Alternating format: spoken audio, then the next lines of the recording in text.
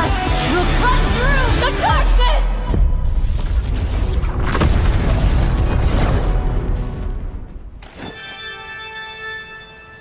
So, what shall my lens capture today? Anguish. Turmoil. Regret. No! Perspective comes down to composition.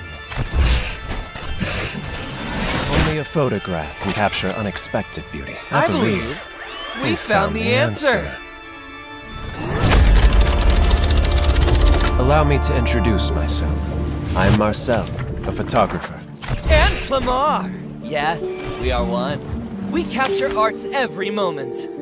Balanced composition. Perfect lighting.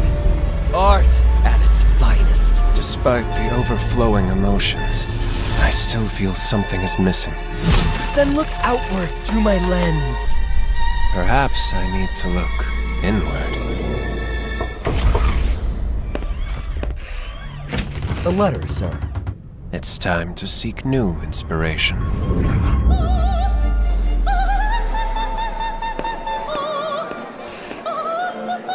Magnificent!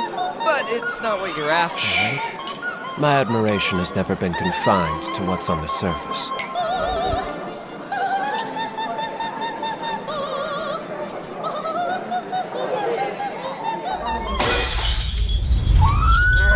Focus! Capture!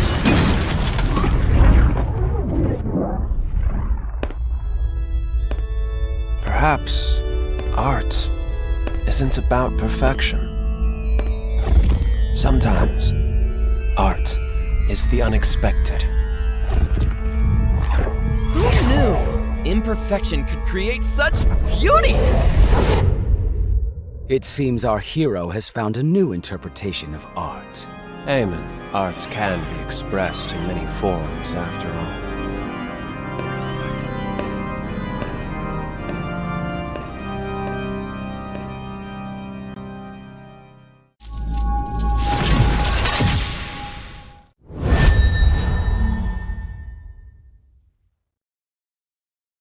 House Paxley.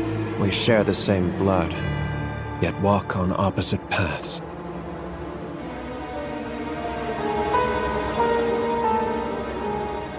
I don't mind leading the Paxleys from a rise to a fall.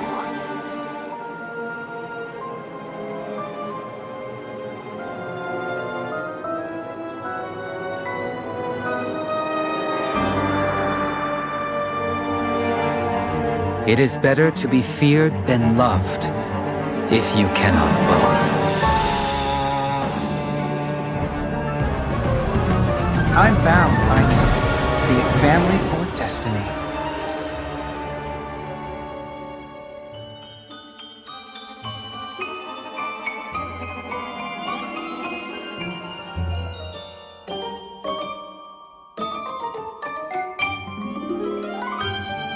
Didn't your mother ever tell you, never get too close to needles? An artist's work is never finished.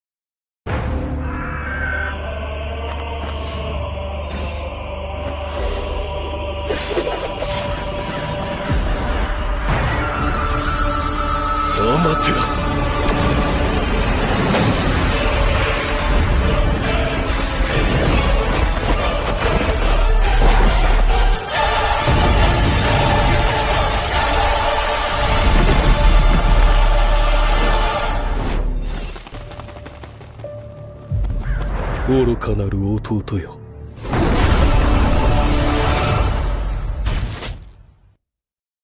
みんな、渦巻きナルトが帰ってきたぞ。飛来神の術。俺ってば父ちゃんを越す火影になる。愚かなる弟よ。子供騙しか。アマテラス。行くぜ。これが俺たちの力だってばよ。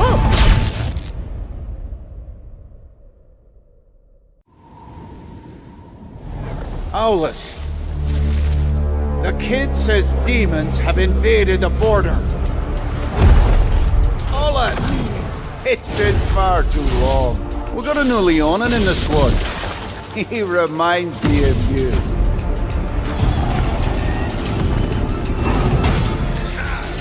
Hey, Solace. That kid's grown a lot stronger. No one looks down on him now.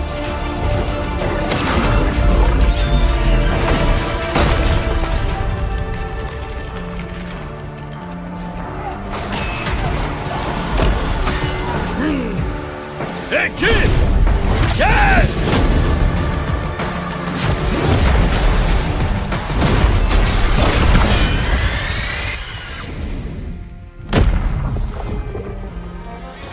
This is the end of my journey.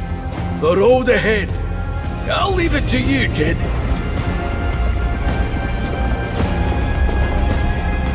I'm sure you'll be a great warrior. Call it in old Leonin's intuition.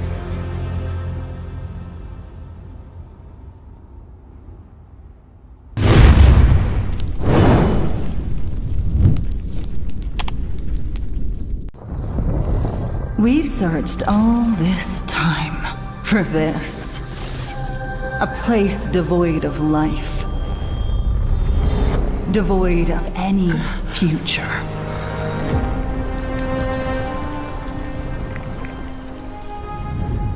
With this, we'll definitely go beyond the stars. Give up this hopeless voyage. Freya? We can be together. Here. Forever.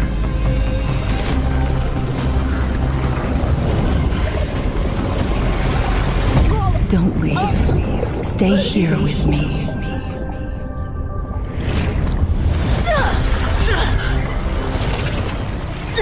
Where is Freya?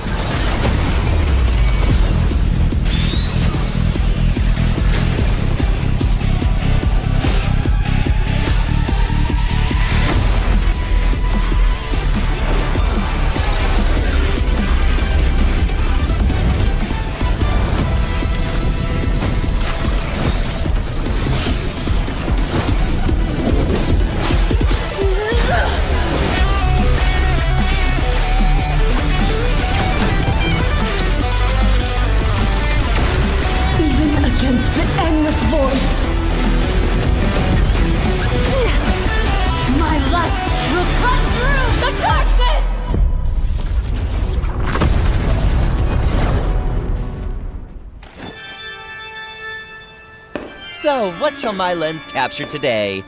Anguish. Turmoil. Regret. No! Perspective comes down to composition. Only a photograph can capture unexpected beauty. I believe we found the answer. Allow me to introduce myself. I am Marcel, a photographer. And Clamar! Yes, we are one. We capture art's every moment. Balanced composition. Perfect lighting. Art at its finest. Despite the overflowing emotions, I still feel something is missing. Then look outward through my lens. Perhaps I need to look inward. The letter, sir. It's time to seek new inspiration.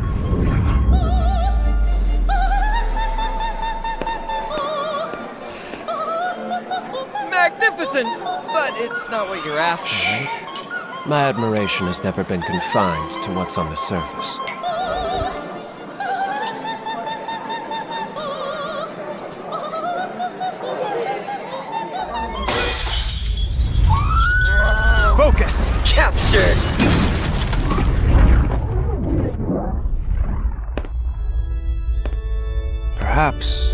art isn't about perfection.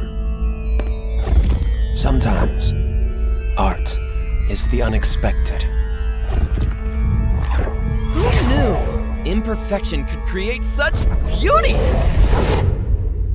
It seems our hero has found a new interpretation of art. Amen. Art can be expressed in many forms, after all.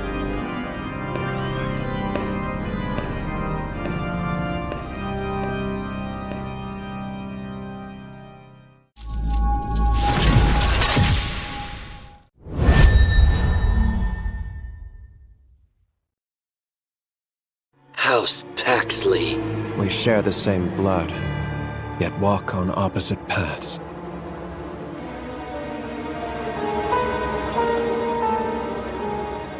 I don't mind leading the Paxleys from a rise to a fall.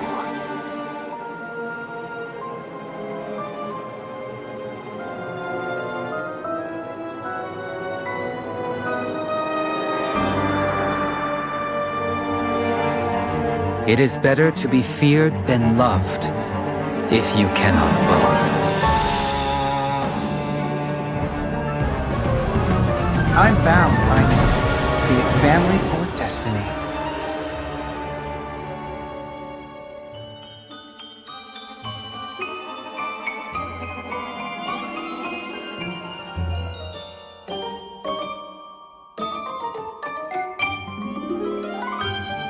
Didn't your mother ever tell you, never get too close to needles?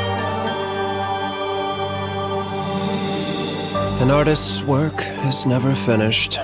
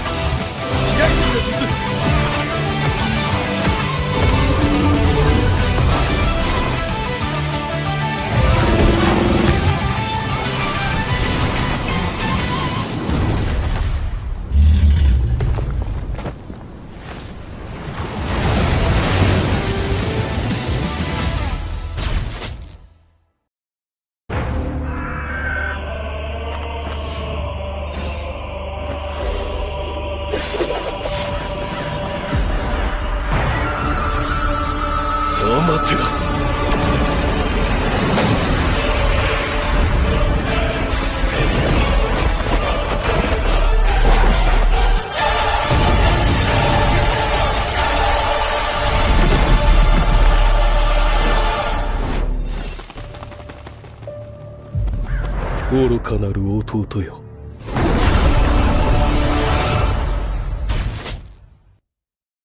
みんな、渦巻きナルトが帰ってきたぞ。飛来神の術。俺ってば父ちゃんを越す火影になる。愚かなる弟よ。子供騙しか。アマテラス。行くぜ。これが俺たちの力だってばよ。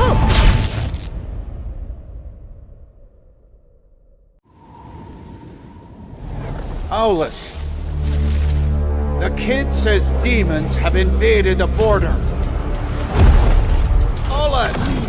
It's been far too long. We got a new Leonin in the squad. He reminds me of you.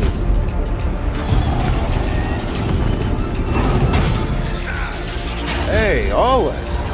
That kid's grown a lot stronger. No one looks down on him now.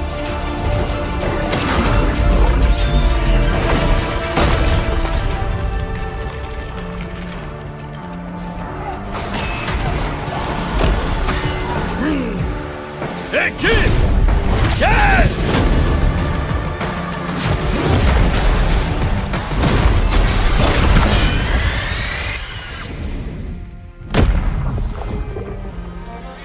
This is the end of my journey.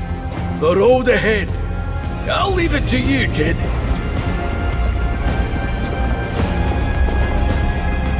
I'm sure you'll be a great warrior.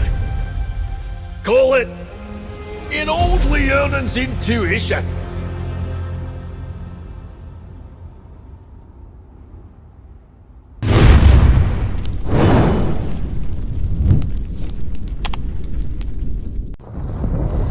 We've searched all this time for this. A place devoid of life. Devoid of any future.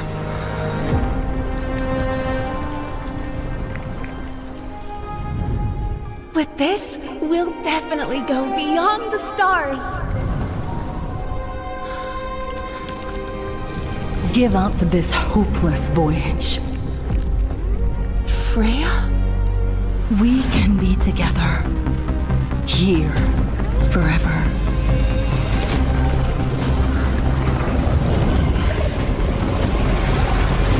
Don't leave. Stay here with me.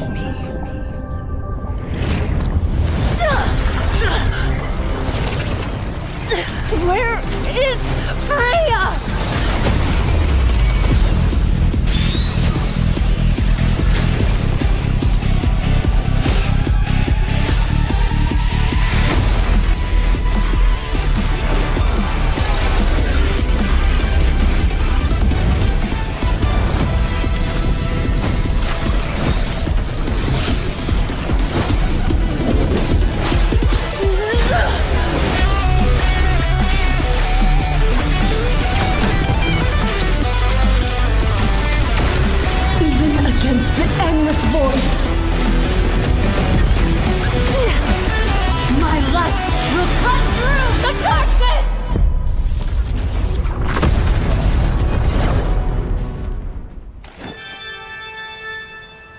So, what shall my lens capture today? Anguish. Turmoil. Regret. No! Perspective comes down to composition. Only a photograph can capture unexpected beauty. I believe we found the answer. Allow me to introduce myself. I am Marcel, a photographer. And Clamar! Yes, we are one. We capture art's every moment. Balanced composition. Perfect lighting. Art at its finest. Despite the overflowing emotions, I still feel something is missing. Then look outward through my lens. Perhaps I need to look inward. A letter, sir. It's time to seek new inspiration.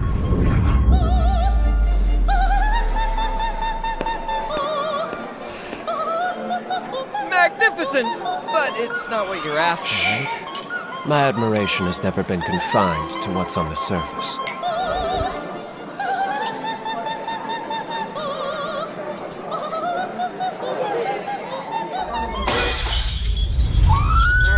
Focus! Captured!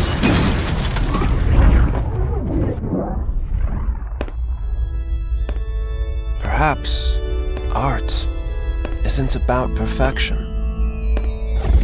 Sometimes, art is the unexpected.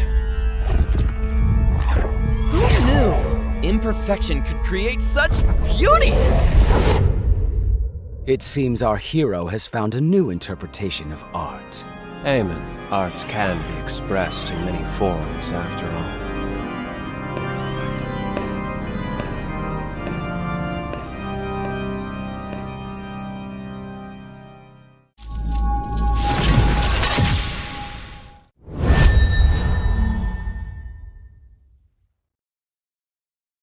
House Paxley. We share the same blood, yet walk on opposite paths.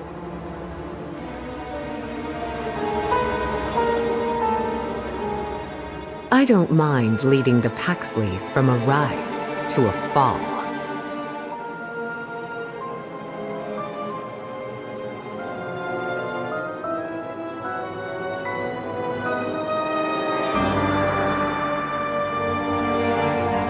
It is better to be feared than loved, if you cannot both.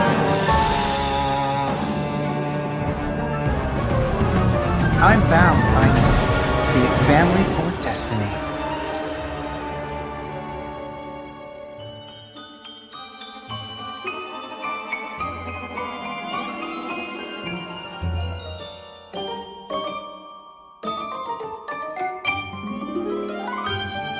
Didn't your mother ever tell you, never get too close to needles? An artist's work is never finished.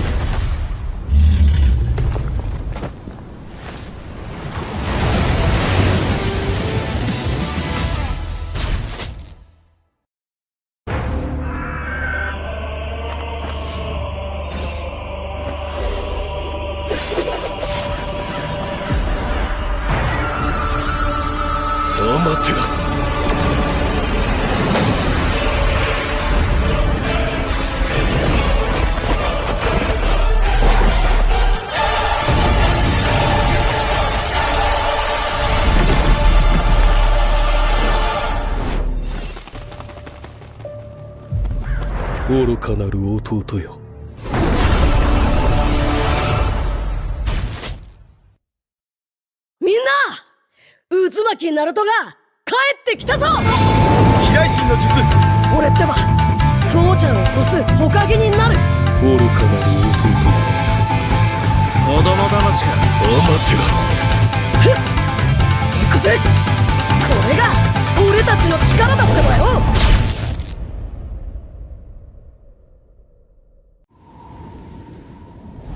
Solace.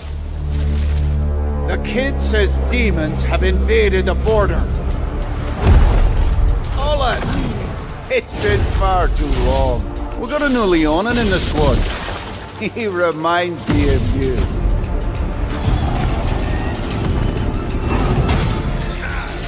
Hey, Solace. That kid's grown a lot stronger. No one looks down on him now.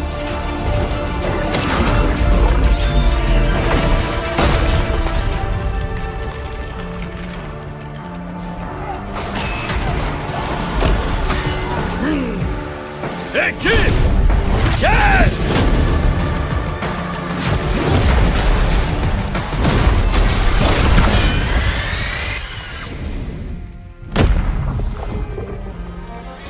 This is the end of my journey. The road ahead. I'll leave it to you, kid.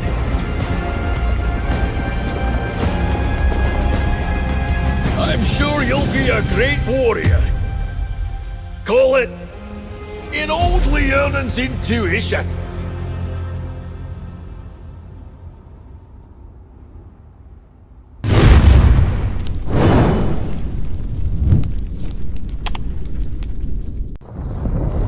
We've searched all this time for this. A place devoid of life. Devoid of any future.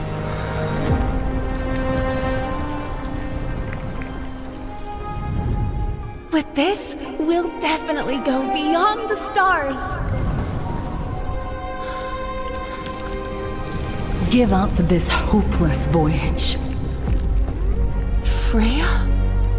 We can be together. Here. Forever.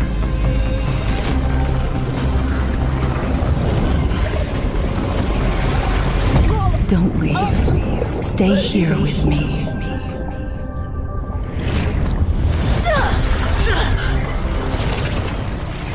Where is Freya?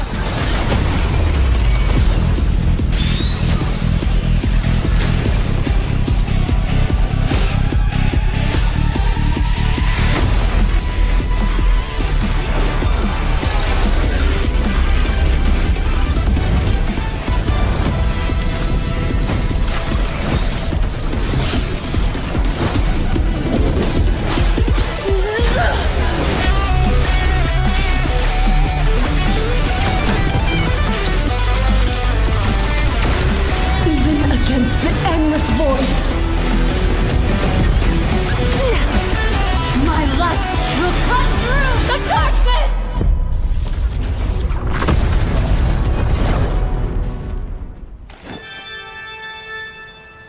So, what shall my lens capture today? Anguish. Turmoil. Regret. No! Perspective comes down to composition. Only a photograph can capture unexpected beauty. I believe we found the answer. Allow me to introduce myself. I am Marcel, a photographer. And Clamar! Yes, we are one. We capture art's every moment. Balanced composition. Perfect lighting. Art at its finest. Despite the overflowing emotions, I still feel something is missing. Then look outward through my lens. Perhaps I need to look inward. A letter, sir. It's time to seek new inspiration.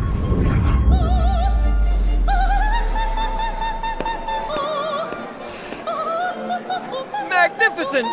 But it's not what you're after, right? My admiration has never been confined to what's on the surface.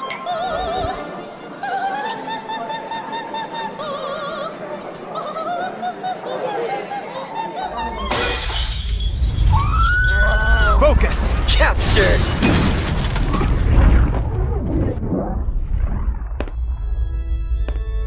Perhaps art isn't about perfection. Sometimes art is the unexpected. Who knew imperfection could create such beauty? It seems our hero has found a new interpretation of art. Amen. Art can be expressed in many forms, after all.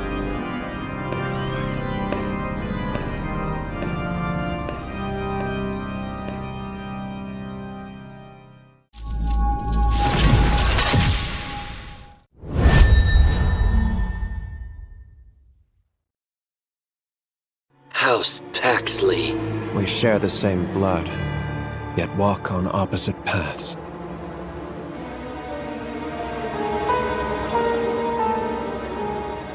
I don't mind leading the Paxleys from a rise to a fall.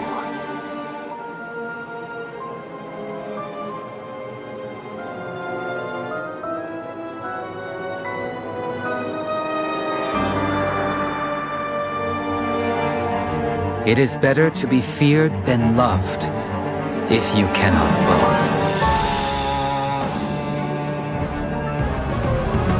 I'm bound by be it family or destiny.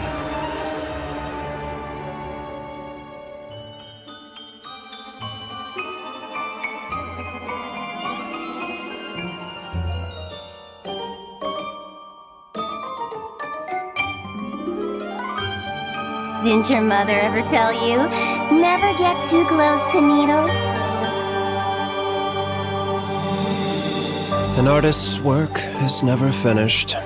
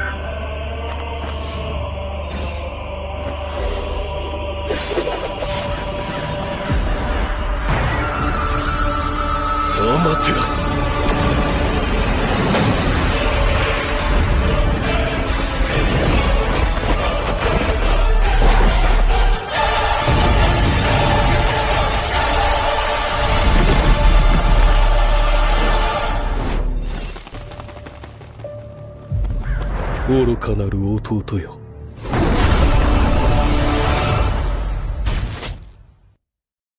みんな渦巻きナルトが帰ってきたぞ。飛来神の術。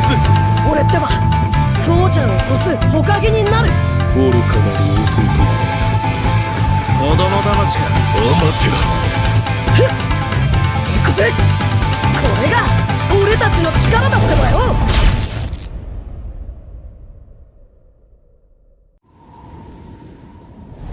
Solace. The kid says demons have invaded the border. Solace! It's been far too long. We got a new Leonin in the squad. He reminds me of you.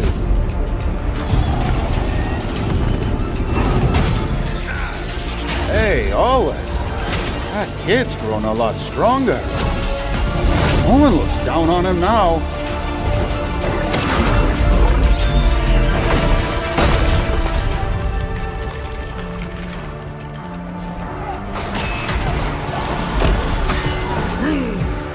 Hey, kid! Kid!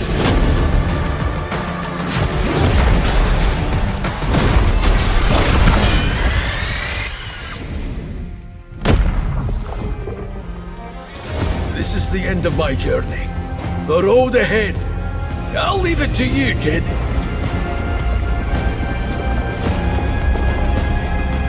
I'm sure you'll be a great warrior.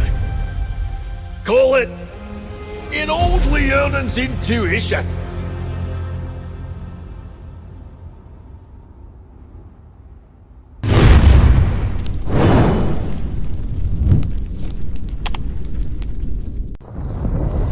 We've searched all this time for this.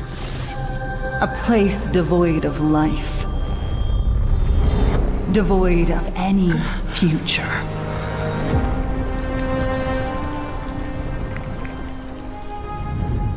With this, we'll definitely go beyond the stars.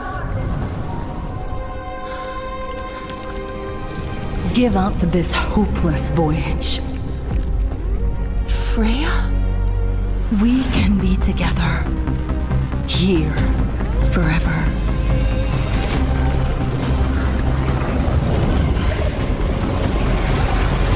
Don't leave. Stay here with me.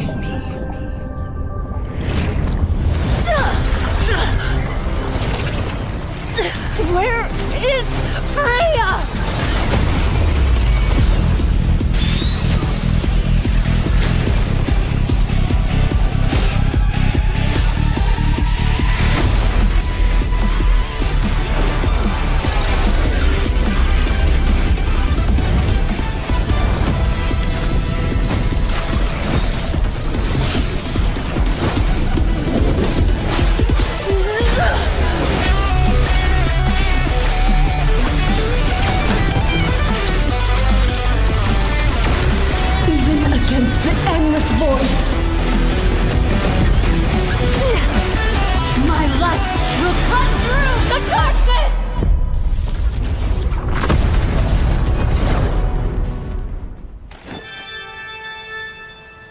So, what shall my lens capture today?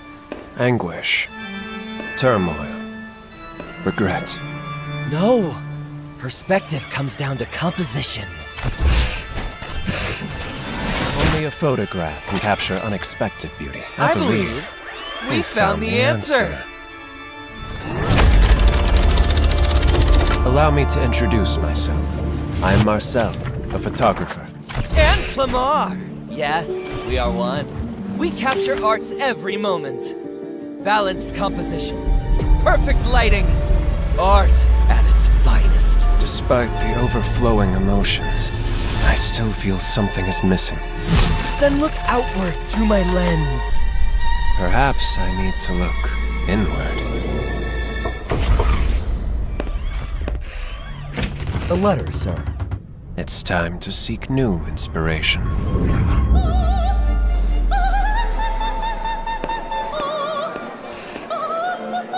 Magnificent! But it's not what you're after, right? My admiration has never been confined to what's on the surface.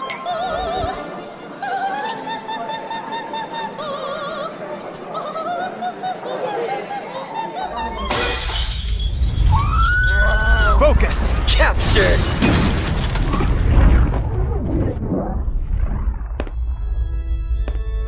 Perhaps art isn't about perfection. Sometimes art is the unexpected. Who knew imperfection could create such beauty? It seems our hero has found a new interpretation of art. Amen. Art can be expressed in many forms, after all.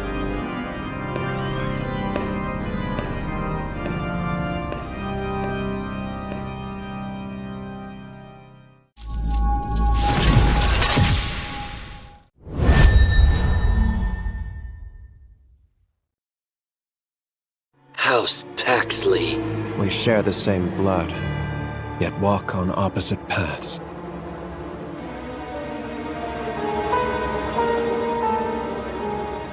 I don't mind leading the Paxleys from a rise to a fall.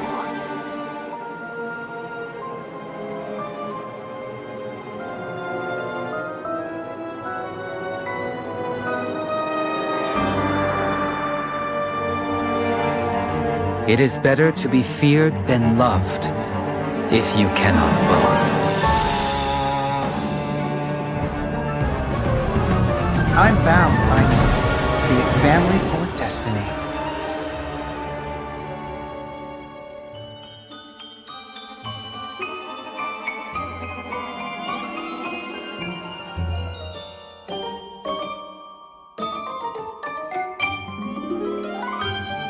Didn't your mother ever tell you, never get too close to needles?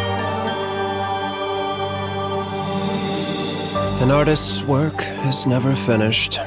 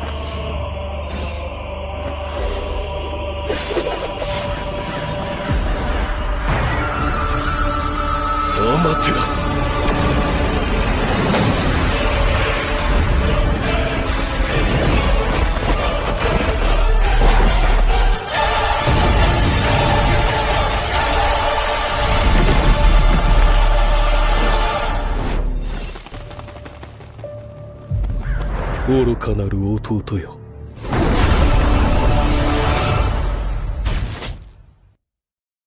みんな、渦巻きナルトが帰ってきたぞ。飛来神の術。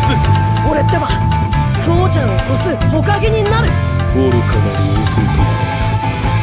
子供騙しがアマテラス。行くぜ。これが俺たちの力だってばよ。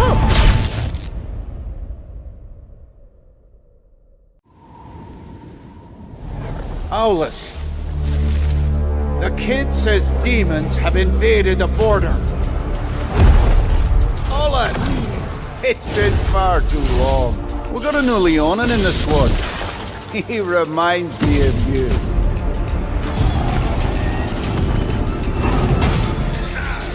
Hey, Solace. That kid's grown a lot stronger. No one looks down on him now.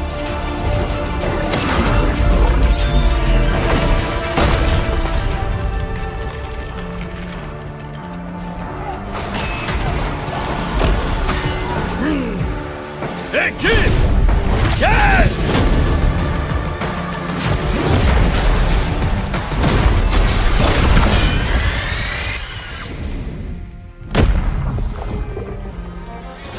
This is the end of my journey. The road ahead. I'll leave it to you, kid.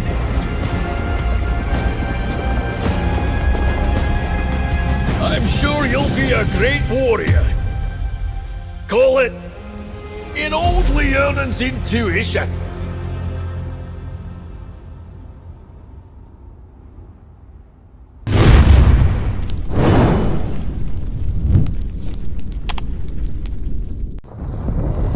We've searched all this time for this.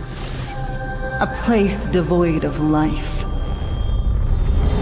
Devoid of any future.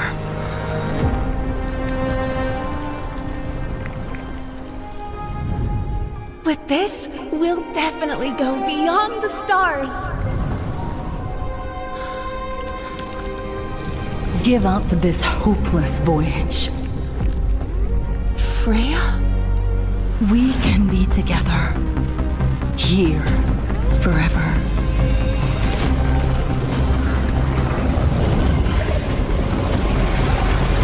Don't leave. Stay here with me.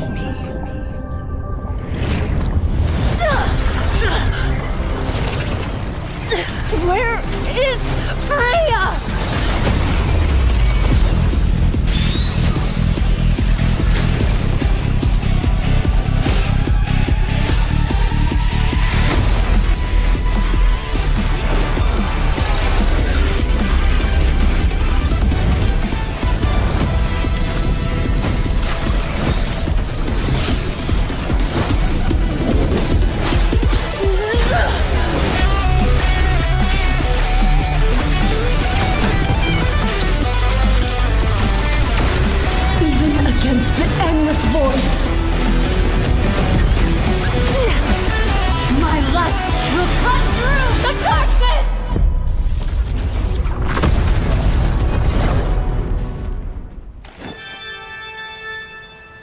So, what shall my lens capture today?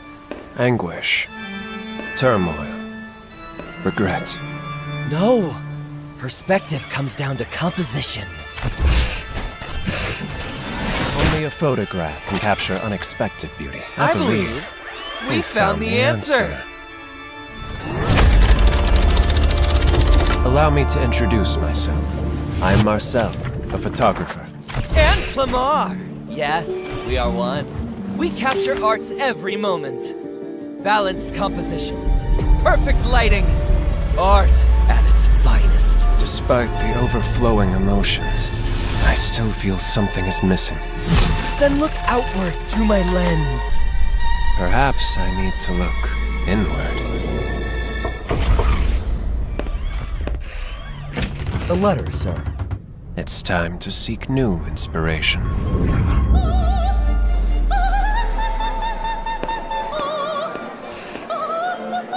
Magnificent!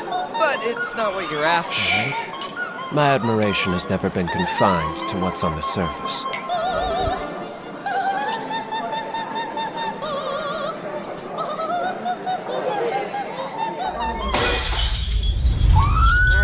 Focus! Capture!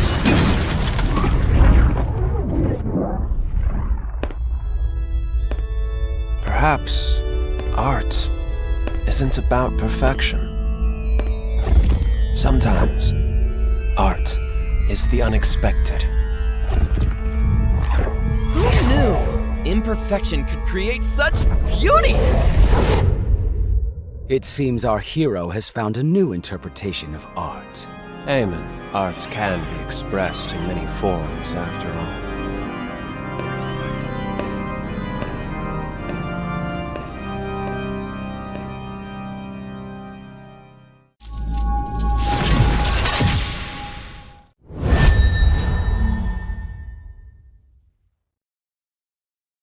House Paxley.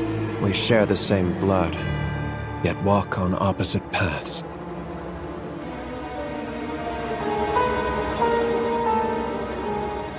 I don't mind leading the Paxleys from a rise to a fall.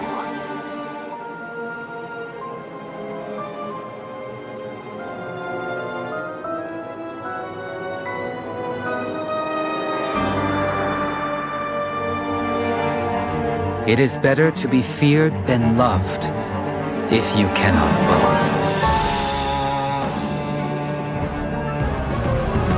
I'm bound by be it family or destiny.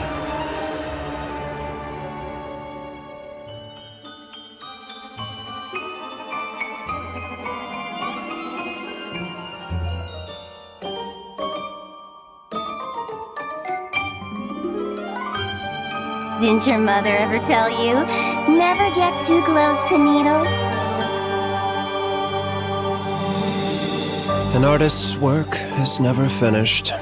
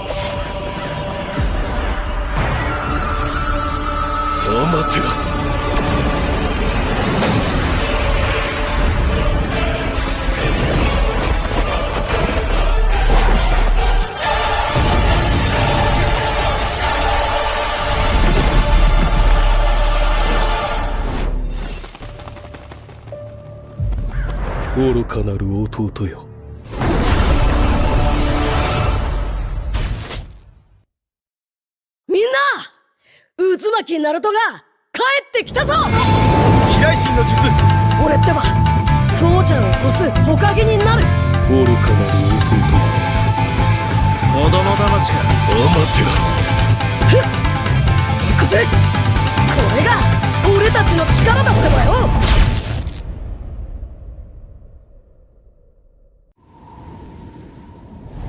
Solace. The kid says demons have invaded the border. Solace! It's been far too long. We got a new Leonin in the squad. He reminds me of you.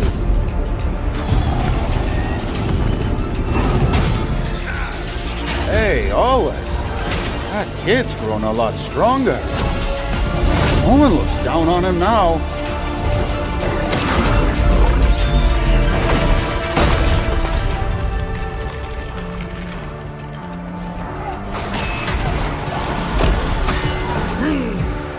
Hey, kid! Kid!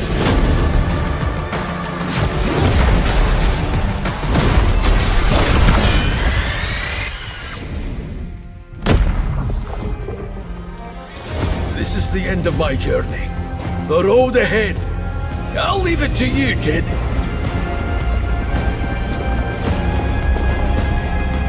I'm sure you'll be a great warrior. Call it in old Leonin's intuition.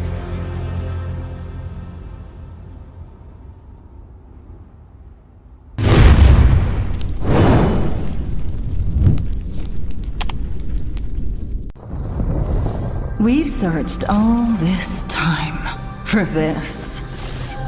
A place devoid of life. Devoid of any future.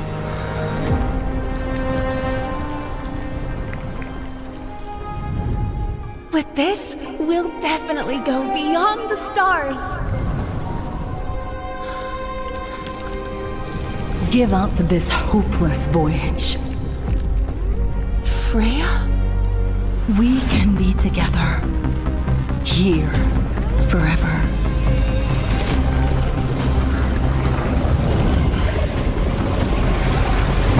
Don't leave. Stay here with me.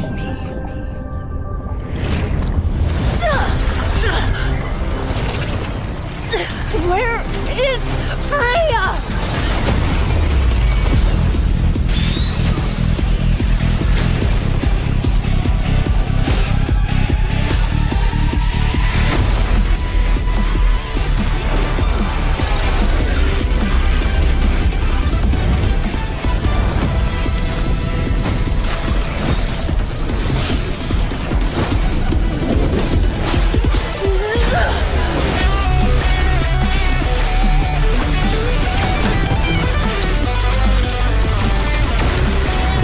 Against the endless void, my light will cut through the darkness!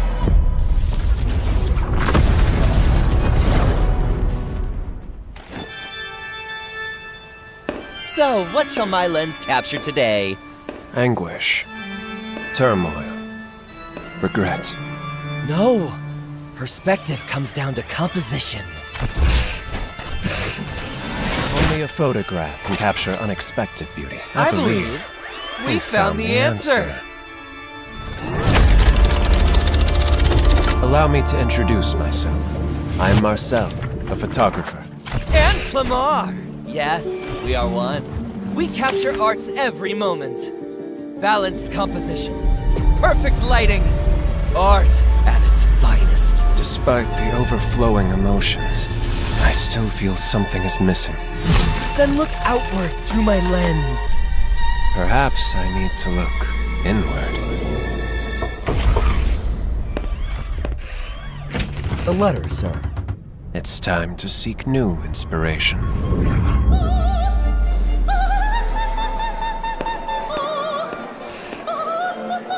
Magnificent! But it's not what you're after, right? My admiration has never been confined to what's on the surface.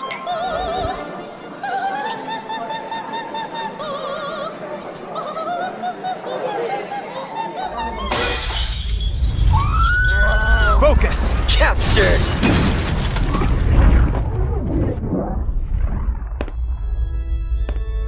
Perhaps art isn't about perfection. Sometimes art is the unexpected. Who knew imperfection could create such beauty? It seems our hero has found a new interpretation of art. Amen. Art can be expressed in many forms, after all.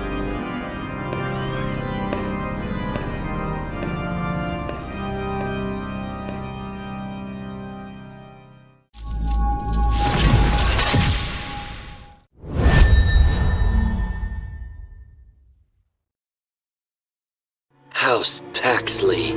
We share the same blood, yet walk on opposite paths.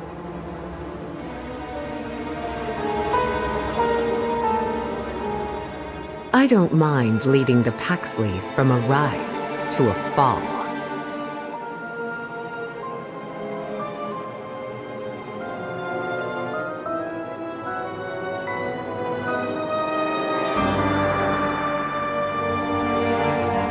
It is better to be feared than loved, if you cannot both. I'm bound by fate, be it family or destiny.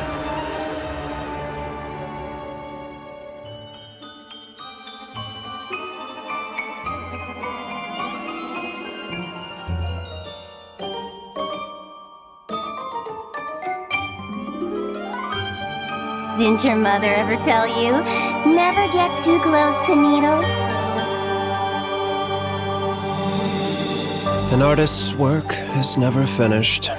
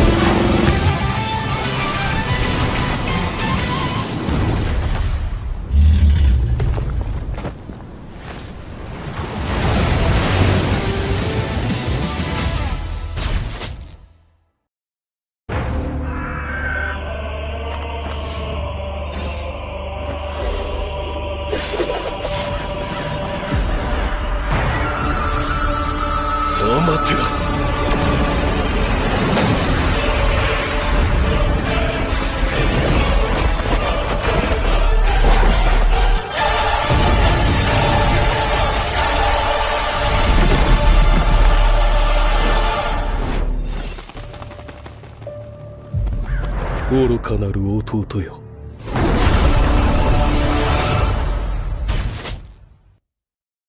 みんな、渦巻きナルトが帰ってきたぞ。飛来神の術。俺ってば父ちゃんを越す火影になる。愚かなる弟よ。子供騙しか。アマテラス。行くぜ。これが俺たちの力だってばよ。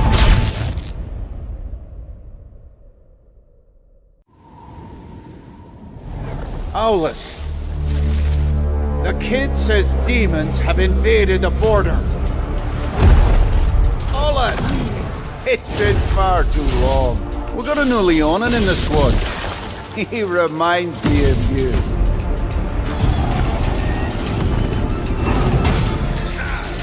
Hey, Solace. That kid's grown a lot stronger. No one looks down on him now.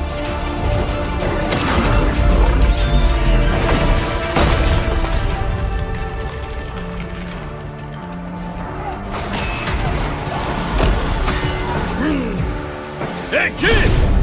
Kid!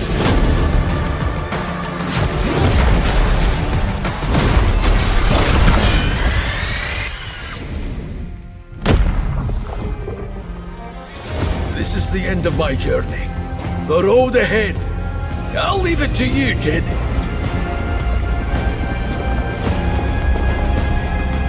I'm sure you'll be a great warrior. Call it in old Leonin's intuition.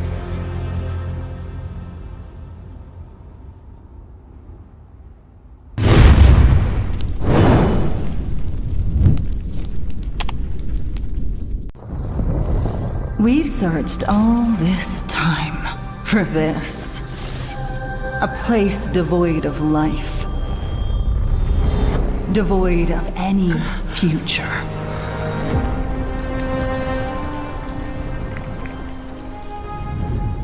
With this, we'll definitely go beyond the stars.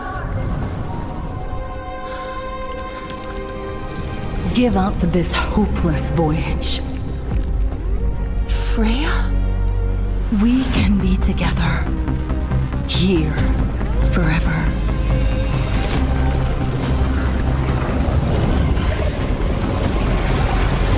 Don't leave. Stay here with me.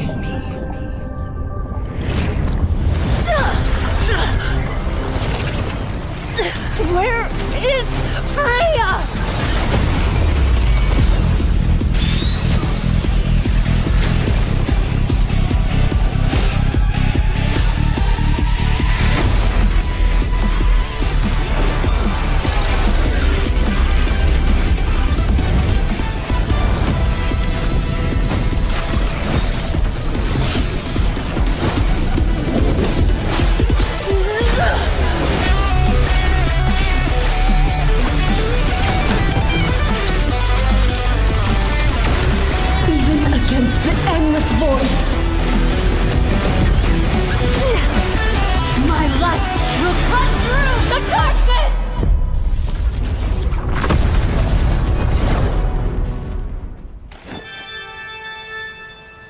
So, what shall my lens capture today?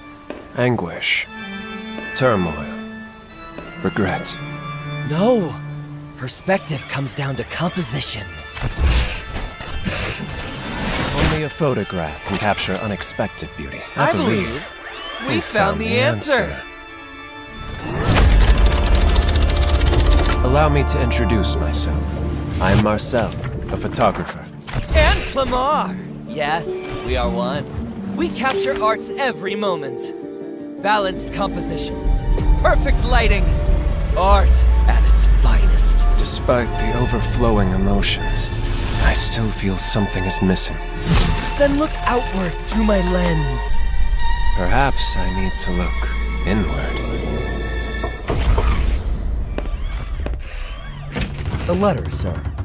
It's time to seek new inspiration.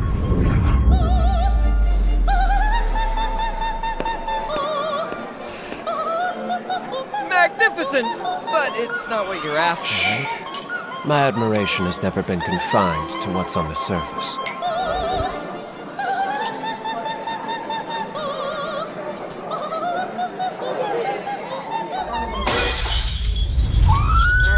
Focus! Captured!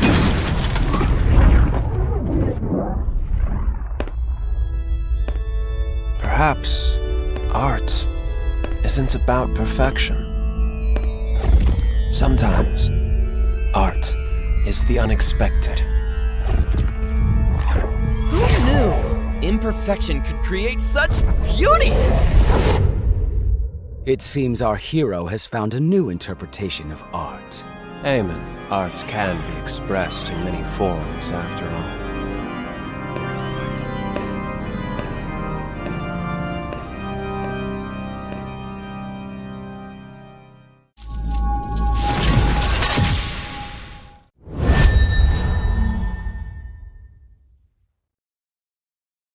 House Taxley. We share the same blood, yet walk on opposite paths.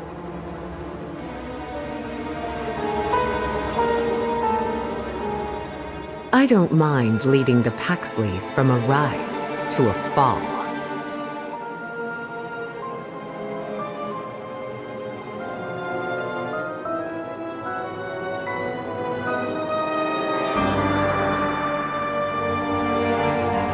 It is better to be feared than loved, if you cannot both. I'm bound by be it family or destiny.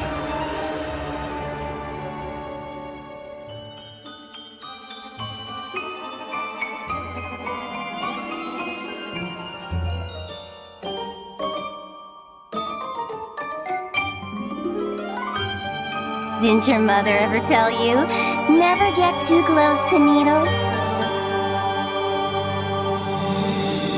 An artist's work is never finished.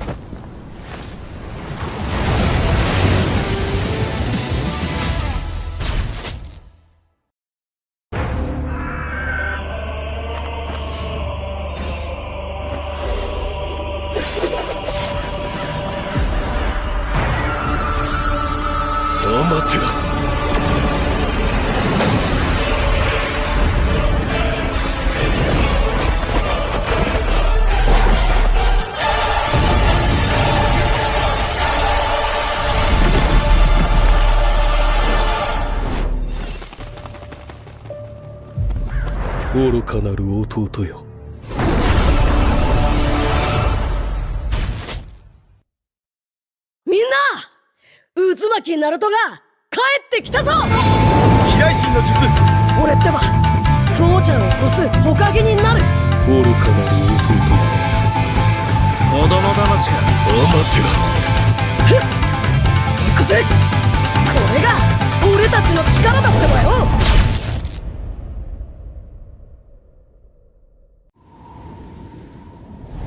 Solace. The kid says demons have invaded the border. Solace! It's been far too long. We got a new Leonin in the squad. He reminds me of you.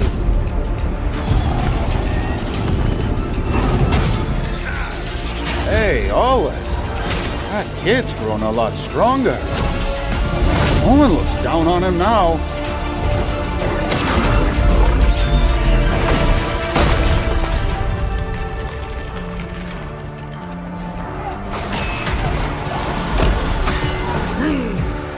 Hey, kid!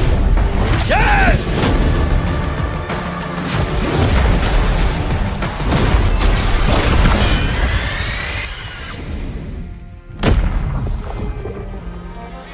This is the end of my journey.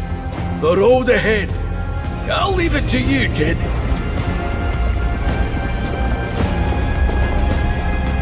I'm sure you'll be a great warrior. Call it in old Leonan's intuition.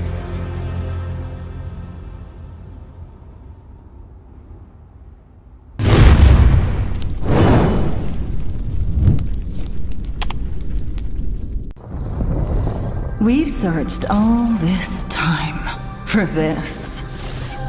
A place devoid of life. Devoid of any future.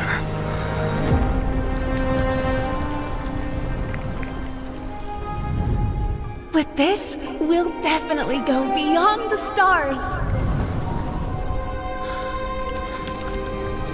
Give up this hopeless voyage. Freya?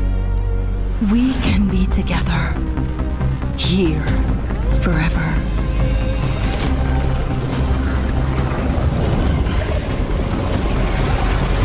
Don't leave. Stay here with me.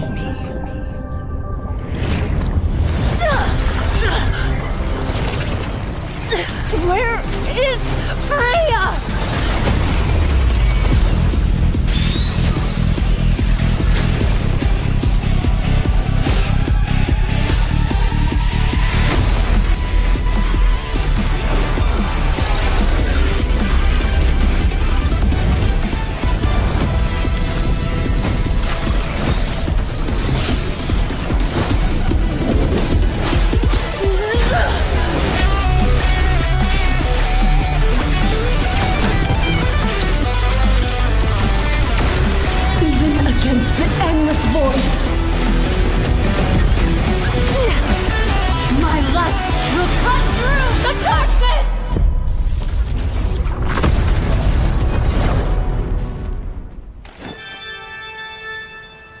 So, what shall my lens capture today? Anguish. Turmoil. Regret. No!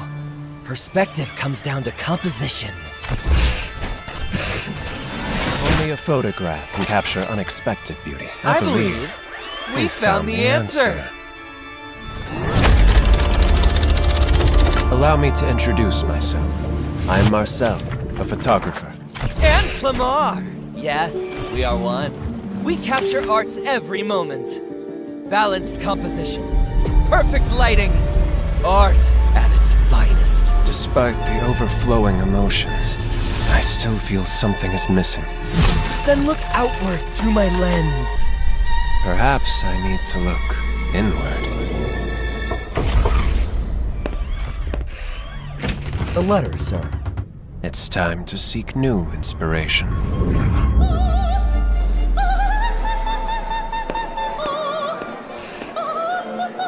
Magnificent! But it's not what you're after, right? My admiration has never been confined to what's on the surface.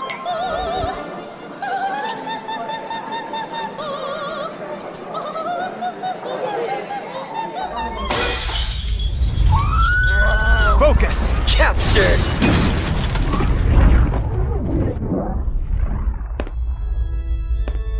Perhaps art isn't about perfection. Sometimes, art is the unexpected. Who knew imperfection could create such beauty? It seems our hero has found a new interpretation of art. Amen. Art can be expressed in many forms, after all.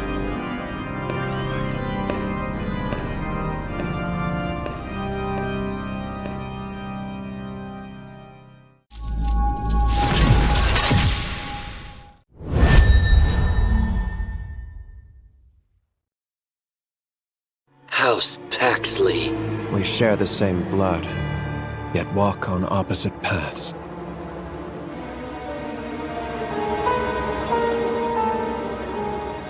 I don't mind leading the Paxleys from a rise to a fall.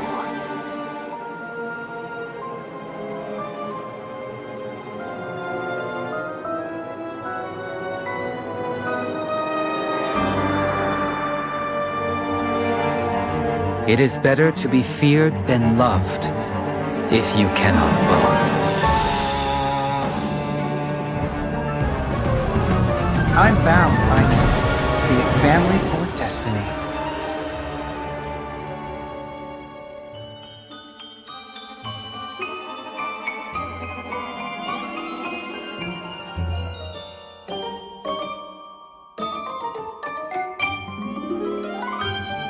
Didn't your mother ever tell you, never get too close to needles? An artist's work is never finished.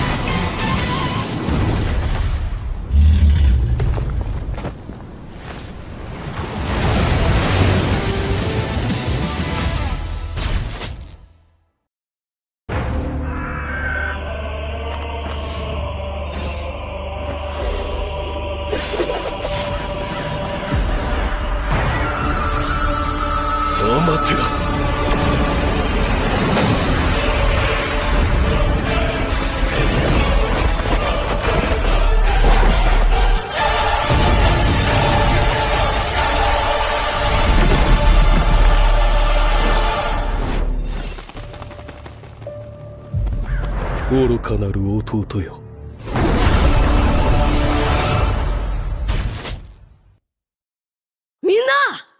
渦巻きナルトが帰ってきたぞ。飛来神の術。俺ってば父ちゃんを越す火影になる。愚かなる弟。子供騙しか。アマテラス。行くぜ。これが俺たちの力だってばよ。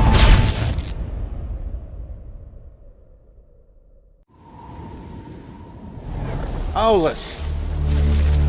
The kid says demons have invaded the border. Solace! It's been far too long. We got a new Leonin in the squad.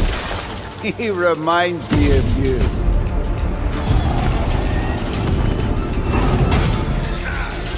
Hey, Solace.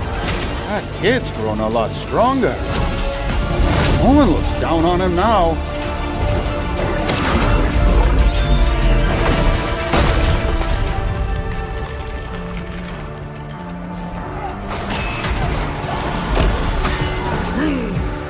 Hey, kid! Kid!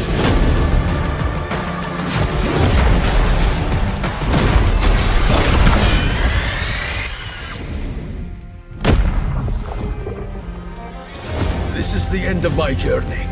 The road ahead. I'll leave it to you, kid.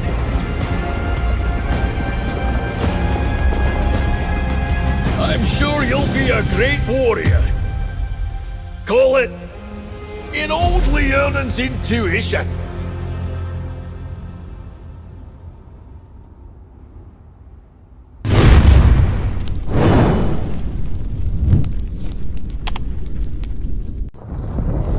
We've searched all this time for this.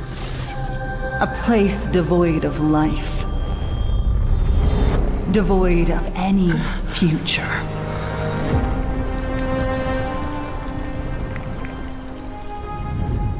With this, we'll definitely go beyond the stars. Give up this hopeless voyage. Freya? We can be together. Here. Forever.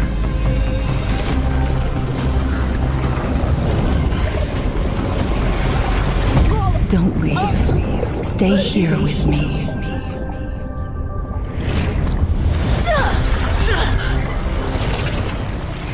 Where is Freya?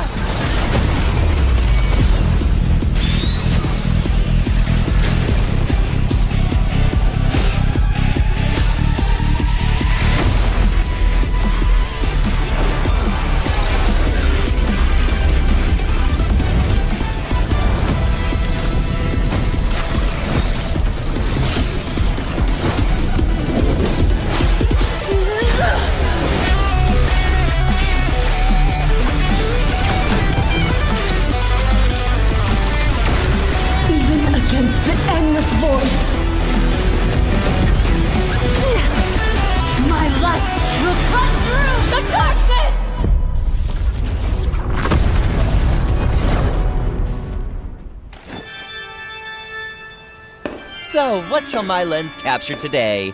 Anguish. Turmoil. Regret. No! Perspective comes down to composition. Only a photograph can capture unexpected beauty. I believe we found the answer. Allow me to introduce myself. I am Marcel, a photographer. And Clamar! Yes, we are one. We capture art's every moment. Balanced composition. Perfect lighting. Art at its finest. Despite the overflowing emotions, I still feel something is missing. Then look outward through my lens. Perhaps I need to look inward. A letter, sir. It's time to seek new inspiration.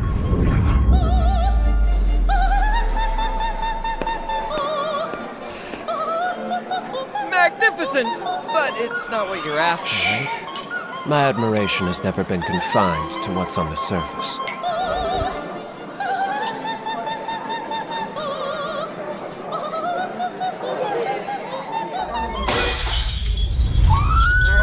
Focus! Captured!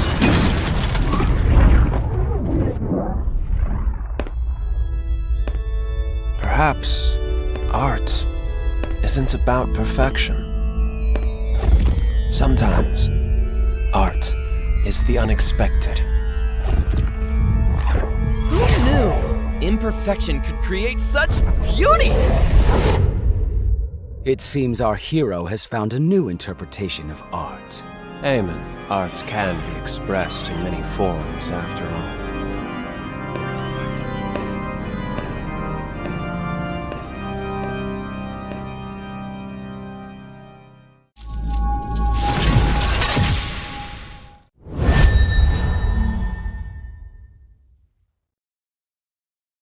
House Taxley. We share the same blood, yet walk on opposite paths.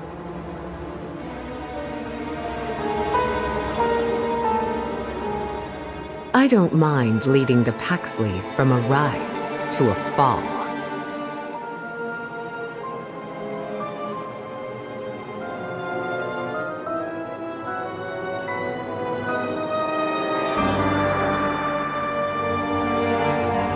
It is better to be feared than loved, if you cannot both.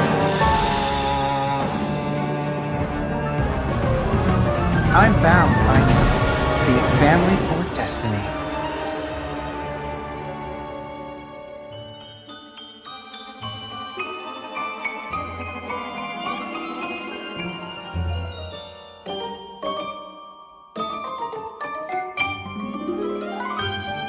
Didn't your mother ever tell you, never get too close to needles?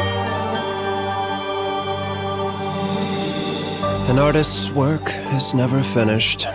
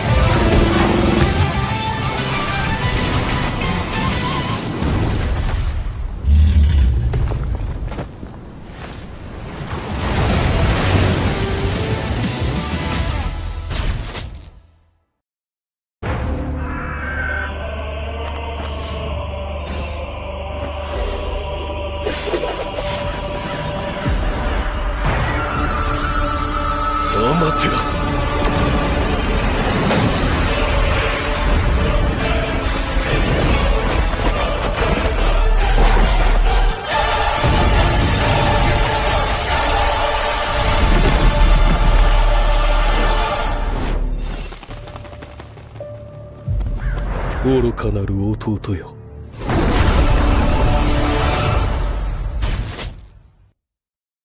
みんな、渦巻きナルトが帰ってきたぞ。飛来神の術。俺ってば父ちゃんを越す火影になる。愚かなる弟よ。子供騙しがアマテラス。行くぜ。これが俺たちの力だってばよ。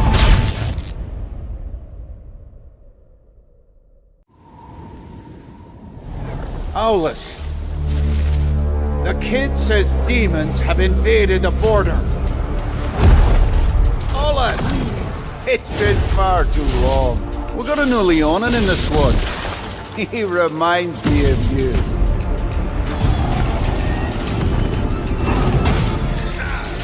Hey, Solace. That kid's grown a lot stronger. No one looks down on him now.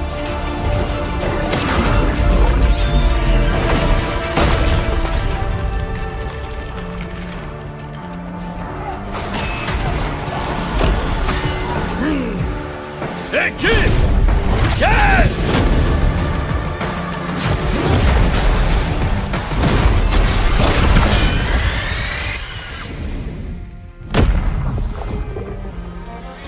This is the end of my journey. The road ahead. I'll leave it to you, kid.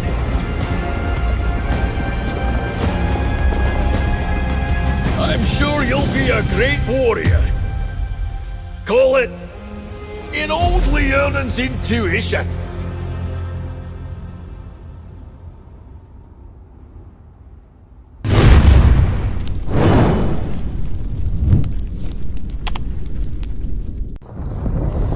We've searched all this time for this. A place devoid of life. Devoid of any future.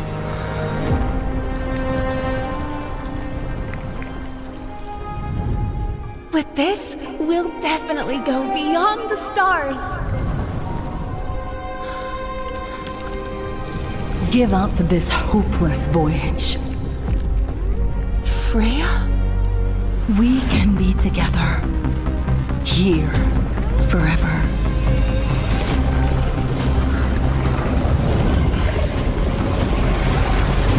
Don't leave. Stay here with me.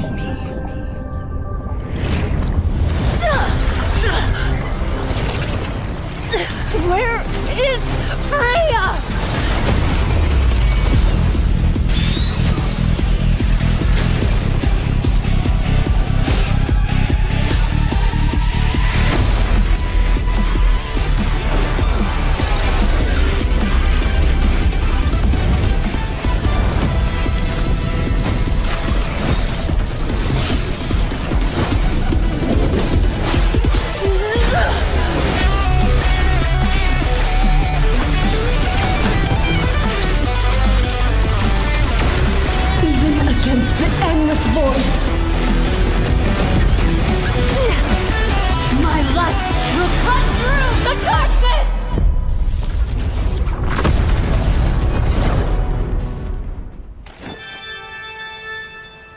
So, what shall my lens capture today?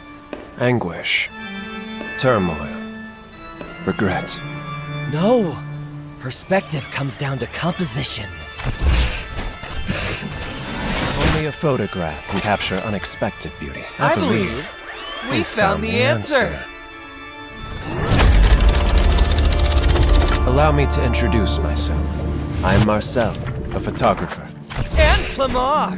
Yes, we are one. We capture art's every moment. Balanced composition. Perfect lighting. Art at its finest. Despite the overflowing emotions, I still feel something is missing. Then look outward through my lens. Perhaps I need to look inward. A letter, sir. It's time to seek new inspiration.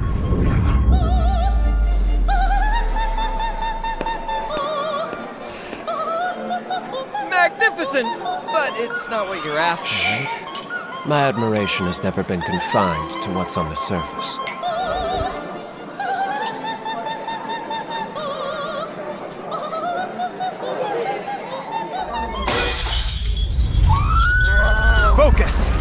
bastard!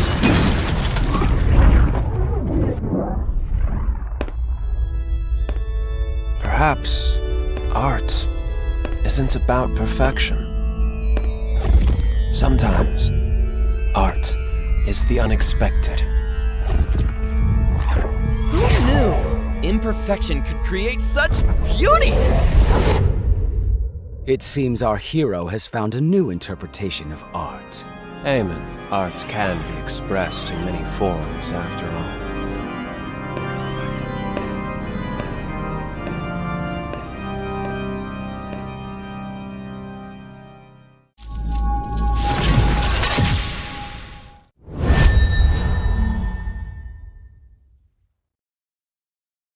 House Taxley.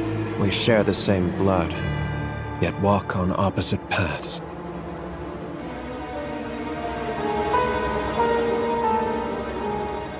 I don't mind leading the Paxleys from a rise to a fall.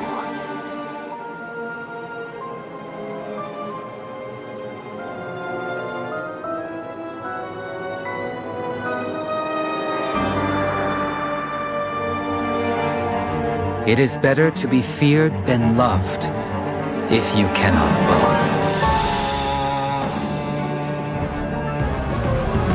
I'm bound by you, be it family or destiny.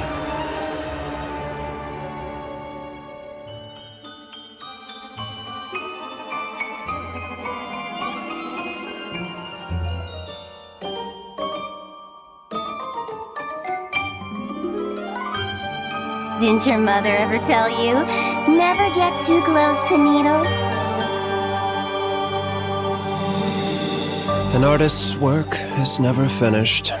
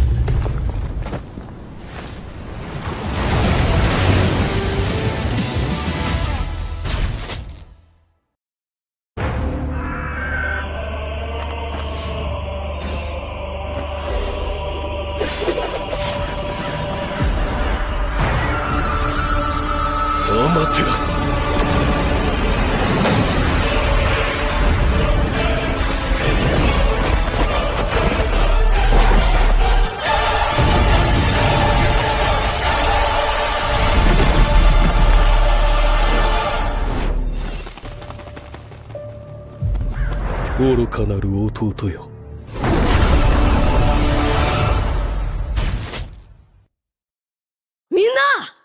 渦巻きナルトが帰ってきたぞ！飛来神の術！俺ってば父ちゃんを越す火影になる！愚かなる弟よ。子供騙しか。アマテラス。行くぜ！これが俺たちの力だってばよ！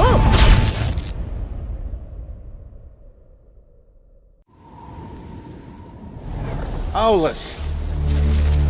The kid says demons have invaded the border. Solace! It's been far too long. We got a new Leonin in the squad. He reminds me of you.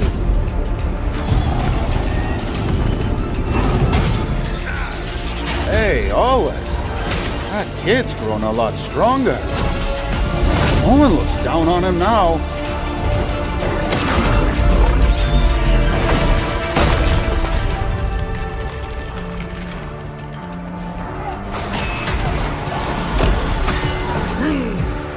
Hey, kid! Yeah!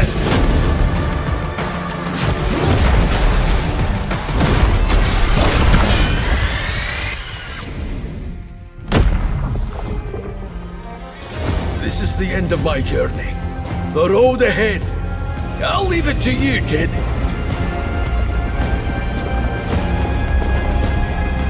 I'm sure you'll be a great warrior. Call it in old Leonan's intuition.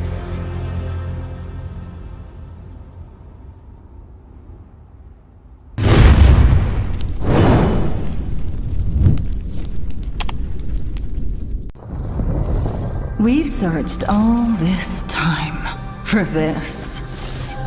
A place devoid of life. Devoid of any future.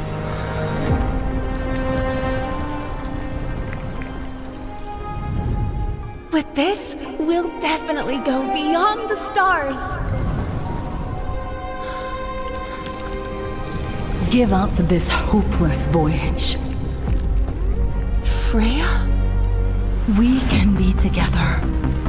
Here. Forever.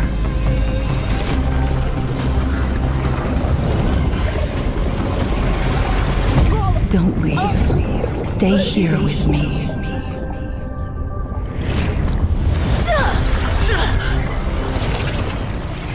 Where is Freya?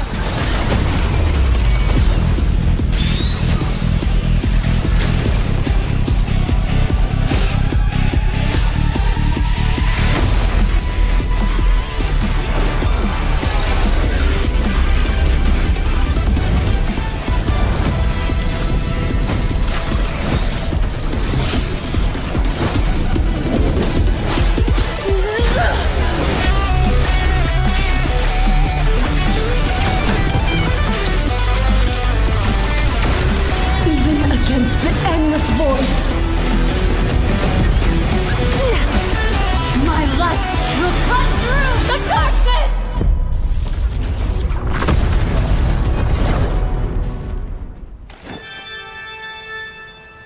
So, what shall my lens capture today? Anguish. Turmoil. Regret. No! Perspective comes down to composition. Only a photograph can capture unexpected beauty. I believe we found the answer. Allow me to introduce myself. I am Marcel, a photographer. And Clamar! Yes, we are one. We capture art's every moment. Balanced composition. Perfect lighting. Art at its finest. Despite the overflowing emotions, I still feel something is missing. Then look outward through my lens. Perhaps I need to look inward. A letter, sir. It's time to seek new inspiration.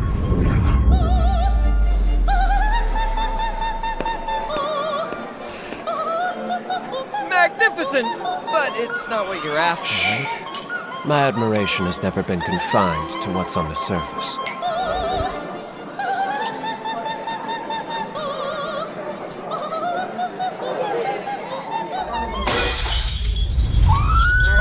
Focus! Capture!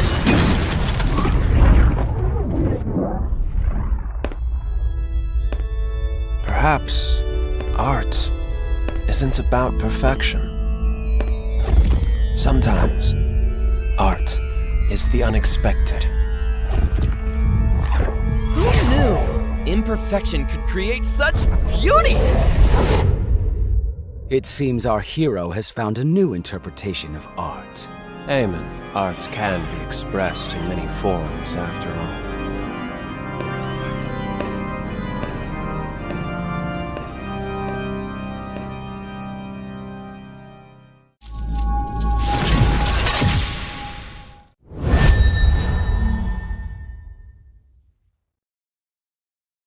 House Taxley.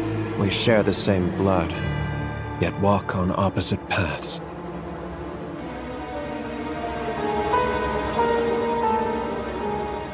I don't mind leading the Paxleys from a rise to a fall.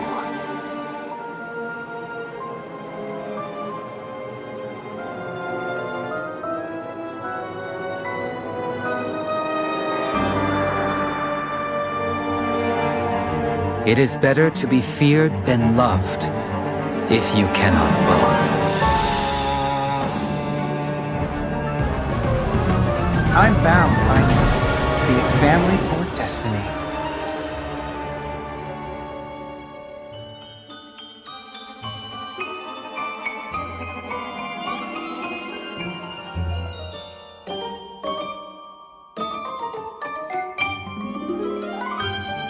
Didn't your mother ever tell you, never get too close to needles? An artist's work is never finished.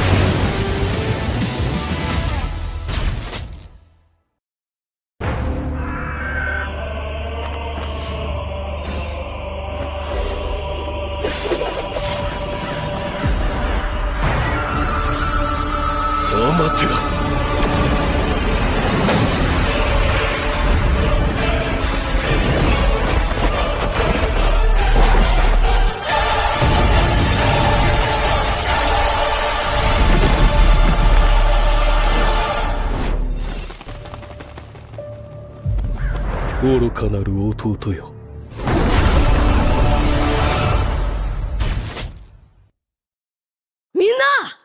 渦巻きナルトが帰ってきたぞ。飛来神の術。俺ってば父ちゃんを越す火影になる。愚かなる弟。子供騙しか。アマテラス。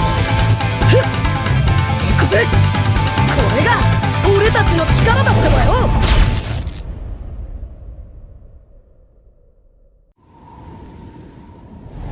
Solace.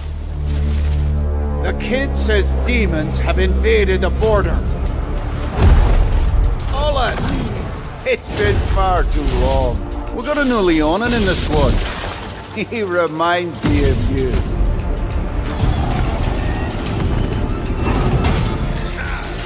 Hey, Solace. That kid's grown a lot stronger. No one looks down on him now.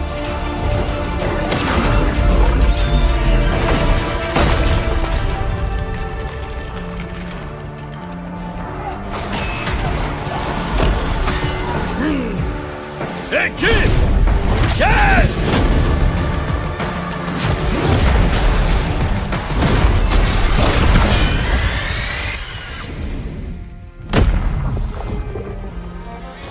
This is the end of my journey.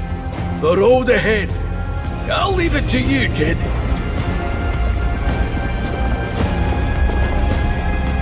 I'm sure you'll be a great warrior. Call it in old Leonin's intuition.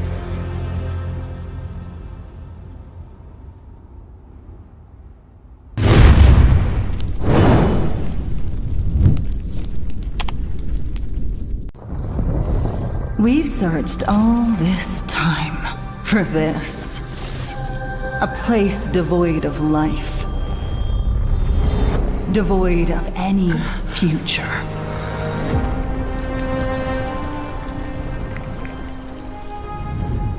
With this, we'll definitely go beyond the stars.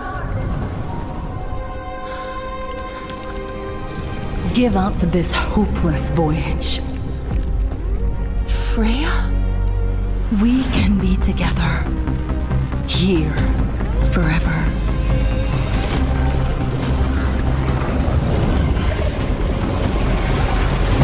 Don't leave. Stay here with me.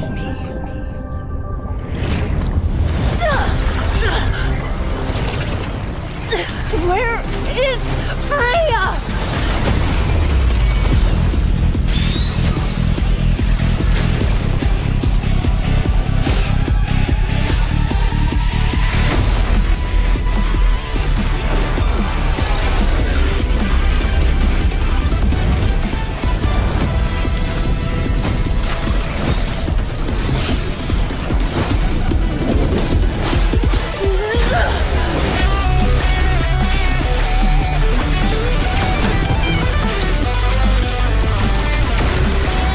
Against the endless void,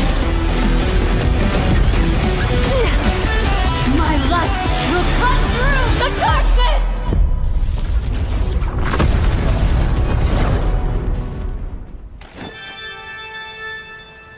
So, what shall my lens capture today? Anguish. Turmoil. Regret. No! Perspective comes down to composition. Only a photograph can capture unexpected beauty. I believe we found the answer.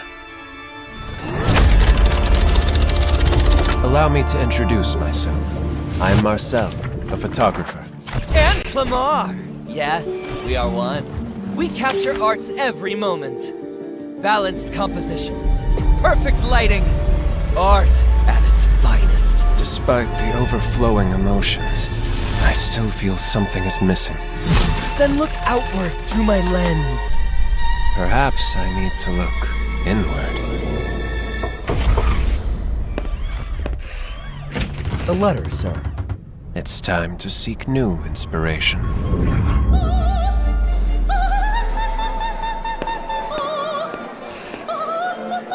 Magnificent! But it's not what you're after, right? My admiration has never been confined to what's on the surface.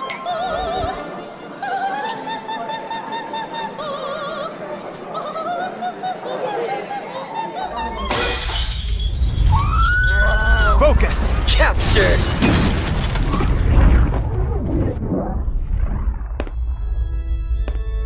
Perhaps art isn't about perfection. Sometimes art is the unexpected. Who knew imperfection could create such beauty? It seems our hero has found a new interpretation of art. Amen. Art can be expressed in many forms, after all.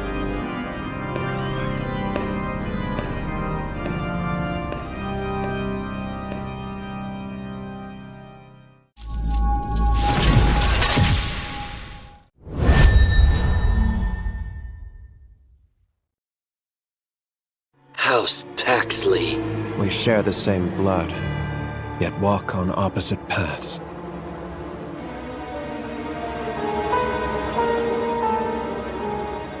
I don't mind leading the Paxleys from a rise to a fall.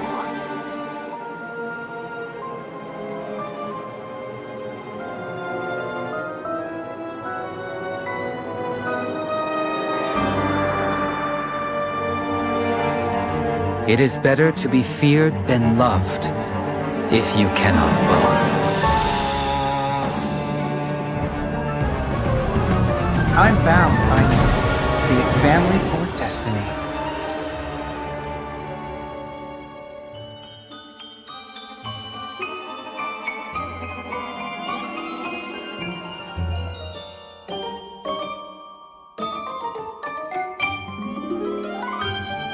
Didn't your mother ever tell you, never get too close to needles? An artist's work is never finished.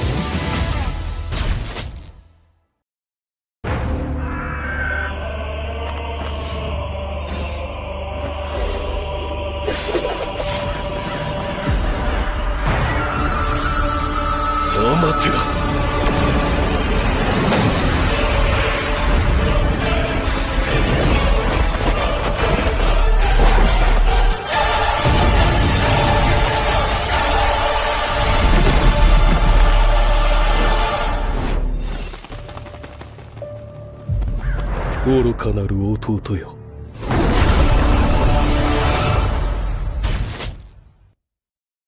みんな渦巻きナルトが帰ってきたぞ。飛来神の術。俺ってば父ちゃんを越す火影になる。愚かなる弟よ。子供騙しがアマテラス。行くぜ。これが俺たちの力だってばよ。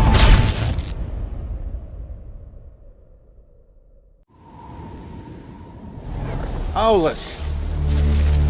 The kid says demons have invaded the border. Solace! It's been far too long. We got a new Leonin in the squad. He reminds me of you.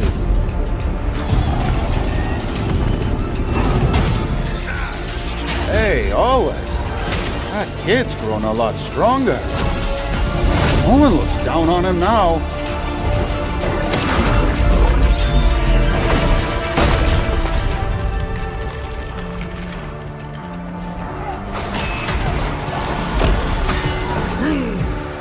Hey, kid! Kid!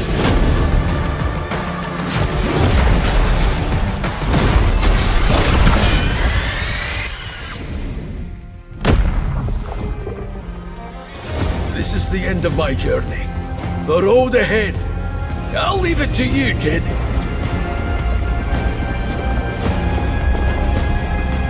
I'm sure you'll be a great warrior. Call it in old Leonin's intuition.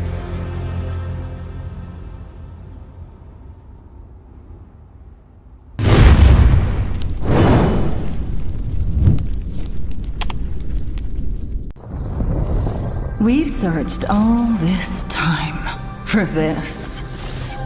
A place devoid of life. Devoid of any future.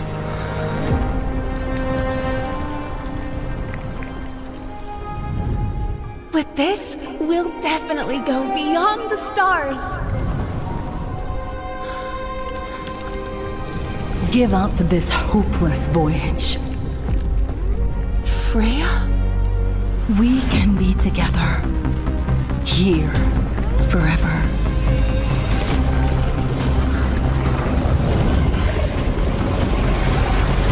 Don't leave. Stay here with me.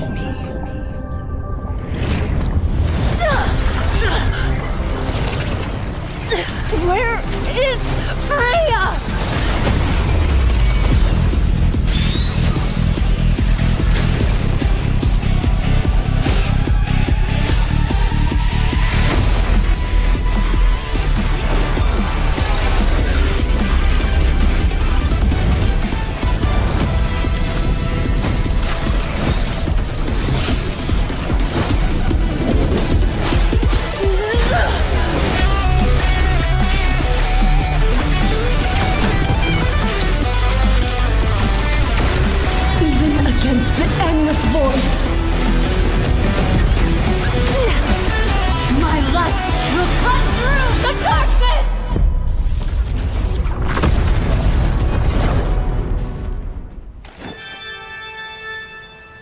So, what shall my lens capture today? Anguish. Turmoil. Regret. No! Perspective comes down to composition. Only a photograph. Hello, and a very warm welcome to each and every one of you to the Solace.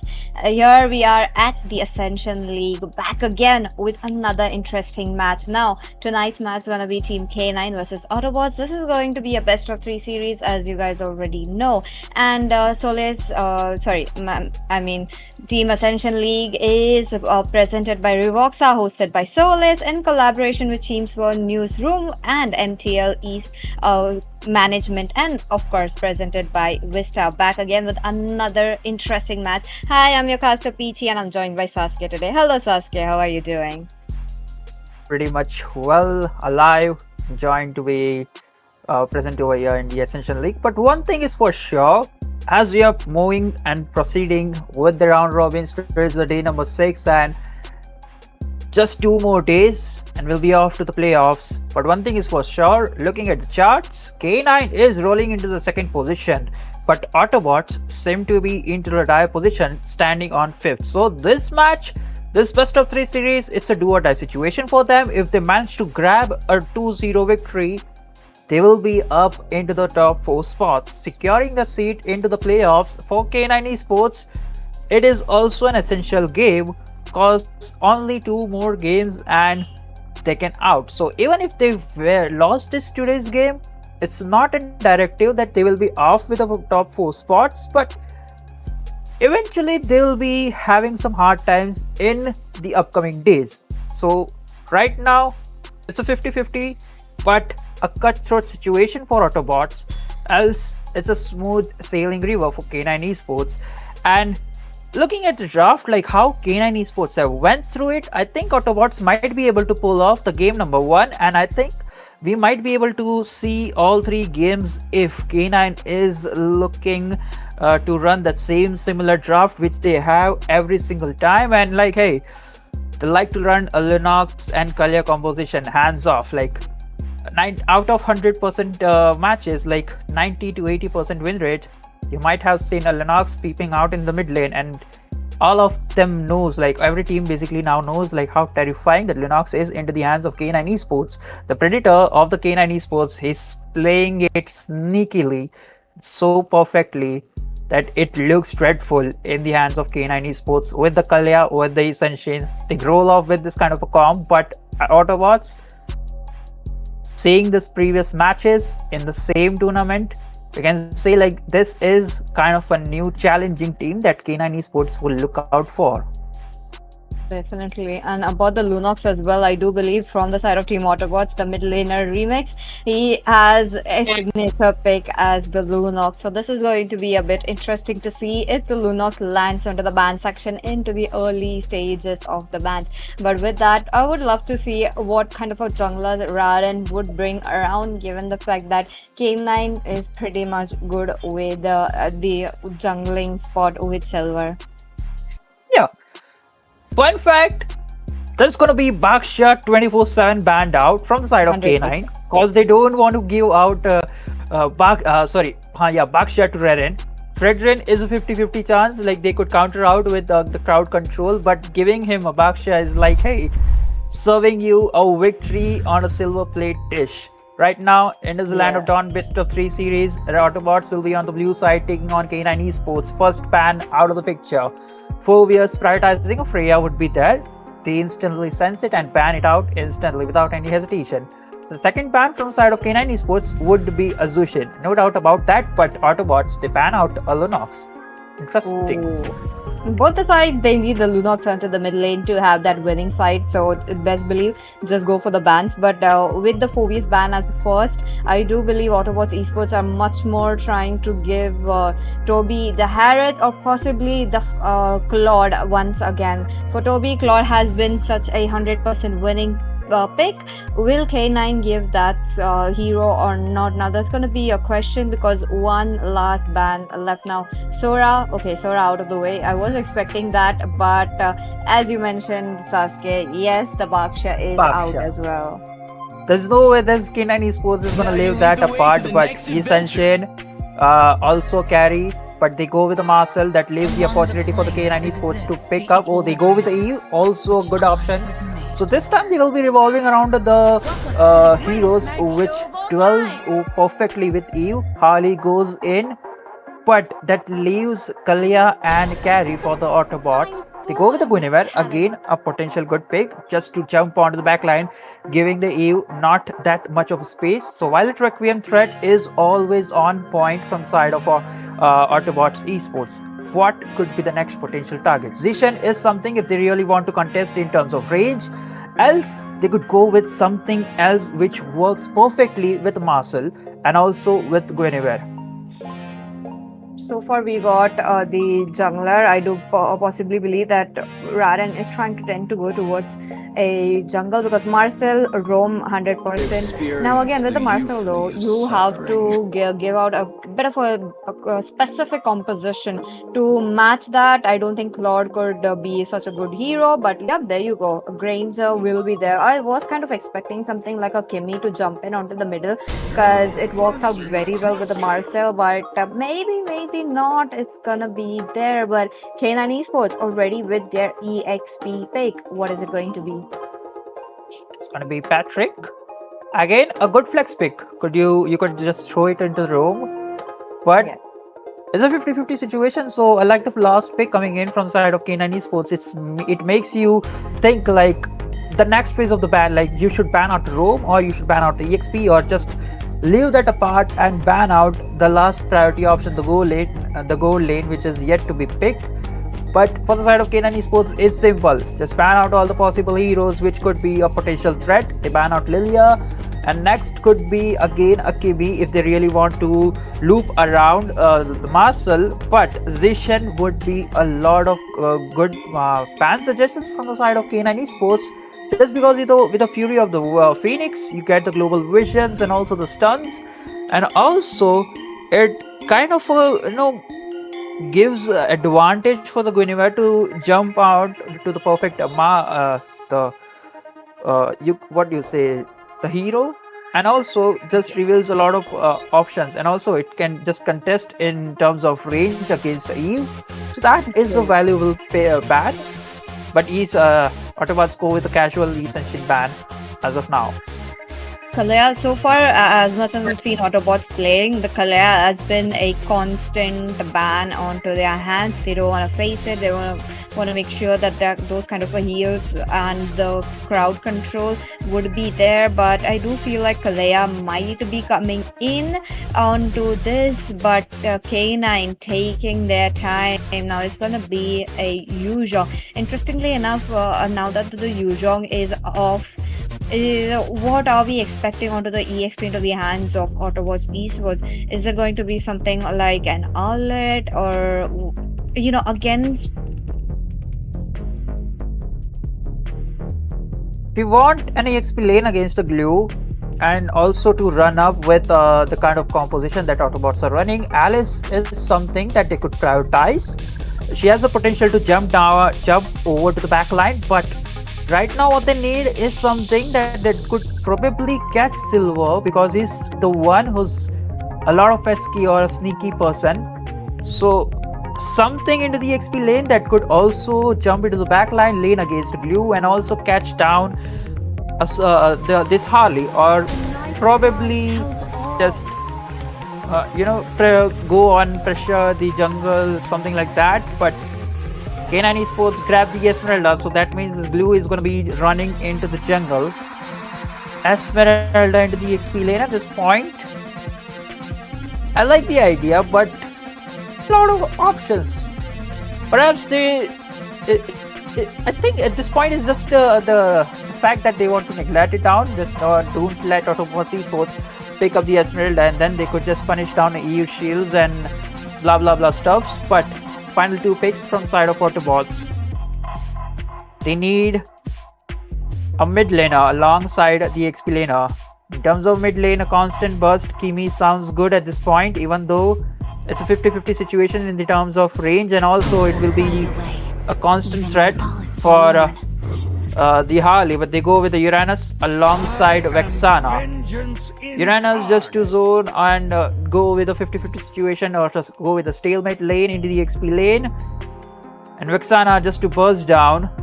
I believe a glue, the Faramis would be a better option, but then I think like all the damage dealing souls would be focused on Guinevere, and also a lot of stress would be put on Toby. If it does not get a good game, it's all down. So Vexana seems fair pick for them. To close it off, K9 go with the Moscow pick, a very late game hero at this point, and they have the Harley to cover it up for the early game. Crazy team compositions from both the sides. Now Vixana, long time no see. I was not expecting that hero to pop up into the mid lane, but right now the AoE that she serves is gonna be interesting to see. Other than that, this is going to be a best of 3 series. That means teams will have to take a bit of a chance right here because Autobots are on a bridge that might be following in. With that, ladies and gentlemen, let me welcome you into the land of Dawn. What the happy Patrick into the mid lane. K9 Esports looking quite confident with this kind of a draft, but it's again like the early game of K9 Esports is all into the hands of Harley. How well he gets the snowball, how well he utilizes position and catch the Granger and Guinevere off the table and secures the neutral objective. While Funny Valentine is there to ensure that the late game will be easy peasy into their hands, but all Autobots need to do is just make sure that Skypiercer items are just falling right down in the hands of K9 Autobots Esports, and Toby will be the one to carry the whole team of Autobots on his shoulder. The mid lane, true. They're all the worst potential, but it's evenly out. Okay. It's just luck. It's just luck immobilizing as much as possible. But onto the same note, K9 Esports with their early game mid lane, I feel like they will be trying to clear those lanes as quickly as possible and then go. But before that, Esmeralda already onto that lane cut now. See this kind of a draft. This just reminds me just seasons ago. We had these kind of picks of being picked up quite a lot, and these heroes, I mean, half of them are still not onto the meta list. Bottom lane, they are moving in too fast. Well, Glow is just to check Marcel at his bay, so it does not go over engage or over hyped into the enemy jungles, creating the nuisance and being a nuisance for Silver. So that's there. But the first turtle is up. Heat's gonna be sparked up. There's gonna be a lot of commotion. Okay, let's see what do we have. And to that, first blood already taken now onto the turtle. Retribution is still there, but no, it's gonna be Silver with that retribution. Now wait a minute, there's a bit of an airborne coming in from Hydron Burst, but he survives that terrifying effect on Predator. But Peekaboo, he is safe. But I don't think I can't say about the same, but the luck taken down next on the chopping block. Silver as well, but the fight still continues on, taking members one by one. 2-for-1 trade, there you go. 2-for-1 trade, but K9 Esports on top with the turtle in their hands and now looking forward to gank onto the 2B. Well, into the goal lane is just a skirmish happening down. Nothing major, but like the fact that how they went with the trade. Oh, in the bottom lane, Funny Valentine. Oh, golden armor. I don't like that positioning coming in, but I could say the same for Toby as well. Look at him, he's trying to immobilize so that they don't reach Toby.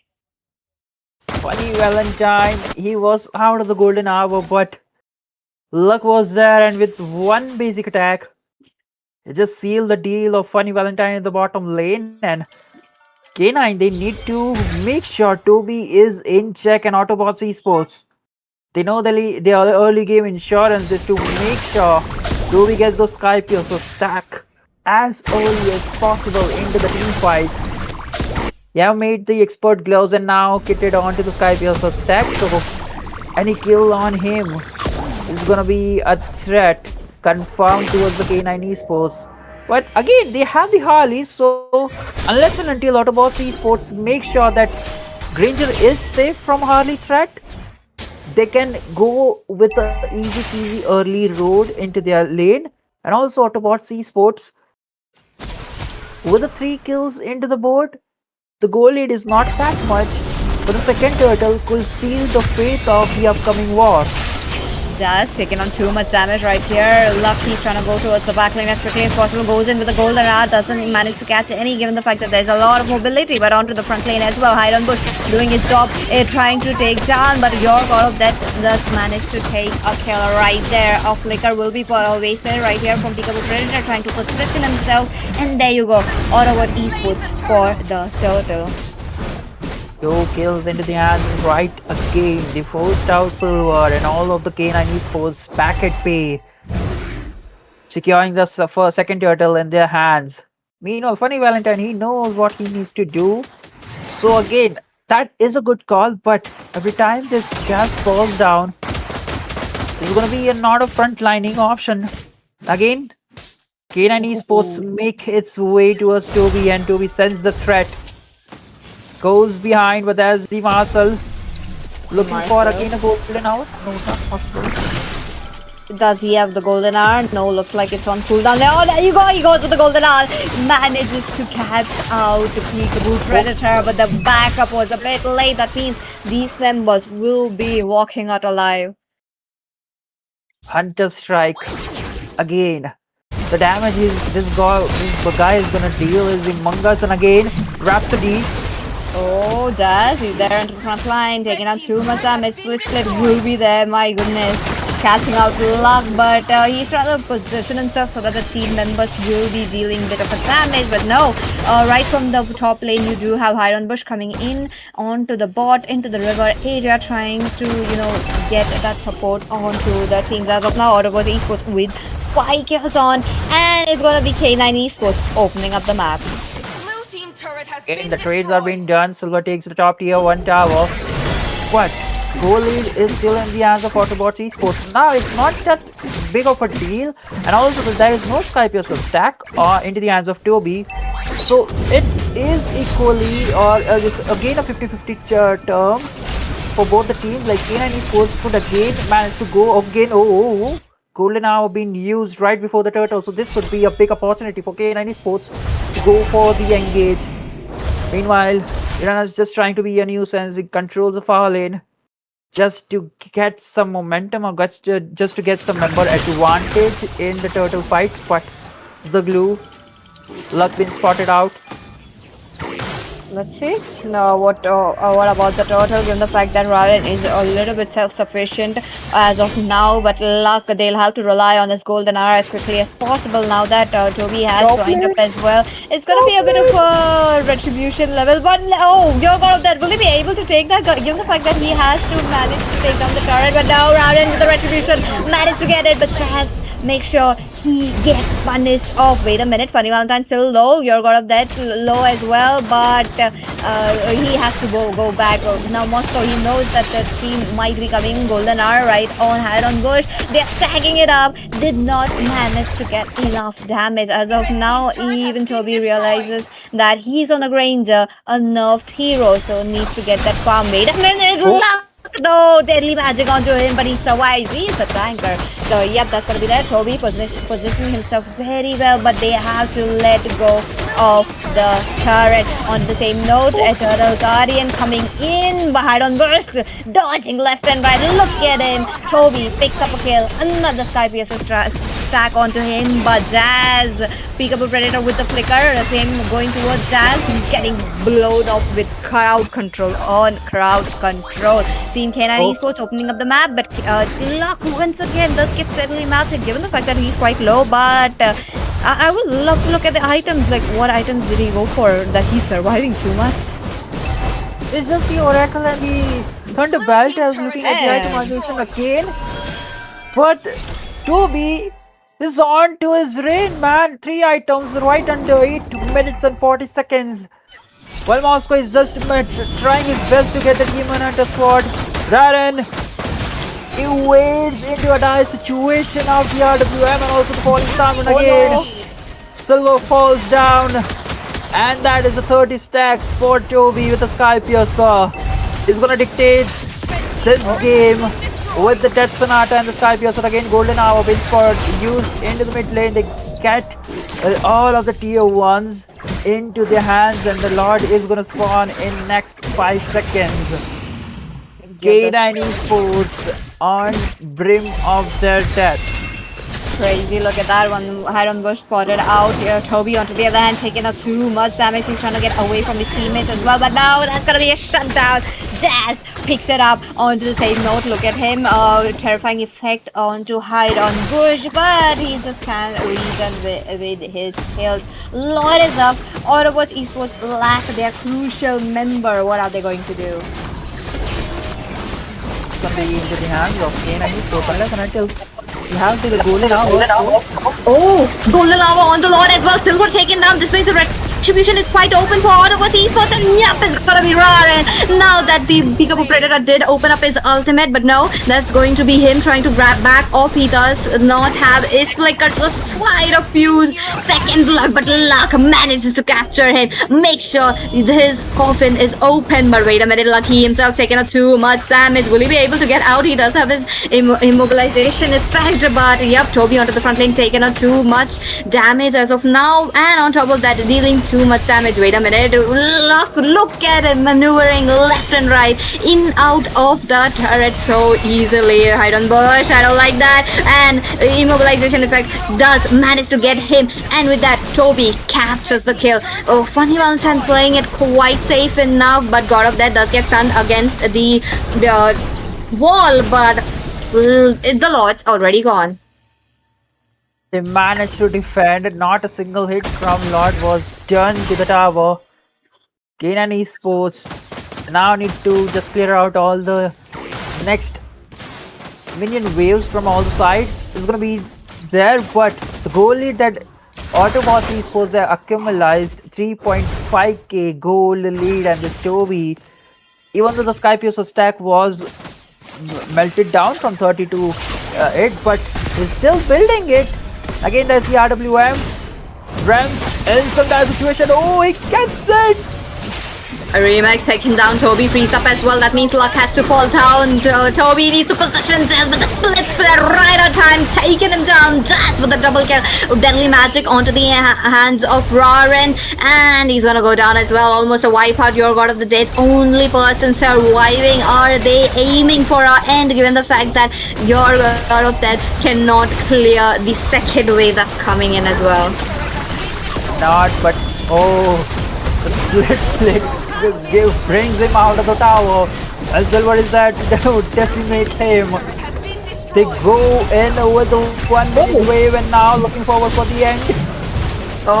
Because Funny Valentine, he tried to go for the base as quickly as possible, but the Eternal Guard will be there as a good amount of defense. But the problem is no mid inhibitor for Autobot Esports. So, before that, let's look at the items and...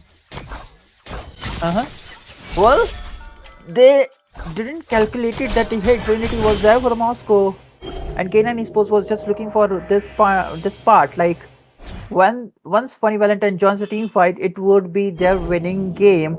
But there is the Justice Pauldron from the side of Uranus, so he's able to take down the damage. The rest of the team does not, and Uranus is just fighting him left, right, and center. What's necessary is that Toby now needs to synergize with Luck and take down Funny Valentine, that Moscow, out of the picture, while staying away from the Silver threat. There's going to be a lot of things that Autobots Esports need to picture it out and also needs to look out for. So there is going to be a constant threat of Silver, plus Funny Valentine has reached the power spike, the Trinity is there, and also now the Malefic Rogue gun is in their hands. Ram might be in some tight situation. Remix just surviving on his blood wings. Onto the same note, your God of Death. The Spear of Destruction just missed it.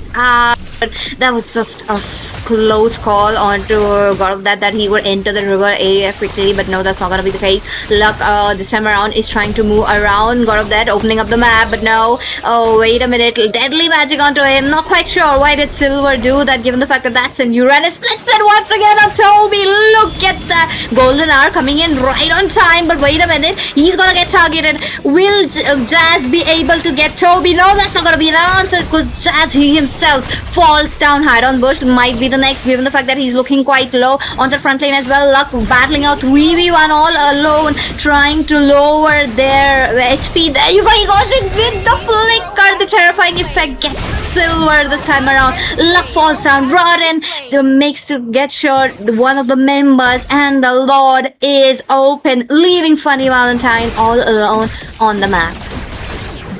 Once they choke down, the frontliners of K9 Esports, Autobot Esports rush towards the back line. They got no answer for it. But the last member standing, Autobots Esports, now looking forward to equalize. One final minion. Oh, they get Funny Valentine. Sky Piercer is booming in the hands of Toby, and they get the mid base tower. Look at the God of Death. His cute tank at this point is not even afraid of death. That's true.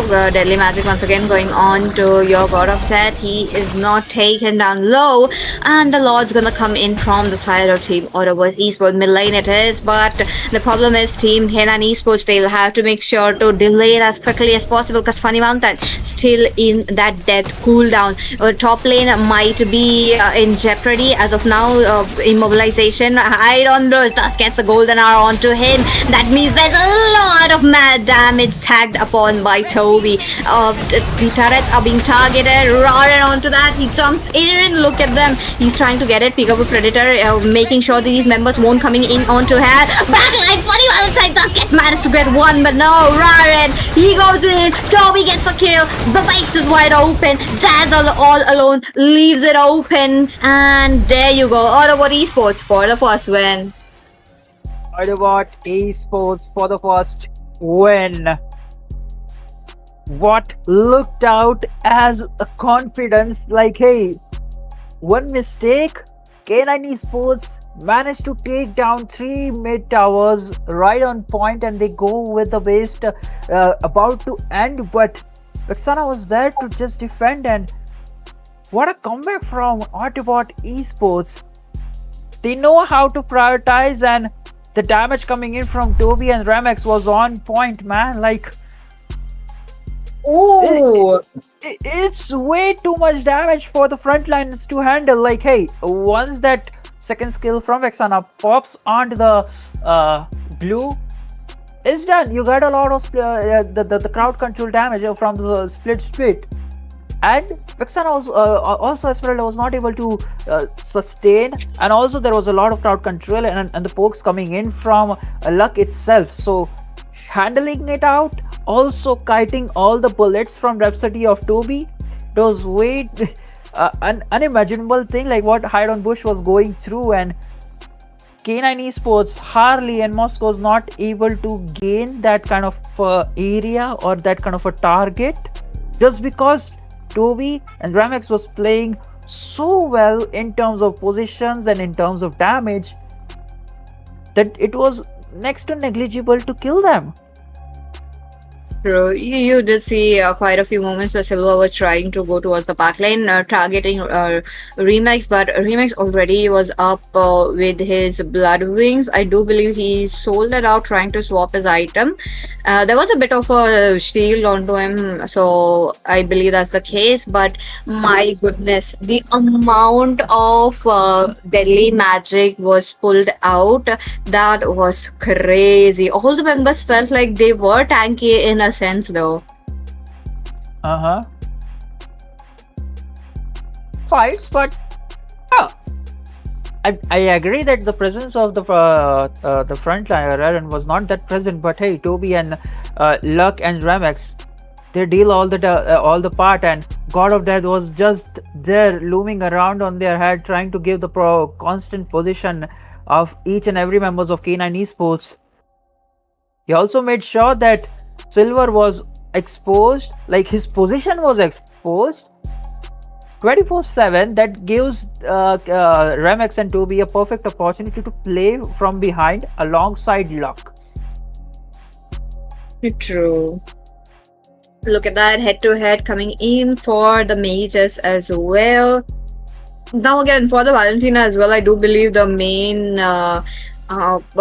idea was just to stop who's gonna be there on right in front of the Valentina and the Eternal card. So that is definitely crazy coming in head to head for the tankers as well. Both of them did their part. They managed to get some kills. They managed to get a lot of assists as well. But crazy. The stats really look good from both the sides. It was just a constant back and forth, a roller coaster ride for both these teams, and Jazz did manage to do his best to try to catch the Granger, especially the Toby. There is a lot of part that he was constantly zoning out, him particularly, but the whole team was constantly playing around Toby. Was way too good. Like, they know, like, hey, Jazz is gonna come onto the Toby. We need to play around it. Once he's there, we'll just kidnap him way off the team, and then we'll execute our plan.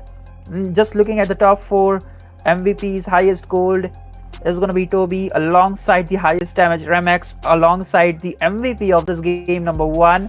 Meanwhile, God of Death was the sandbagger, soaking a lot of damage. Even more than Esmeralda and Glue itself from the side of K9 Esports. Is just all Autobots Esports in this top 4 position. Definitely, for the members coming up for the, Toby picks it up 1, and each and every members are right there taking each of the spot right here. And my goodness, what a match onto the game number 1. We had Autobots winning it out with a bit of an weird team composition. Definitely was not expecting the Uranus, definitely was not expecting the Vexana. Vexana was something that even though I knew that Lunox would be there onto the ban, I was expecting something like a Zatian, or even as such a hero that got nerfed a lot, something like a Farsa also to come in, but that was not the case. This time around, K9 Esports, what are they going to do? So far, they have lost 1 match, and to add on another one, it's going to be the second today. But will they be retaining their spot? Because second match of the day, and Autobots Esports are already on a match point.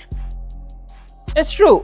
But this time, K9 Esports is going to be on blue side, so the bans coming in from will be definitely different. Since into the red side, you're prone to ban out 2 of the heroes, Freya and Zushin. If not, the gamble could be a brutal 1-2 trade or 1-1 trade, anything. But this time, the bans coming in from the side of K9 Esports in terms of blue side would be different. We might see a Baksha ban, that's true, but I think Marcel is going to be into the banning section. If not, then they will be able to pick for themselves. And look at that, Eve alongside Baksha, just straight off ban, no questions asked. And for the right side, again, it's the same story. Freya out of the picture, alongside Zushin. So the third ban could be a Lunox if they really want to just pressure and steal away the prime hero of Peekaboo Predator out of the picture in this game number 2 as well.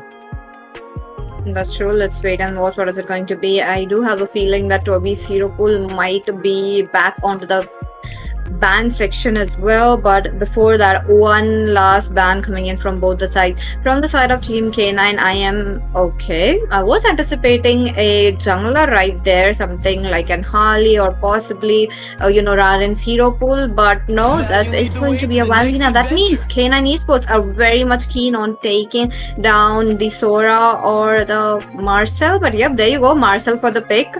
Once again, it is gone into their hands with no Valentina open. What is it going to be? Sora for Autobots Esports? Sora is banned, so it's gonna be the Ascension. It's open. If not, Toby could prioritize the Granger again. They go with the Lunox and Kalia composition, which K9 are keen with that. Steal away Lunox, that's good. And pair it up with a Kalia, that's even better. But to the response, K9 Esports go with the Zushin. Zacian and Guinevere. Now that's understandable. But I'm still not able to see the heroes that you're gonna pair it out with Marcel.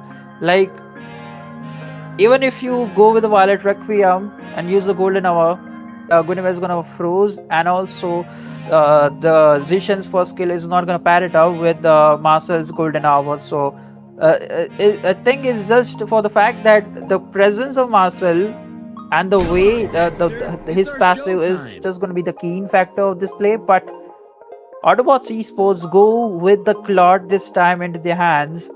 So like the first three picks from the side of Autobots Esports, they have a clear picture with the Tsunami Slam and Chaos of Darkening Linux Ultimate. They could primarily burst out one of the key factor, whoever Kalia or Luck tries to kidnap. My goodness. Toby, his hero was open. Hero and signature hero been already taken down, so this is going to be a bit crazy looking at that. But as you have already seen, Toby, he has been positioning himself very well. He has been already trying to make his right from the mid to the late game, and K9 Esports, they'll have to go for a very successful gank. So I am curious to see if they are going to do the same or not. Well, back again to the banning section, we do see the Phobius out of the way. And along with the Phobius, there's going to be an Alice. Now, this is interesting. Okay. I like the fact. So, right now they're targeting the XP, and so K9 Esports, they ban out of Uranus just because the kind of nuisance he was in the previous game is not able to be meltdown. And in fact, there was a time like he was the tanky boy, and he was able to sustain a lot more damage, way more than K9 Esports frontliner. The final ban coming in from K9 Esports is again respectable because they go with the Fred Drain. Is going to be an unstoppable force from the side of Autobots Esports with these three picks they did into the early phase. But Glue was open. Go with that pick right after. K9 Esports is going to be Harriet. Okay, it's Harriet into the goal lane with the CC into the XP lane. I like it. But the crowd control aspect is just in the hands of Jazz and Silver alongside Peekaboo Predator with the Fury of the Wings. But what is this? Autobots Esports. Yep, you're seeing it right. Sasuke, my goodness. That's an Hanzo having a debut. Crazy. What? Autobots Esports, what are they planning with these kind of team composition? Vexana, okay, understandable, but then Hanzo? Rared has been really leveling it up. Okay. I don't get it. Hanzo into the jungle. You have a lot of you have a lot of opportunity, and he can also be the bait. Like you can just use his ultimate to check out the bushes, and if you spot them, you go with the Tsunami Slam, and Linux is there to melt down. If you're taking it for the engage or disengage, you got the glue. I think it might work out for the side of Autobots Esports, unless and until K9 outmaneuver them with the Violet with the Violet Requiem and the stun coming in from Guinevere. 100%. I mean, they'll have to try to take off the passive from Peekaboo Predator. Maybe that's also one of the reasons why you are looking at a Hanzo, because Hanzo will be able to do that. But early game Hanzo, not quite sure. There you go, a lot of damage coming in. Will we be able to see first blood? Marcel, though, he does get slammed upon. But Kalea looking quite low. Luck, he's got to be the first blood. A tank for a tank. And but on the same man as Silver will be falling down. Remix, he flickers out of the way. But no, he's going to fall down as well. A quick response coming in from the side of K9 Esports in the early burst. They get two out of the picture of Autobots Esports. Well, one of them went down, but overall is looking quite good in hands of K9 Esports. But again, as the game proceeds, the threat of Hanzo will be there, constantly looming around with the street heroes that they have, especially the backliners, the Harith and the Zishan. Again, Kalea into the mid lane trying to burst some out, trying to gain some momentum there, but it's just going to be burst out. Oh, look at Jazz, he found someone. Oh, Orion though, he's already level 4, but they are trying to deny that creep to him, so that is also another good thing, but they might be overextending, so they do realize that it's just standing around rather than won't be anything. So moving on, Turtle will be here. Turtle will be here. The first Turtle, God of Death position, and the presence of him providing the vision of the turtle is going to be the key factor. If Autobots Esports wants to look forward for the steal, but hey, just being the constant nuisance with the master, Luck forced to reveal himself at this point, but it's again okay at this point because God of that, alongside Lug is constantly being present. Tsunami Slam onto the golden hour. Oh! Yep, Silver, he does get the turtle. There you go. This time around, the God of Death just picks up Silver on a split. But Raren, though, he was not able to get that turret. Remix looking quite low. 3 members onto him. God of Death trying to come for the rescue. He goes in, he tries to immobilize them, but Remix just gets taken down. Next might be God of Death, but his split is helping him out, but not anymore. Hide on Bush capitalizing those kills. Now that K9 Esports are absolutely wanting that early game to Toby as well as Paliman run into the middle lane. They are evading Kalea's Tsunami Slam. The early game aggression, which Autobots Esports thought they could pull it out with the Kalea Lunaka position. Now coming apart, there's the Tsunami Slam, but oh, the damage. Remax, he gets it. Just falls down. But the goal lead is still in the hands of K9 Esports. 1.8k gold again. In the mid lane, constant burst. There's a flicker being forced out of the picture. Yep, that's the issue. That's the thing. Raren went in for the Hanzo pick this time around. Toby, his minions, he's missing. Now he knows he just spotted Silver onto the bush. He needs to make sure his friend is all alive. There you go. Ultimate coming into the turret, making sure. But now Silver, the jump, the passive onto him will be there. Goal lane this time around. Toby will be needing help, but Raren, okay, he's trying to go for Peekaboo Predator once again. Catches out just, but the time of his ultimate will be taken off. With this Hanzo pick, it is a bit slow for them, so another turtle. Zaytian is really definitely going to be a problem, but bottom lane, it off. That's the power of Luck and Remix. The duo trying to go all together, but the problem is, the turtle is here and they kind of used up a bit of resources already. Of resources, but I think that was well worthy enough. They do not have the Tsunami Slam, but Linox do have the brilliance to escape out of the dire situations. In terms of damage, yeah, I agree, but placing to it is there to just counteract the part. Now also the presence of glue, so it's a 5v5 gonna be brawl into the turtle segment.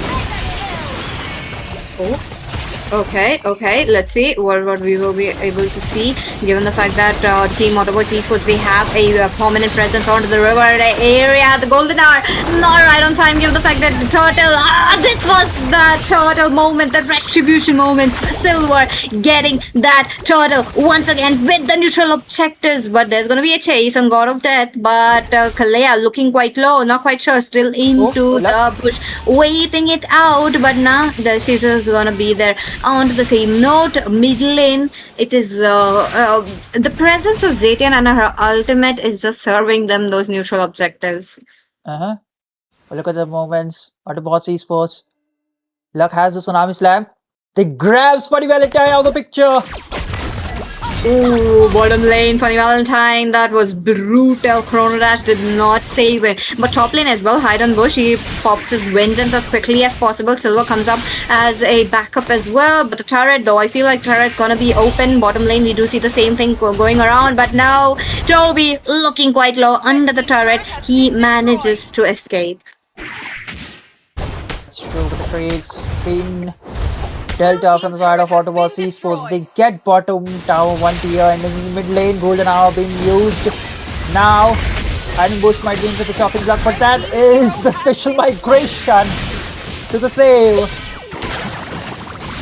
Let's see, mid lane, look at that. Luck though, he's waiting for that. Immobilization is getting them. Oh, wait, there's gonna be a bit of a flicker into the answer Jazz, but God of that into the turret. He is just taking down too much damage. Autobots Esports, they are trying to pick it up, but they are not able to because of the missing essence bottom. Wait a minute, Raren, he's all alone, but he still tries to go for Funny Valentine. Funny Valentine pushing up his ultimate as well this time around. So they'll have to wait it out. What's happening?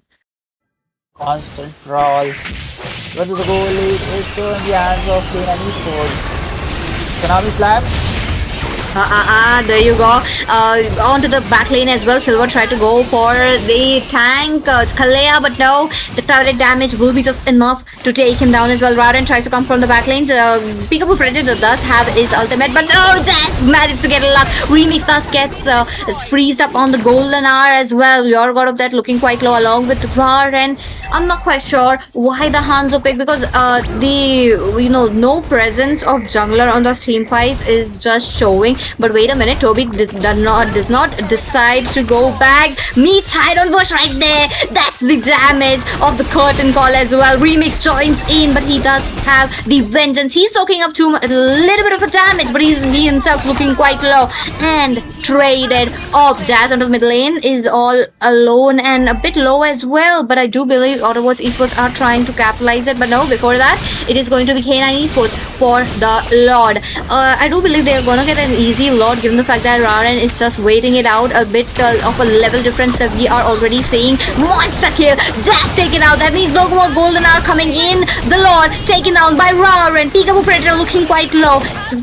Targeted, punished by Raren. But wait a minute, Funny Valentine. Will he be able to get out? He doesn't have mana, no XP, and there you go. God of that capitalizes it very, very well. Iron Bush all alone into the mid lane. He knows he cannot save up the turret, and Autobots Esports making a comeback. Making a comeback. They go with the wiped out. And now Jazz was forced to go into the top lane to go for the defense. And again, golden hour into the mid lane. That's the power up. There's the Tsunami Slam again. Now Hanzo jumps on him, but Iron Bush is able to survive. He goes down while Glue is there to zone all members of K9 Esport at bay. There's the Holy Grail being popped out and a fresh minions of bats. This point has been marching down to the enemy mid lane. Autobot Esports once again gaining the momentum, gaining the control of this game and dictating the goal lead, which was once in the hands of K9 Esports. Now is a massive 4K goal lead. Again, a Tsunami Slam. Wait a minute, Toby though, he looks for a high glow, but onto the back lane, Raren trying to go for Peekaboo Predator left and right. Raren, he himself is looking quite low because of his ghost being taken down. Toby, he managed to get out, and that's gonna be a successful Lord defense. Let's look at the replay. There's gonna be the replay right from the Lord, where Jazz gotta be taken down as quickly as possible, and the same case for Silver as well. And I think that was also one of the reasons why Marcel was quite important right there, but that was not it. Even Zetian, that was such a good attempt of stealing that Lord, but just a second, I feel like that impacted a big time. Other than that, no inhibitor harmed. That means Team Autobots Esports will try to put a bit of a pressure. I really want to look at the itemization right now, because Toby, I think he made the corrosion side at this point. I think is done with the Trinity. It did took some time, but hey, he's there.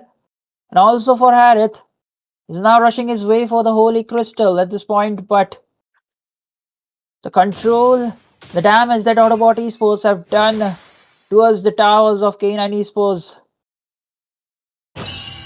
will not do much at this point, and Hanzo is just trying to gain. Look at that, he's just trying to gain the vision. He goes with the attack. Sylvan goes out. That was the whole plan of picking up the Hanzo. While K9 Esports have Zishan, the global vision, alongside the stun to gain the map control and the map awareness, while Autobot Esports, they go with the, I don't know how to put it, but they go with the Hanzo. And in this game, like after 11, 10 minutes or 12 minutes game, Hanzo will be the first one to die, because with the cooldown protection boots and the skills, his ultimate is what, 10 to 12 seconds? He can just swap out, come out of his body in just 10 to 12 seconds, and once again he joins the team fight again. Let's see what is it going to be. The Lord's gonna be up. Oh, wait a minute, Rarin does get stand up. He's looking quite low. There's a bit of a vision onto him. But no, Team Autobots Esports, they are trying to push him, but they don't want to fight it out. They don't want to create an invitation, and they don't want to accept it as well. So it's gonna be a bit of a problem, because K9 Esports, they will have to go on a defense mode. They will have to not let Silver take down too much damage, because he's trying to go jump it off. But wait a minute, Rarin, who is he searching? Okay, his time really gave up. But I do believe Peekaboo Predator, oh no, a passive onto him. That's gonna be a bit problem though. I think he managed to pull out the passive again. Oh, it's a good attempt. Tsunami flag for the Jazz. Oh, the freeze! So perfect! 4 members getting stuck right there. That is definitely crazy. But the turret, though, turret does get targeted. The Lord is down as well, but the minions are coming in. Mid lane might be prioritized. There's just 1 minion left. Rade jumps in, trying to create a distraction, and no, goes into the hands of Peekaboo Predator. They did manage to get it mid lane, but wait a minute, there's a jump on your God of Death, the EXP, as well as the jungler down, and holy shit, Peekaboo Predator, his damage is popping up as of now. Just there, but again with this second Lord, Autobot Esports managed to take down 2 of the base towers of K9 Esports, and 1 more Lord, or a 1 more member advantage into the hands of Autobot Esports. They will be able to prioritize this game number 2 into their hands, and will be able to sweep out K9 Esports of that second position into this round robin chart. But Luck, trying to be the first member, looking for the Tsunami Slam. Jazz has now that the items, or the healing item, I forgot the name, sorry. But Rarin just picks off the Sea Halberd to melt down all the possible engage. Okay, oh, that's the game alongside the This is what they can do with Zatian. Take down Rarin as quickly as possible, because once his body starts, his body's HP that's decreasing, it reflects to his main body. Rarin taken down right before the turtle, but wait a minute, there is a freeze coming up. Tsunami Slam onto Silver as well, but wait a minute, Golden RM mobilization, they are stacking it up. You're gonna then taken down. Luck tried to be there, but his immortality wasted up. Toby, he's positioning himself very well, and now it's an easy lure into the hands of Team K9 Esports, unless Rarin is not taken down once again. Again, it's gonna be a good question, but Jazz is there to provide an essential vision of the Hanzo. Comes out of his body. Lord is already being taken care of, and now there's gonna be a defense coming in from the side of Autobots Esports, and that brilliant play coming in from K9 Esports, freezing down 2 of the members of Autobots Esports while they deal with the rest 2. Yeah, again, let's BMI to scout some vision in the grass. But overall, K9 Esports have a plan to deal with this kind of a strange draft that Autobot Esports have pulled it out. Especially the Hanzo. His presence is not that much, but they're able to deal it out. And now they need to take care of Toby, who's been constantly farming. And now the damage of Blazing Duet will be there. Jazz is the one that K9 Esports needs to play around with, because he's the one who's gonna make the play and just freeze 2 to 3 members of the K9 Esports while they get a better position, the farm of the skills and everything. I mean, it is the top lane. There was a bit of an immobilization coming in from the Marcel, but now the Luck, he loses up his HP. Rarin, though, this time around, look at him, looking quite low. Satan's coming in, gets Rarin. My goodness, the Satan are doing sniper shots left and right, really loving it. Now, without the presence of Rarin, they are struggling a bit. Talking about Team Autobots Esports, and that is definitely showing as of now. Look at them, as of now, it kind of depends, the game kind of depends on Lunox as well as the Claude. Look at them. They have to play it safe. They have to rely on Luck, who is taking on too much damage he himself. So he'll have to spot them out as quickly as possible. Wait a minute. There's like 3 members trying to come up, and Toby, he's thinking, should he go in or not? Silver catches Toby, but onto the backlane as well. Jazz comes in with his Marcel's ultimate as well. But God of that, he's managing to try to get back safely. He does manage to get it. But Silver onto the same note. Very well known for capitalizing those turrets. He's doing the same. Raren, he knows that Zetian's ult is quite ready for him. Will be traded out into the middle lane. That's gonna be the Harrods for you. Funny Valentine, his damage is spiking up. The Holy Crystal alongside the Divine Glaive is dealing a lot of damage, and now the mid inhibitor tower matches demise. Once again, Raren gets into the base, but now there's a different target for the side of K9 Esports. It's the golden hour. No minions there, and he was there, but he was froze off to death.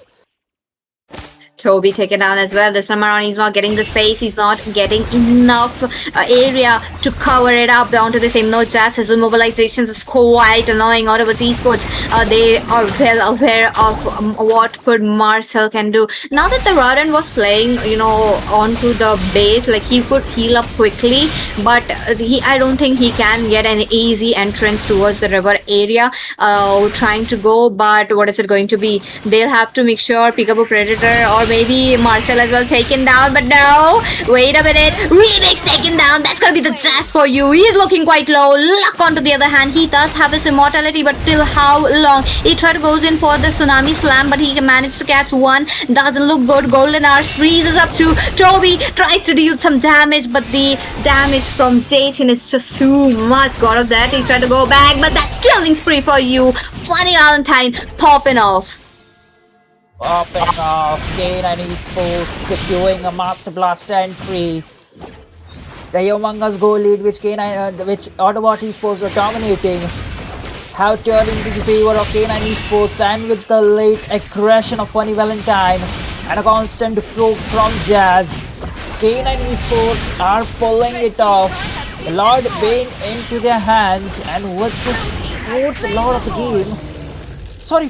of the game, K9 Esports could actually pull it off unless and until they manage to do a huge mistake, and at this point I don't think so, cause they've been playing so disciplinary. 100%. They have been waiting it out. Early game, they were not able to pick it up. Mid game was 50-50, sometimes into the hands of K9 Esports, sometimes into the hands of Autobots Esports. But soon as it now entered the late game, look at them. The Marcel is definitely being such a problem. Lucky manages to go with the conceal, but he did not manage to come up with a bush, given the fact that the lot's coming in, and they will have to go on a defense mode. Now, with the defense mode, with no inhibitor, mid inhibitor, it's gonna be a bit problem though. So Remix, he's positioning himself a bit towards the back lanes, while they'll have to clear those minions. Toby, 50% of his HP. Now Jazz definitely looking for a setup, but the Lord though is directly right there, almost melted down. But wait a minute, there's gonna be the Tsunami Slam. Zetian's ult, the stun takes down Luck as well, but Hiron Bush capitalized it very, very well. But onto the same note, the turret is getting targeted. Toby taken off. That means it's an easy K9 Esports getting the win. Second game is gonna be K9 Esports. The uproar not ending in a 2-0 fashion. K9 Esports take it all the way to the game number 3.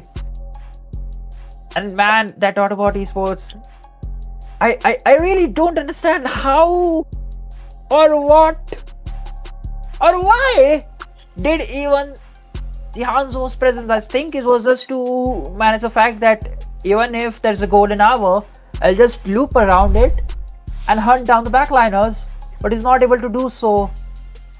They lost this game number 2. Man, this Jazz provided a lot of impact, a lot of damage, has been the MVP. Look at the 87% team fight participation, and even the damage is 60.1k with the Marcel. In the third game, both the teams will be prioritizing the Marcel ban. If not, K9 Esports will definitely ban out the Marcel, because this time it's going to be again Autobots Esports on the blue side. So yep, it is going to be a bit of a push and pull for those kind of heroes once again. The Sora, the Zushin, Zetian, but loving the Zetian pick. Loved how Raren, he was taken down quite a lot of times by Peekaboo Predator. Yeah, there's no way, because like once you are like out of the health and you just respawn, just your soul just goes back to your body, your movement speed is slow, and there's no option like you can evade the fury of the Phoenix. And with the burst pole that Peekaboo Predator made, it was a confirmed kill, like right out of the picture. He was just waiting for that opportunity, like, hey, just let me guys know, like when Raren is onto his actual body, I'll use the fury of the Phoenix, and that problem is solved. Yep, 100% right there. But let's look at the head-to-head between these marksmen as of now. Toby with the Claude, even with the signature pick, this time around he did not get any space right here. Now he was getting ganked quite early on as well, so that also proved how K9 Esports did prioritize the bottom lane, the goal lane, as quickly as possible. And with the tank build, with the semi-tank build, Silver was definitely taking on too much damage onto himself as well. Well, that's right, but I still am not able to get about the traumatized effect which Autobots Esports did. Like the Hanzo, my brain cells are still not able to perceive what kind of idea or the play that Autobots Esports was looking forward for it. There's a lot of speculation and theory being readied right on my mind, but none of them is able to please me to the point where the Hanzo pick was a good pick for the game number 2. But yeah, head-to-head count just did a perfect thing over the Marcels, and again in the game number 3 we are we're potentially gonna see the Marcel ban, as Autobot Esports gonna prioritize the Marcel into their hands, and we might see a gamble if Autobot Esports does not want to leave any of the 3 heroes. Because if you want to put a Marcel into the ban, and especially into the second phase, you need to leave out the Baxia or a Freya or a Zushin, which they did in the game number 1. I don't think Team Autobots Esports will experiment like that, putting a Hanzo onto the jungle once again. This time around, it's going to be Funny Valentine taking up 2 spots of this, while Team K9 Esports taking up 3 out of 4. Luck, okay, he is the highest damage taken. Like, my goodness, the moment that he enters a bush, he is getting airborne, he's getting stunned up. There was just too much damage onto him, so understandable why he picked up the highest damage taken. Well, bottom line theory, he was there as a sandbag. Like the moment he entered the bush, everything was thrown on him. The Zaman Force, the Chrono Dash, the Magic Burst, and also the constant poke from Zetian, and the constant poke from Guinevere as well. Everything was thrown onto him, and it's just to make sure that he does not use the setups that he was looking forward. But yeah, game number 3, Marcel is definitely into the banning section. If not, then K9 could prioritize the Kalia Linux combination, but again, the crowd control and the effect that Marcel play alone, the whole team fight is something that both the teams need to respect. If not, the red team, they definitely need to respect, cause there's no stopping Marcel. There's no stopping. 100%. Because Marcel, hey, like once your backline is freezed up, they can't do anything, and your own team is charging up, it does get really important, really, hard to position yourself when you're freezed, out of freeze. Because hey, 1, he's a kind of a new hero. 2, even in scrims, even in practices, this is also one of the heroes that gets banned the most, and even in tournaments, he does get banned the most. So being open, it is very, very rare chance, and I do believe these these teams are definitely facing those trouble with these kind of picks. But on the same note, it's gonna be almost the same bans with Bakshia already being down. Oh, there you go. Looks like half of the draft is already up. But this time around, Bakshia was open.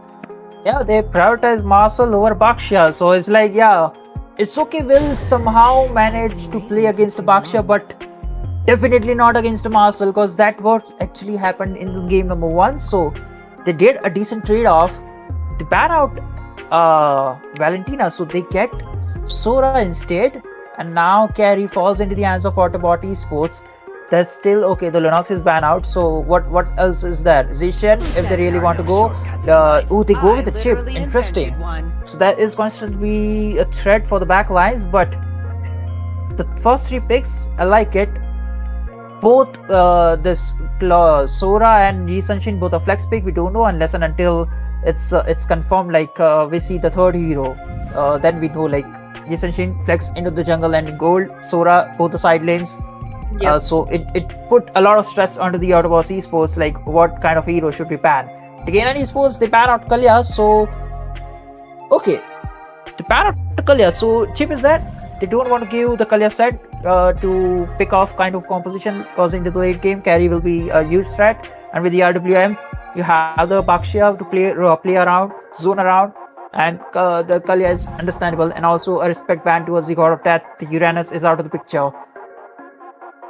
Crazy bans coming up, but looks like K9 Esports, they will be on the pecking side after the ban. Now Lilia out of the way, you do have the Zetian out of the way as well. So what about the mage? Now onto the mage against an Eve, I would love to see something like a Farsa, but being pick up a Predator, I mean, like knowing him, I don't think Farsa might be coming in, or maybe something to pair it up with the chip as well, with an AoE. What if they go for a Luoi though? That's gonna be a very crazy combo with the chip. That's there, but at this point they need to prioritize the EXP, unless if they really want to cook something different in the mate section. Valir is or something that they could go for. Another pickable predator pick is an Odette, which is unexpected pick that K9 Esports like to do. But yeah, they go with the Claude. So Sora is going to be a confirm into the XP lane. Claude was opened out, goes into the hands of K9 Esports. Claude against a carry against a 50-50 who wins the early game, who has the better item, who finish the Trinity fast. The game is into their hands, and if they manage to keep one of the goal laners into their bay, so yeah, it's there. For the side of Autobots Esports, they need an EXP laner alongside a roam, and expanding rivers. Oh, they go with the Katotkacha. Interesting. So there's a shortcut. You use the AOG. You just just stun all of the incoming enemies from the AOG, and they go with the Martis into the XP lane. I like the draft, and I like where Autobots Esports are aiming with this Martis. This time is going to be Martis rolling with the Sky Piercer. The first game was Toby with the Sky Piercer. This time is going to be God of Death with the Sky Piercer on the Martis. So the early game, Autobots Esports are likely to be rolling around. The final pick from the K9 Esports, it all comes down to what kind of a mage they are going to rely on. I simply don't see the vision with the Martas though. I'm not quite sure how the pick fits right here, but it's just all depends on the execution as well. Hey, if you know how to play that hero, definitely go for it, and we can see the best of it. But K9 Esports already coming up with something different as well. Now this is interesting to see. Valir. Now Valir, I feel like it is such a good choice for one reason: the slows and the damage that he has. Like damage, I don't think that he can deal like a lot, something like a Lunox, but the slows is really important, and that's also another reason why the Lilia got banned. Yeah, understandable, but K9 Esports, they need to make sure one thing, that they need to take fight outside the RWM, because if they do, Valir is going to be the first one to melt down and shred down into the PCs, and without him, the frontliners can roll around from the side of Autobots. Like Autobots roll out once the Valir is down, and they will be in the stampede formation. But overall, yeah, Autobots will be going with the early aggression with Baksha and Amartis alongside Gatotkacha, and especially the AOG will be used to counter out the shortcut which Jazz will be bringing onto the picture. But side of the K9 Esports, they go with a balanced draft. They both the teams have the late game composition in terms of gold lane. That's true. First blood is going to be, ladies and gentlemen, let me welcome you into the land of dawn. Here we go. You guys can make your prediction who's going to be the first blood, or which team will be taking the first blood into their hands. As of now, the score stands 1-1 into the middle lane. A lot of pressure onto those mages, and a bit of a pressure for the Lito as well, given the fact that the Baksha was not quite interested, so Silver had a free pass right there. Free pass, but in the EXP lane, nothing major.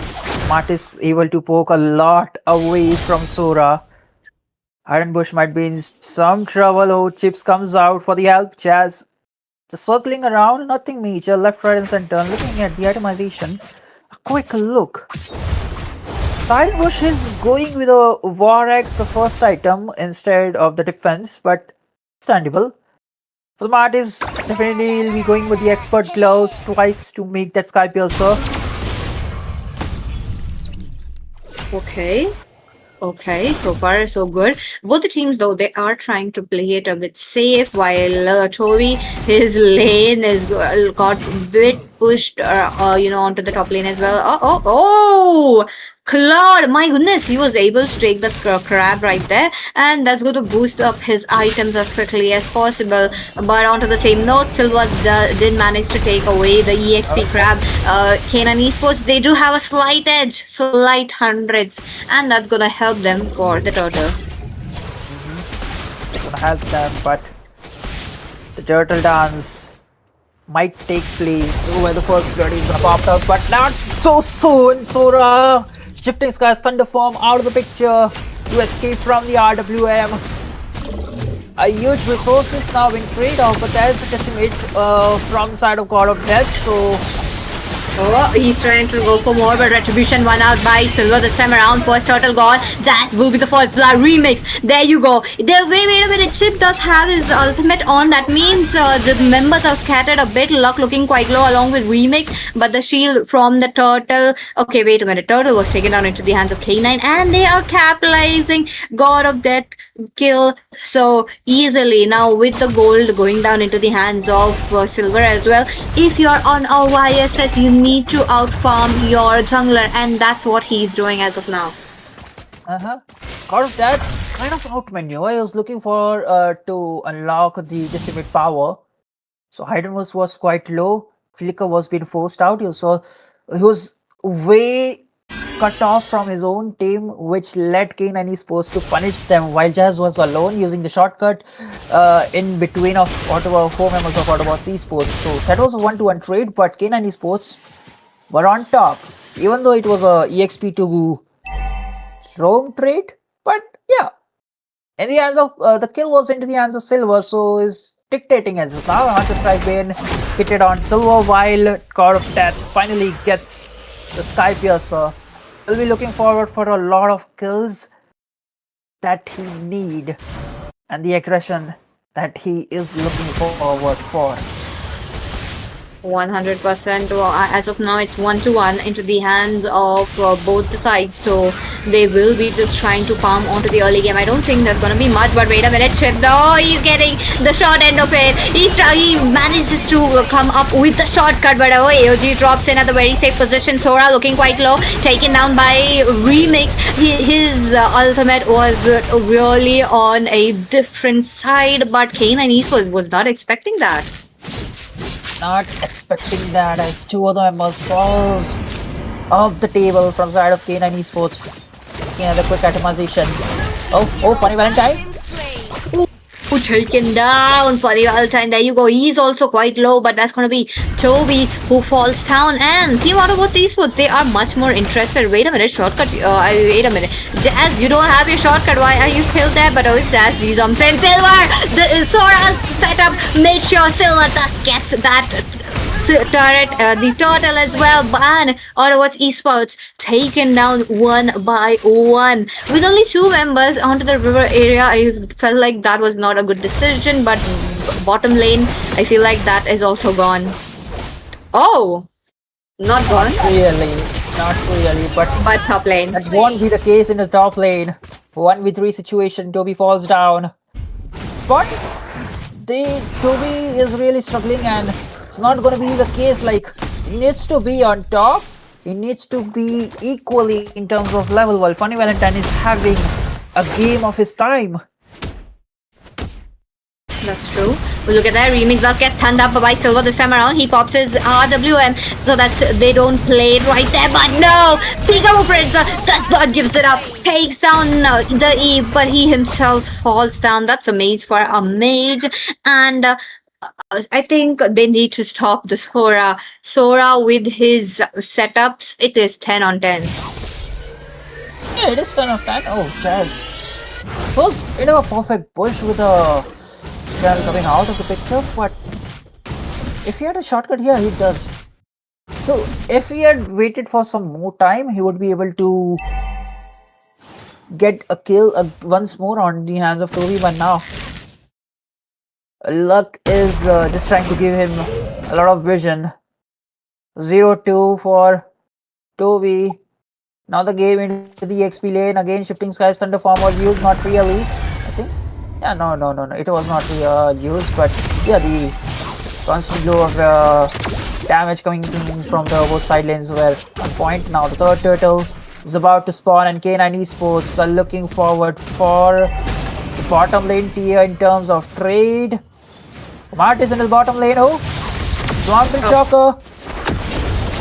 Oh, this time around, Team K9 Esports are not interested on the turtle, but the shortcut was a bit late.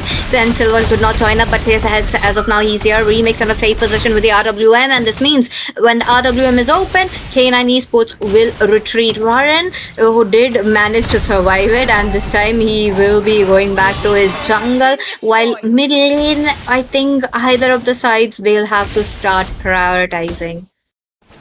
One thing that Autobot Esports did a big mistake is like, hey, you need Martis into your team fights while Gary needs the farm. So they could actually do the lane switch thing because the turtle was in the top lane.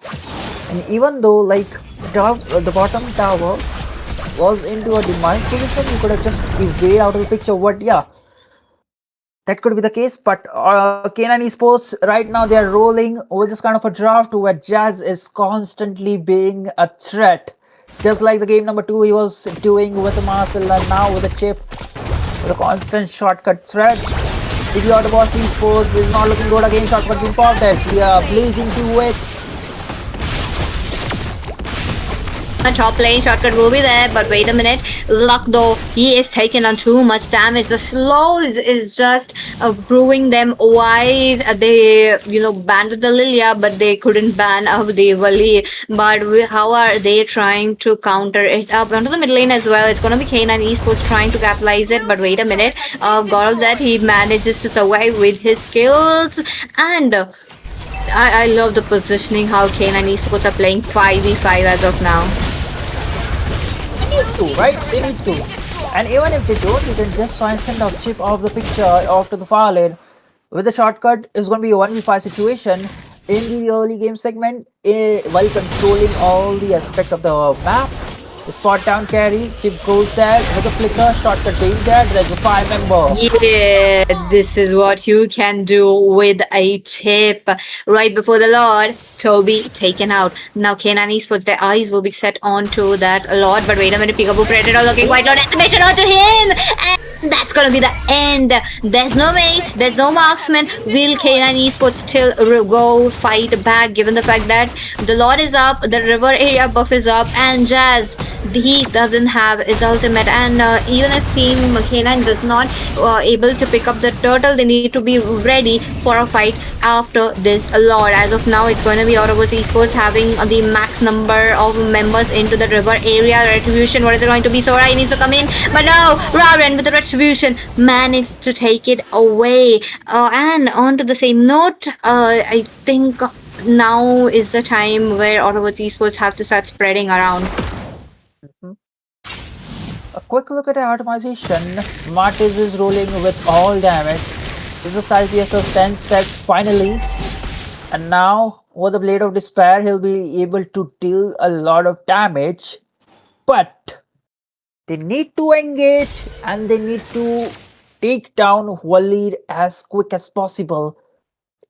Autobots esports, they have kind of a good route to revolve around Martis and give him a lot of kills, but K9 esports are being smart. They're not able, they're just waiting for the RWM to be used, and then that's the green signal that they go again. Oh, Silver might bring some trouble. AOT, long speed light will he barely survives.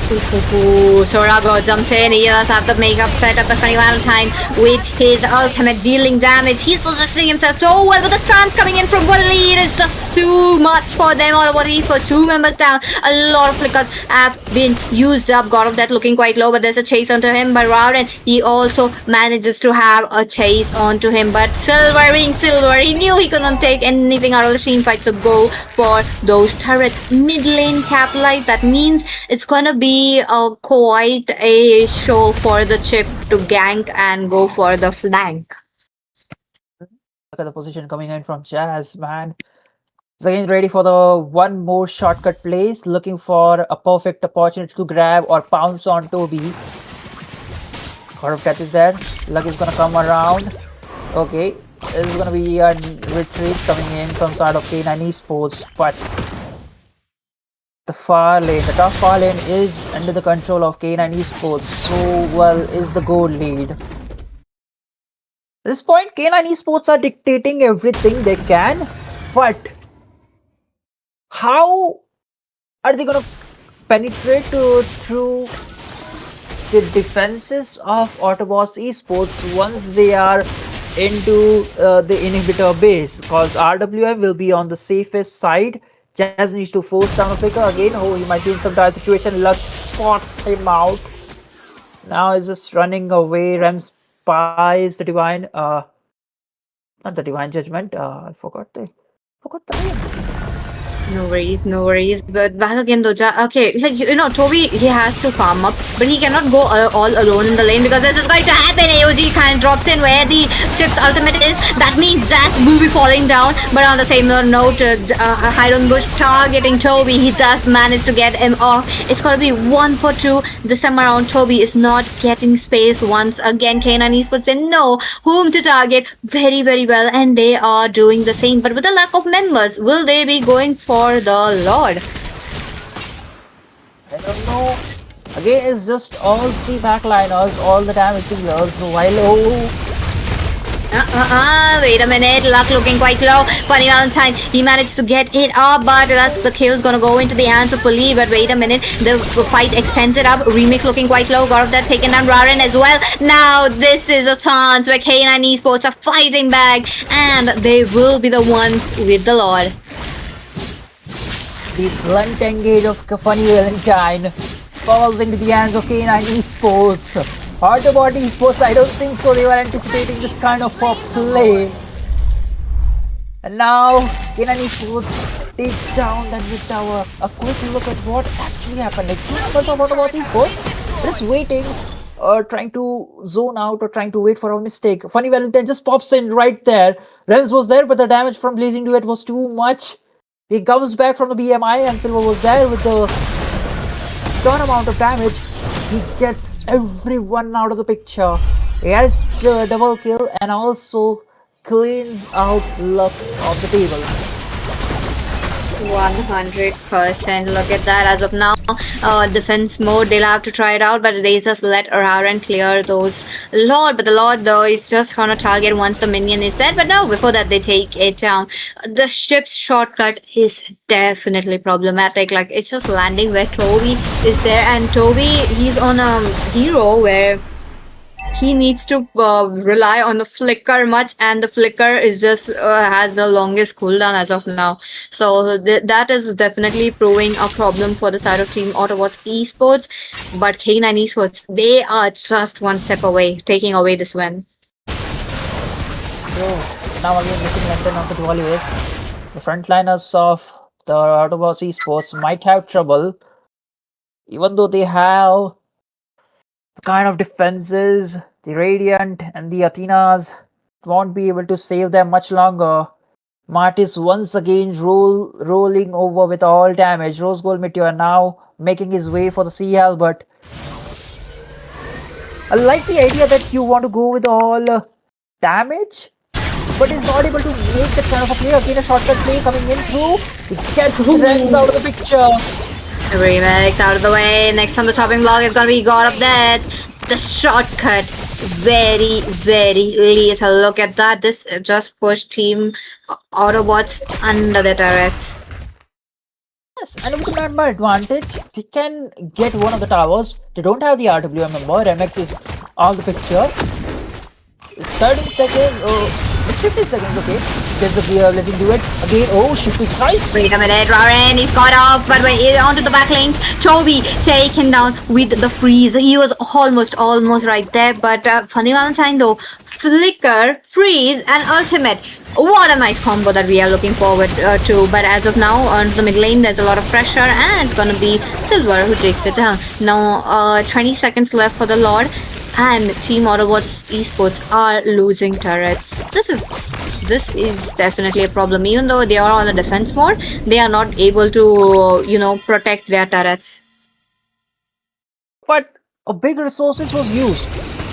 Funny Valentine made sure that carry was away so that they could just handle luck, and he was forced to use the to the defensive position. And now Kenny Sports could look forward for this third lord of the game. Where Solace uses it right in some bad situation, will be able to fall down. Yep. Raren, he's the one who's tanking it too much, while the Autobots team are not coming up for the backup this time around. They'll have to make sure to get that defense mode on, because losing members like that one by one will be very, very lethal. Now that the Lord's gonna jump in and the teammates, look at that, look at the positioning. They are all there, but at the same time, Autobots esports, they'll have to get ready for the Lord. They can have the all resources, even though Raren is the one who's making his way. Jazz, look at Toby for the shortcut play. There you go, but luck will be taken down. He was not able to pull the AOG. Lord's gone though, shortcut gone as well. Raren, he's the secondary tank rider. Solace comes in with his ultimate. He gets one, but onto the same note, Silver, he was tanking too much. Wait a minute, Toby with the wind of nature, he survives it up, but God of that goes in with the decimation. Funny Valentine looking quite low, and the crystal was wide open and capitalized K9 Esports for the win. God of Death actually playing with the death himself, managed to buy his time, but Funny Valentine alongside a Silver was there to make sure they prioritize the base. Once the minion was there, K9 Esports roll in the game number 3 as they managed to win this best of 3 series in a 2-1 fashion. Holy shit, what a series to witness, and with that, Silver for the MVP. 80% of team fight participation, while he did manage to complete up his items. There you go. Would love to see the results page as well. That's true. Man was doing each and every job with the Mountain Shocker, was trying to push once the team fight was won, and picking up all the bits of scrambles each around there. The objective was clear. They managed to zone down Martis into the early game. With that, the Skypiercer stack was not there, so no decimation plays, and also Chip was being a constant threat for the backliners. So it was kind of a zoning away, and also they got a lot of kills on the Toby into the early games as well. So that made the Trinity items coming on point quite a bit late. That gave K9 Esports a big advantage in this game number 3 to dictate this this game as they want. That's true. My goodness, 10 for 20 Autobots esports. The chip was definitely a problem, and especially to Toby, looks like Team K9 esports have cracked the code how to take down Autobots esports. Completely doing it very well right from the game number 2 and 3. And there you go. The score. This is going to be the result page, guys. Once again, looking at the head-to-head. Funny Valentine was actually doing a fabulous job, even though it was quite a 50-50 into the early game, into the laning phase in a 1v1 situation. But Jazz come into the picture, out of the tunnel, away from everyone's presence. He managed to gain a lot of position intel and also managed to shut down 2B 1 or 2 times early game as in the early game as well. And in the jungle, they did bait out Raren's Bakshia for the Marcel, and this time it turns out into their way. Just because of the one pick that K9 Esports did into the final pick, and that was the Wali. We had a confusion like how will he be able to pull it off with the range advantage that Remex had in his arsenal, because basically the RWM is all into the picture. You need to fight out of it, and the pick up a predator position was on point. He was always out of the RWM, throwing the flame balls onto the front lines of Autobots esports. Definitely, and I really loved how K9 Esports played it quite aggressively, not leaving any chance for Autobot Esports to retaliate as well. And the Chip was the first one to jump in with his ultimate that just allowed Sora to directly go into the back lanes, not by just using up his flicker or even his movement skills, but he's just been there onto the back lines, making sure the team doesn't have a chance. But there you go, once again, K9 Esports picking up the 3 out of 4 spots, and 2 goes into the hands of Silver. I really love how they love to take 2 spots at least, but highest damage and highest gold per minute, not any gold laner, but that's a jungler. So the YSS was executed perfectly. There's a reason why people say Silver YSS is no way stopping once he gets to the snowball effect, and that's what we saw. Raren being the highest damage taken, being the sandbag, is trying to soak up all the damage thrown apart from side of K9 Esports. The damage coming in from side of Autobots was lacking, as K9 Esports once again brutally chopped down side lanes. Carry was decimated 2 to 3 times in the early game, and also we saw how there was no stacks onto the Martis, and the early mistakes that the Martis did into the first turtle itself. He went so far off in terms of chasing hide and push. The flicker was forced. Once again, I'd like to highlight the showcase, because that was the turning point for the side of K9 Esports. They marked down, or basically it was a mistake coming in from your God of Death. He went down for the kill, but he was not able to do so. In trade-off, he got slain, and then from that point on, there was no stack of Skypiercer onto the Martis, which he needed in the early game to maintain his power spike, to maintain his domain up until to the late game. What a match that we have just witnessed, but the day does not end here. It's gonna be another series coming up, ladies and gentlemen, and I'm pretty sure you guys are waiting for that series, CRQ versus Gordel. Let's take a short break and we'll be right back. We've searched all this time for this. A place devoid of life. Devoid of any future.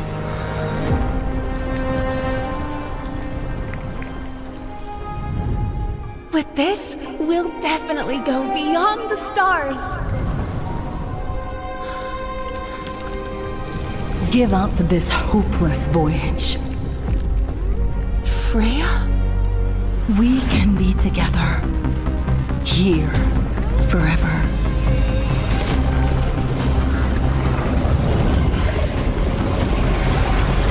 Don't leave. Stay here with me.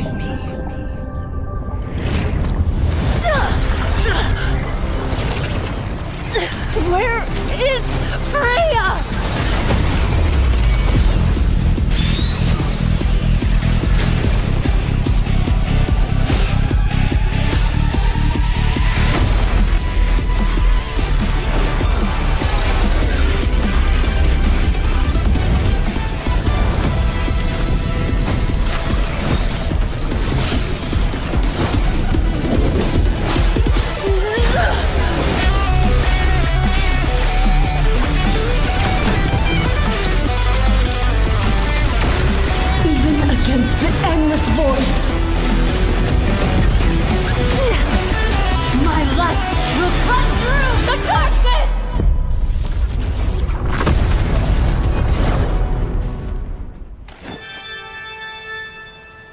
So, what shall my lens capture today?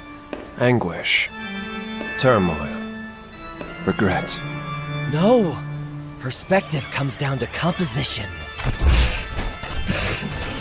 Only a photograph can capture unexpected beauty. I believe we found the answer. Allow me to introduce myself. I am Marcel, a photographer. And Clamar!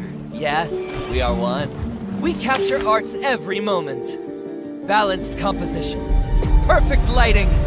Art at its finest. Despite the overflowing emotions, I still feel something is missing. Then look outward through my lens. Perhaps I need to look inward. A letter, sir. It's time to seek new inspiration.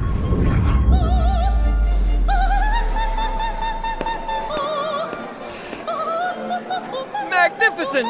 But it's not what you're after, right? My admiration has never been confined to what's on the surface.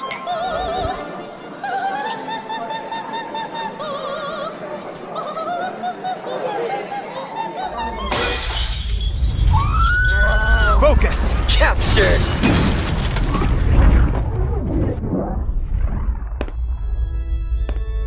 Perhaps art isn't about perfection. Sometimes, art is the unexpected. Who knew imperfection could create such beauty? It seems our hero has found a new interpretation of art. Amen. Art can be expressed in many forms, after all.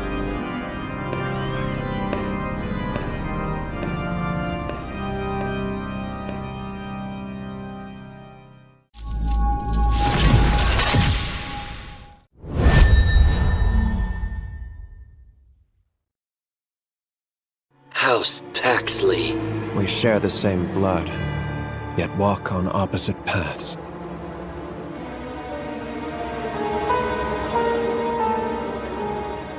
I don't mind leading the Paxleys from a rise to a fall.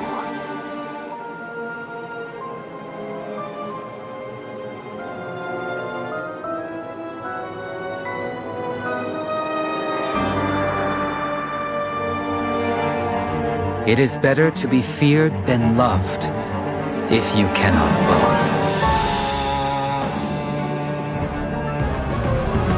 I'm bound by be it family or destiny.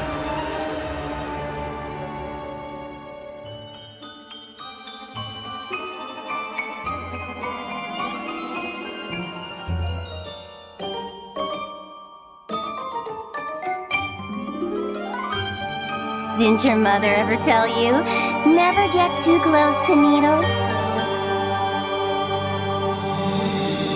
An artist's work is never finished.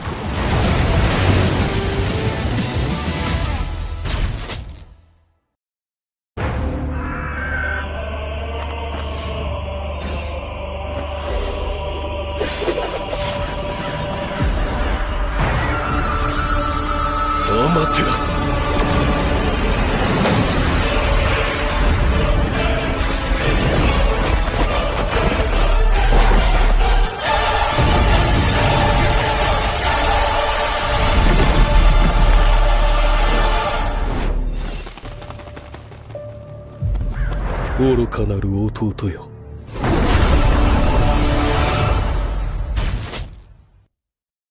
みんな渦巻きナルトが帰ってきたぞ。飛来神の術。俺ってば父ちゃんを越す火影になる。愚かなる弟よ。子供騙しか。アマテラス。行くぜ。これが俺たちの力だってばよ。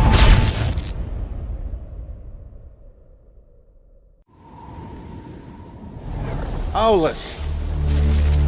The kid says demons have invaded the border. Owlus!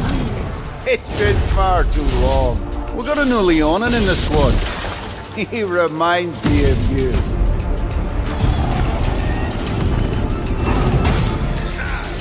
Hey, Owlus. That kid's grown a lot stronger.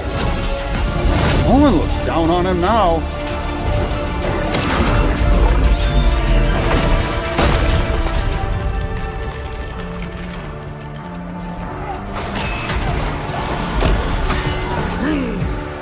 Hey, kid! Kid!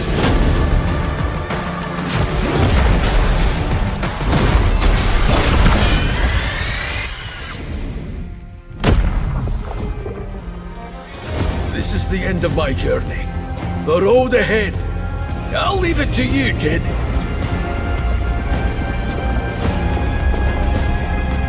I'm sure you'll be a great warrior. Call it in old Leonin's intuition.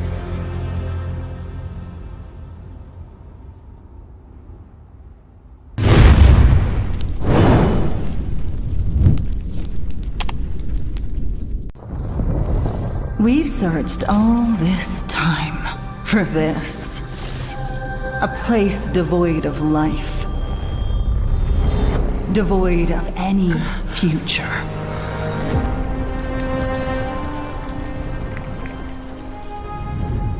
With this, we'll definitely go beyond the stars.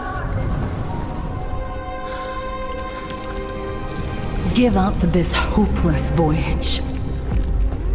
Freya? We can be together. Here. Forever.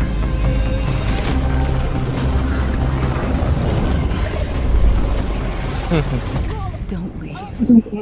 And with that, ladies and gentlemen, we are back with the Accession League 2026 right after the match between, of course, K9 Esports and Autobots, where it went to a third game, a very intense match, but I believe K9 obviously was able to come out on top and were able to get even more points to stay up at top 4. But obviously, it's going to be interesting if the next match will be something of an upset for the big top teams, or we might see, you know, the rising star of this tournament, which is of course Team Crux Requiem, will defeat Godlike instead. And with this, ladies and gentlemen, of course, welcome in back again. If you're here just now, it's obviously the day 6 of the round robin, basically finishing the leaderboard and the standings. And of course, to voice this game, gonna be myself, Freya, and by my side is gonna be a great analyst, Debbie. You already know her, so obviously let's just, you know, dive into the game pretty soon as the draft pops up. But until then, Debbie, what's up? How you doing?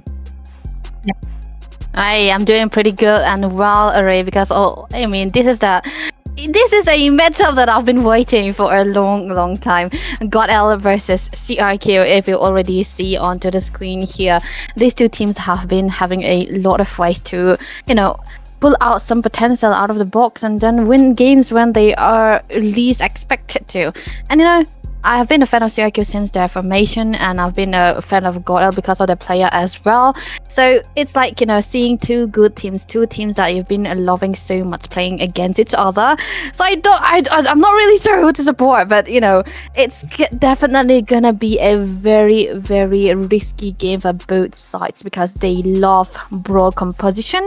They also love having a flex onto the gold lane as much as possible, because fighters and gold laners, I mean marksmen, they have been popular for these two teams. And I would expect to see a permanent Fanny ban throughout the whole series, considering both of the teams have a monster Fanny user in their side. Of course, I'd like to call him Vanny because, you know, Van plus Fanny, and on the other side we have Yahiko. Yeah, it's gonna be Banny instead because it's most likely gonna get banned out from either side because you don't want to handle a good Fanny. Yes, you can try to counter it with something, but most of the time in the early game you will get clapped, and you don't want that to happening, especially when you're contending for, of course, the top 4 at this round robin, because you got to qualify. After all, we're almost at the end. There's only one last day, so today can be also a make or break who stays at top 4 and who goes down. CRQ obviously once they gave away a win by default, unfortunately, but now they're climbing it back. They have the motivation, so let's see how they do against Godlike, obviously. So Debbie, obviously we talked about the fact that, you know, we both are big fan of these teams because of their players, because of their organization, because of people who lead them, but let's talk about their, you know, strategies, right? Let's look into the meta right now. Who do you think plays like the most crucial role in the meta according to you? You know, every lane in every season we have different, you know, in some seasons mid lane is very obvious the main thing. This season, what do you think is the one like trendy?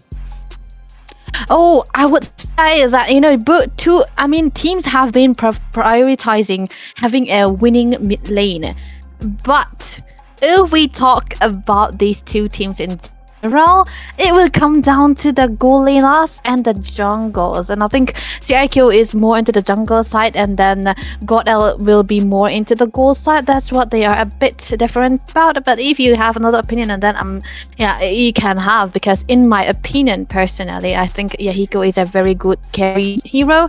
I mean, carry player. So I mean, not the hero carry, but the carry role. He should be the one. Action carry. He should be one playing the carry roles, and that's what I'm talking about here. So both of the teams, even though there's a lot of prioritization onto the having a winning mid side, these two teams have had different kind of style themselves. Even they can put a losing mid lane towards their side, but then again, if they have a good carry into the jungle or even the gold, they are very used to playing it that way. So they are, you know, kind of, you know, going against different ways to counter this meta in the matchup as well. So maybe we'll be seeing a different kind of competition that can come true for both of these sides. Yep, you're completely right about that, because I also believe, like you mentioned, obviously the trendy lane, but both of them obviously have, especially like the fact that you mentioned Yahiko, he's a carry, right? In the sense that he's not someone that is at all known for any form of utility. He will go for an assassin the moment he can. Obviously, if the fan is open, it's going to be auto locked, and even if the fan is not available, he will opt for an assassin immediately. And most of the time, even if the mid lane, just like you mentioned, they might play a mid lane that is into the losing lane. I saw Farsa, yes, she doesn't lose the lane, but of course she's someone that can be flanked very easily due to her being stationary, right? So despite that, Lancelot is still able to pick up the kills, even though I have seen them give away Zushin, Sora, and even a goddamn Freya. They still able to win it out because of the pressure that Yahiko alone creates by being that bounty hunter, making sure everybody gets a shutdown. And after that, the gold laner just picks it up, and that's definitely something that we've been seeing again and again. But of course, we cannot obviously leave away the efforts of the gold laner. Of course, there's Gonigon, right? So looking forward to that as well. Looking forward to actually the EXP versus EXP matchup too, because that one is also very interesting to me.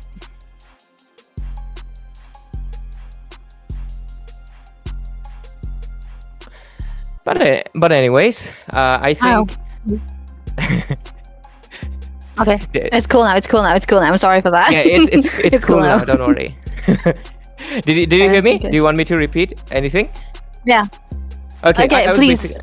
I'm sorry. No issues. Basically, I was mentioning about, you know, Yahiko is able to, you know, even handle like a Zushin in the mid lane, is able to always go towards the back line, create such a good flank and a pick off that really gives the Gonigon the opportunity. But of course, we cannot underestimate the other side. They have, of course, Bid, who is one of the literally top, you might consider him top 3, top 4, maybe even top 2 in your, you know, in your opinion. And he's definitely the one deserving. He can create moments and control not just the river, but in the team fights with the mages, that it is unbelievable. He's someone that has made the Eve and the Valentina work when it was not in the meta. So the fact that they're right now matching together is going to be a hell of a good, you know, series. That's basically what I said. So yeah, you can continue now.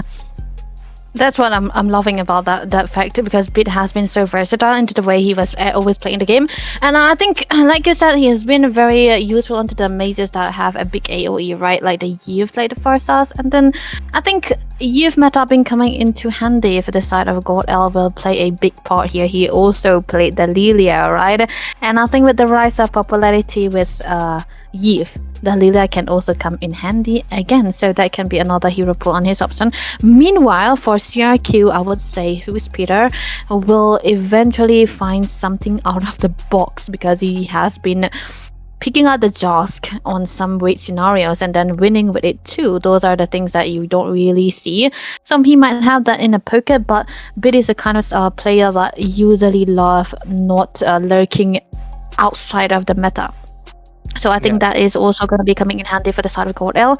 It's going to have to come down to the sets that they can make onto the mid side. I mean, yes, we did say that they have a good carry potential into the jungle for both of the sides, onto the go for both of the sides too. They have a good flexibility into the goal lane, because Gonigon, Fate, both of them can play a mean fighter into the marksmans, into the gold lane, or even the marksmans on top of that. So this is very, it's gonna be coming down to how well you know each other in this band. So let's see though. We'll head into the drafting already. Enough yapping for now. So let's see. Ray, Harley, and like you said, Fanny banned away by God L. Mandatory. It has to be mandatory. We might see. Yep, there we go. All the top 3 meta heroes, the Zushin, the Sora, the Freya, will remain open like I expected. These two teams don't give a damn about that meta, because what they care about is to making sure counter. And tonight, this looks like a fated matchup, pun intended, because we have Fate, whose hand has been clipped out, which is pretty funny, and he immediately picks up the Freya. I mean, his name starts with F, so maybe pick up the Freya as well. And on the other side, as you expect, CRQ picks up the Zushin and the Suyo immediately, still bargaining on that Sora. I think I have an idea why they have to prioritize a Suyo Red 2 here, because most of the time when you see the jungles being banned away after line by line, after each and every band, it's very important that you want to prioritize onto the jungle hero first, onto that first phase, so that it doesn't get banned away. And the Suyo, even though it has been said that the magic damage has been very weak against, he's very weak against those magic damage, I think it's fine, because the Harley is already banned away. But God L though, I mean, talking about the Jushin here, I think the Jushin is a good soft counter for the even though he can dive, but look at the Sora and the Yi Shinshin, but direct reply. Valentina, of course. We're going to be getting a Valentina EXP. Man, I've been looking forward to this matchup, honestly, now that we're seeing it on action. Like, to see these 3 heroes that are basically 90% banned this whole tournament. I mean, till top 16, you would not see any of these heroes open. Even top 8, I would say, we did not see like the Freya, Sora, and the Zushin pop out, especially the Zushin. She was picked out once or twice at maximum, because nobody wants to play against her. But CRQ have done it, and so have Godlike. So they're doing it again, and they're considering both of the teams know how to play against each other. This might be, both of them going punch on punch each other, and it's going to be all up in each other's neck and throat, grabbing by each other with a lot of aggression. We might see a lot of brawl. Like you mentioned, I think there should be brawl, considering how we are picking these hyper heroes. These are all heroes that are exceptionally well solo. They can handle themselves alone. They're monsters once farmed, all of these 3 heroes. So looks like we're going to be having a very entertaining and fast-paced match. I hope it's not brawl after brawl. I don't want to lose my voice tomorrow. I mean, I sure hope, man. I sure hope it's a brawl, unlike you. Because I really love when God L go for the brawl, because that is their style, man. Come on, that's how they love playing, and especially now that Fate is onto the fighter, I think they will surely go for the brawl. But then look at the draft here so far. God L, they banned away the Khalid. That's a very good hero into the early phases. You want to take it away, because we talked about the mid prior, right? You want to have a good winning mid matchup. And the Very Khalid strong really wave provides clear. that. Yeah, very strong wave clear. And if you pair it together with the Zeusyn, that's a definite win into the mid side already. So God they have to move it away. And Hylos and the Glue very understandable. I think the Hylos is a hero that you usually want to ban depending on the situation. And I think they want to ban it away because they want to go for those high-paced brawl. The Hylos kind of negates everything, right? And that is Great mainly, point. Yeah. I think that is also one of the reasons why they did it. But then 2 minutes onto the side of Cox Requiem. I haven't seen 27 play Valentina, honestly speaking, but I hope it works well for them. But look at that Grok for Rudius. They just want to fight, man. Exactly. Great point you mentioned, by the way. That's why I mentioned you're such a good analyst, because I honestly wondering why. Yeah, that's a great point, Debbie, because I was wondering why the Hylos. They could have picked up the Hylos for themselves to combine with the Zeusyn. Yes, it's a very standard matchup, right? It's nothing special, but it works. I like the fact that you mentioned that, because yes, having the Hylos would mean if Godlight picked it up, retreating or Godlike would retreat faster. It makes it hard, especially when you are facing against a Hylos, because of course the glue is pathway. Really great point right there. So that ban is really, really heavy powerful. But Godlike immediately, like, I think this is just screams brawl, bro. Like, because come on. A killbox composition, the most obvious killbox composition coming in from the side of God. Like, there is nothing else. So let's see what CRQ responds with right now. And it looks like we don't have 27, we have Kyra. Wait, did he really do it? Kyra, I thought it was... Oh, okay. So that means that... Yeah, everything I said might eventually bite me in the back, man. Kyra... Wait, who's gonna go XP now? No 27, so Kyra is a goal laner actually, but then... Maybe he's gonna have to pull out something out here. But look at that last pick onto the clock that was completely left open. I mean, Fate might be eventually having a good winning lane, but then when it comes down to the team fights, I think Beat might eventually struggle with the presence of the Eve. But yeah, we'll see, because I honestly don't like the Claude here. Because since in Freya, he really suffers against these two combinations.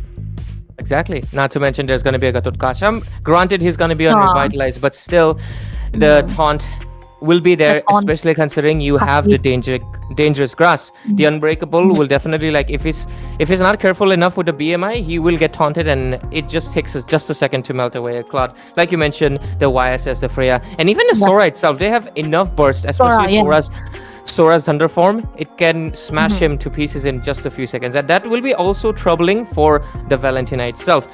A lot of people, actually, the reason I feel like they're not able to counter the Sora with the Valentina, because they forget that Sora switches the forms fast, and the damage form can basically take out the Valentina themselves when she's on cooldown. That is something that they will have to definitely keep on mind. But with the dangerous grass map, things can happen at any second. There can be any team fight at any point of the map. You never know who's hiding where, so you gotta tread your steps very carefully, like you're walking through a swamp with a lot of gators. Gators. Maybe it's Florida after all. CRQ. I think they're putting I can't tell if Kyra is gonna be going gold lane, or is it gonna be Gonigon going into the XP. I don't understand, but whoever it is, the Clot will definitely have to do so much work. We'll see now, yeah. Gonigon onto the... Kyra is mid lane. What? Who is Peter? Rome? Rudius EXP? Oh my goodness. Wait, this must be a mistake, isn't it? No, it's Gonigon jungle. Yahiko wants to go lane tonight.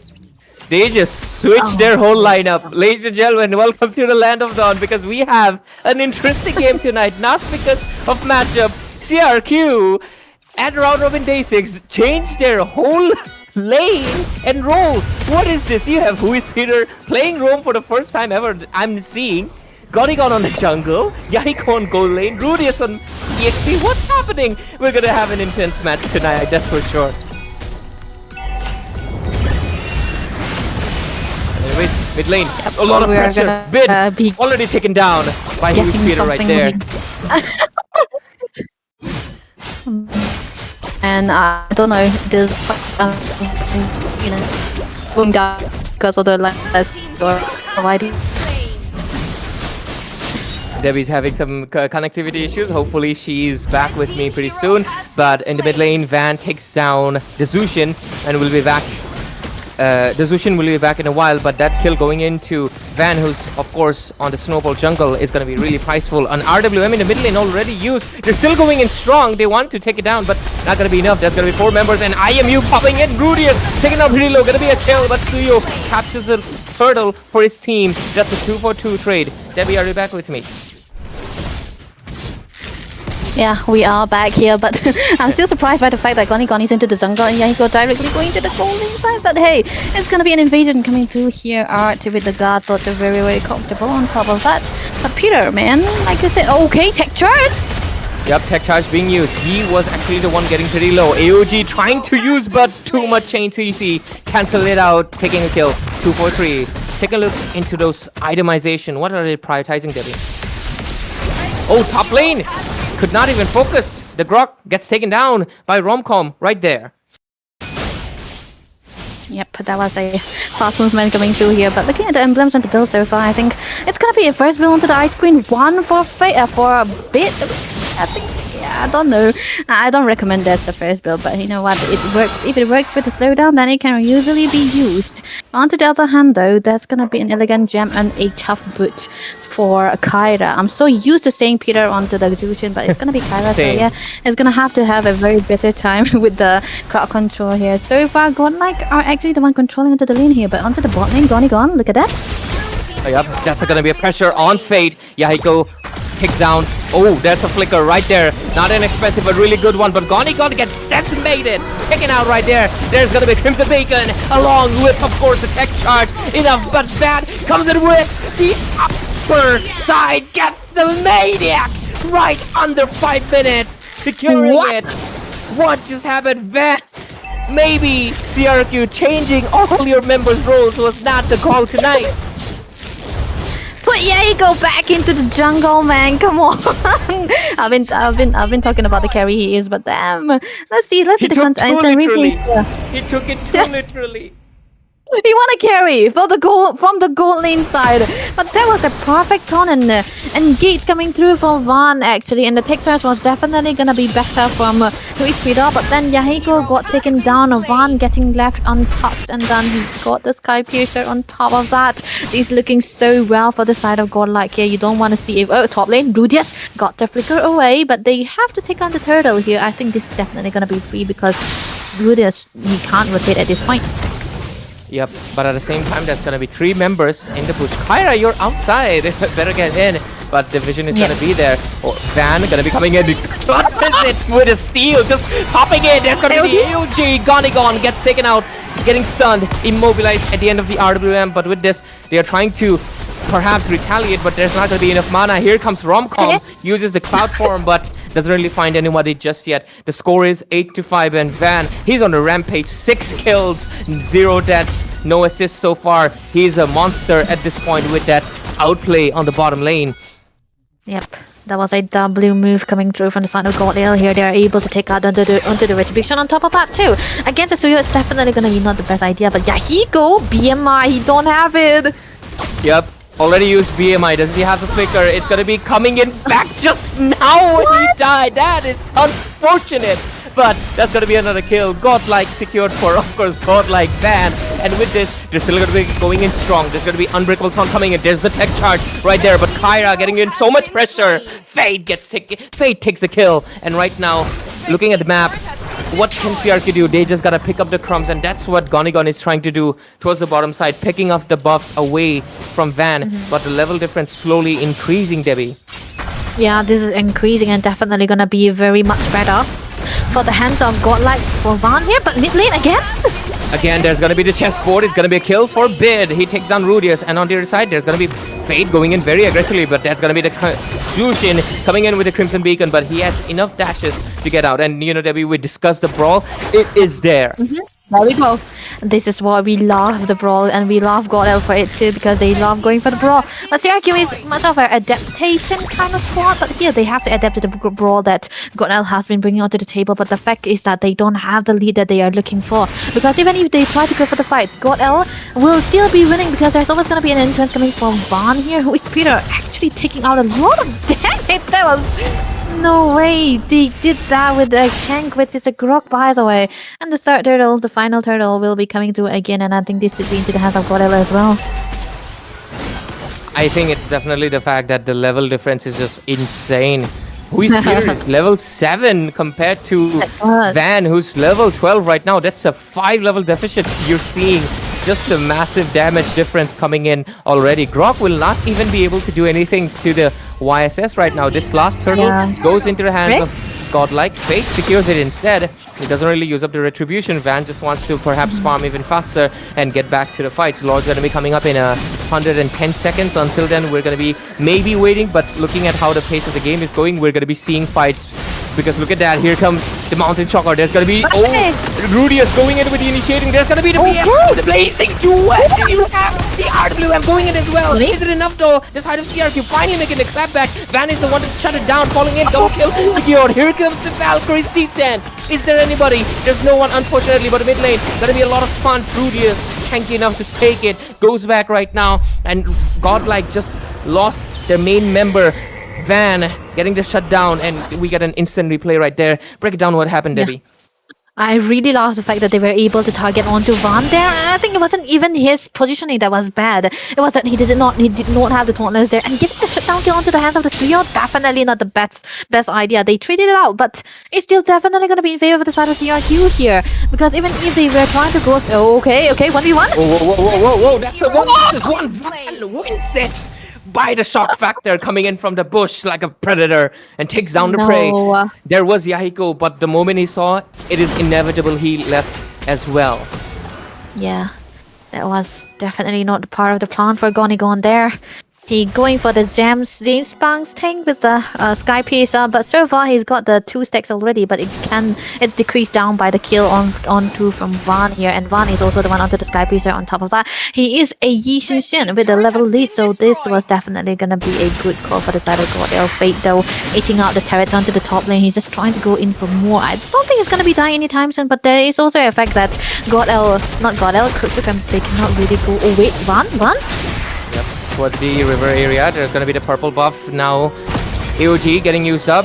Art might be getting caught in a little bit of a fray right there. There's gonna be the engage popping in. So many resources. There's gonna be the chessboard. Van takes the kill onto Rudius. They're looking for a little bit more, but Fate, who gets caught out a little bit too deep in the enemy territories, gets taken out as well. And with this, by the looks of it, both of them going for a 1-for-1 trade. Might maybe go for the Lord. Let's see what happens. But CRQ, you gotta look towards the top lane of your side. You know, the game wasn't supposed to look this good for CRQ here. The fact that into the early stages of the game, Yi Shin Van was able to get a good kill, right? A Maniac and on top of that, and this kind of stopped everything from happening for their side here. But then, one fight was all it takes. The shutdown kill onto Van, he got 55 seconds to the Sky Piercer already. They need to shut him down again the second time. But that kind of gave them a bit of a goal lead into the hands of Gonigon, and he's got the items already. Still, they cannot go for the fights. They should send Yahiko onto the top lane, trying to clear it out so that they will be able to get our compensation, give away this Lord on top of that. This is only the way they can play. But look at the Gonigon! What? Oh my goodness, Gonigon does get taken down, but he makes the play, takes out a Lord for him staying. But look at that insane brawl happening with so many resources getting thrown toward the side of CRQ. That's gonna be 4 members down in immediate. But at the same time, Yahiko on the other side gonna be able to take down a turret. Lord's gonna be coming up, but there is a holy shield, so the Lord will get defended. No, the shield actually popped up by the minion that he cleared. Really good call, and he's gonna be going in back right now to defend the base. Despite losing 4 members, CRQ still comes out on top. I forgot this was in there for a split second right there, man. I was actually trying to focus on how they can, you know, go for the discipline route, but then CRQ were like, you know what, this is the day that I'm gonna make you so wrong with the way you're analyzing the games. But then, yeah, Gonigon happened there, got a kill onto the Lord, but they did lose onto a lot of members. But then, mid lane, wait. Mid lane gonna be the pressure right there. There's gonna be the tech charge. AOG used up as well. Both of the tanks use it up, but at the same time, let's see. There's gonna be the Crimson Beacon popping in. Gonna be lifting it up. Rudius right there in towards the bush. Perhaps I was looking for a target. Does not find it for now. But the 12 minutes are up, ladies and gentlemen. So that means one thing. No more Holy Shields and no more defensive turrets. That means the Lord will go straight towards the inhibitor. Let's take a look into the builds, Debbie. Yeah, it's a direct BOD for Mr. Gonigon there. I mean, he's so used to playing out damage into the gold lane side that he's definitely gonna try to go for a damage onto the CEO as well. No War X, he's completely ignoring that. And I think it's very understandable because the BOD plus the Sky Piercer is a very disgusting combination. You know, the lower your HP is, the more damage you're gonna be dealing. Nothing really work about Van. It's gonna be onto the run here, but still, he's the one ahead onto the goal. He have a lot of itemization on his kit already, but one thing for sure, bid, brute force bid, but look at the tech charge. Yep, tech charge popping in as well as Romcom comes in with the clouds and the roars. There's going to be two back-to-back with the IMU as well. AOG into the backside, RWM, but Rudius will fall. There's going to be a double kill. Can we make it a triple? Wow. Yes, we do. Van goes in for back-to-back triple kills. Could be the Maniac, but Ascension will be able to retreat. That's 3 members down. The jungler and the mid lane going to be staying up, but will they be able to defend? Look at the lane sinks. So incredible. Minions rushing in every place. Minions going to be popping in on the inhibitor, putting in the pressure. It's going to get melted away. Immediate art towards the top. Bottom side, Faith. All the inhibitors will fall for the side of CRQ. And with this, it's looking grim. Bo, look at that. He wants to pull in Ascension. Could not do it. But oh, look at Van, so aggressive. But that might be, you might be paying a price. Shut down, that was a blunder. Right now the jungler is down, and with this, the RW is going to be on the place. But oh, the tech charge doesn't out with the flicker. Romcom going to be the perhaps the scapegoat. And yes, indeed, they lose 2 of their members. But at the same time, the minions are rushing in towards the base. They have to defend with 1 person while the rest go for the Lord. That could be a massive blunder for Van going in so deep inside the base. I mean, I do understand the fact that he have a lot of gold into his hands, but constantly giving a shutdown kill into the hands of CRQ is definitely not the best idea.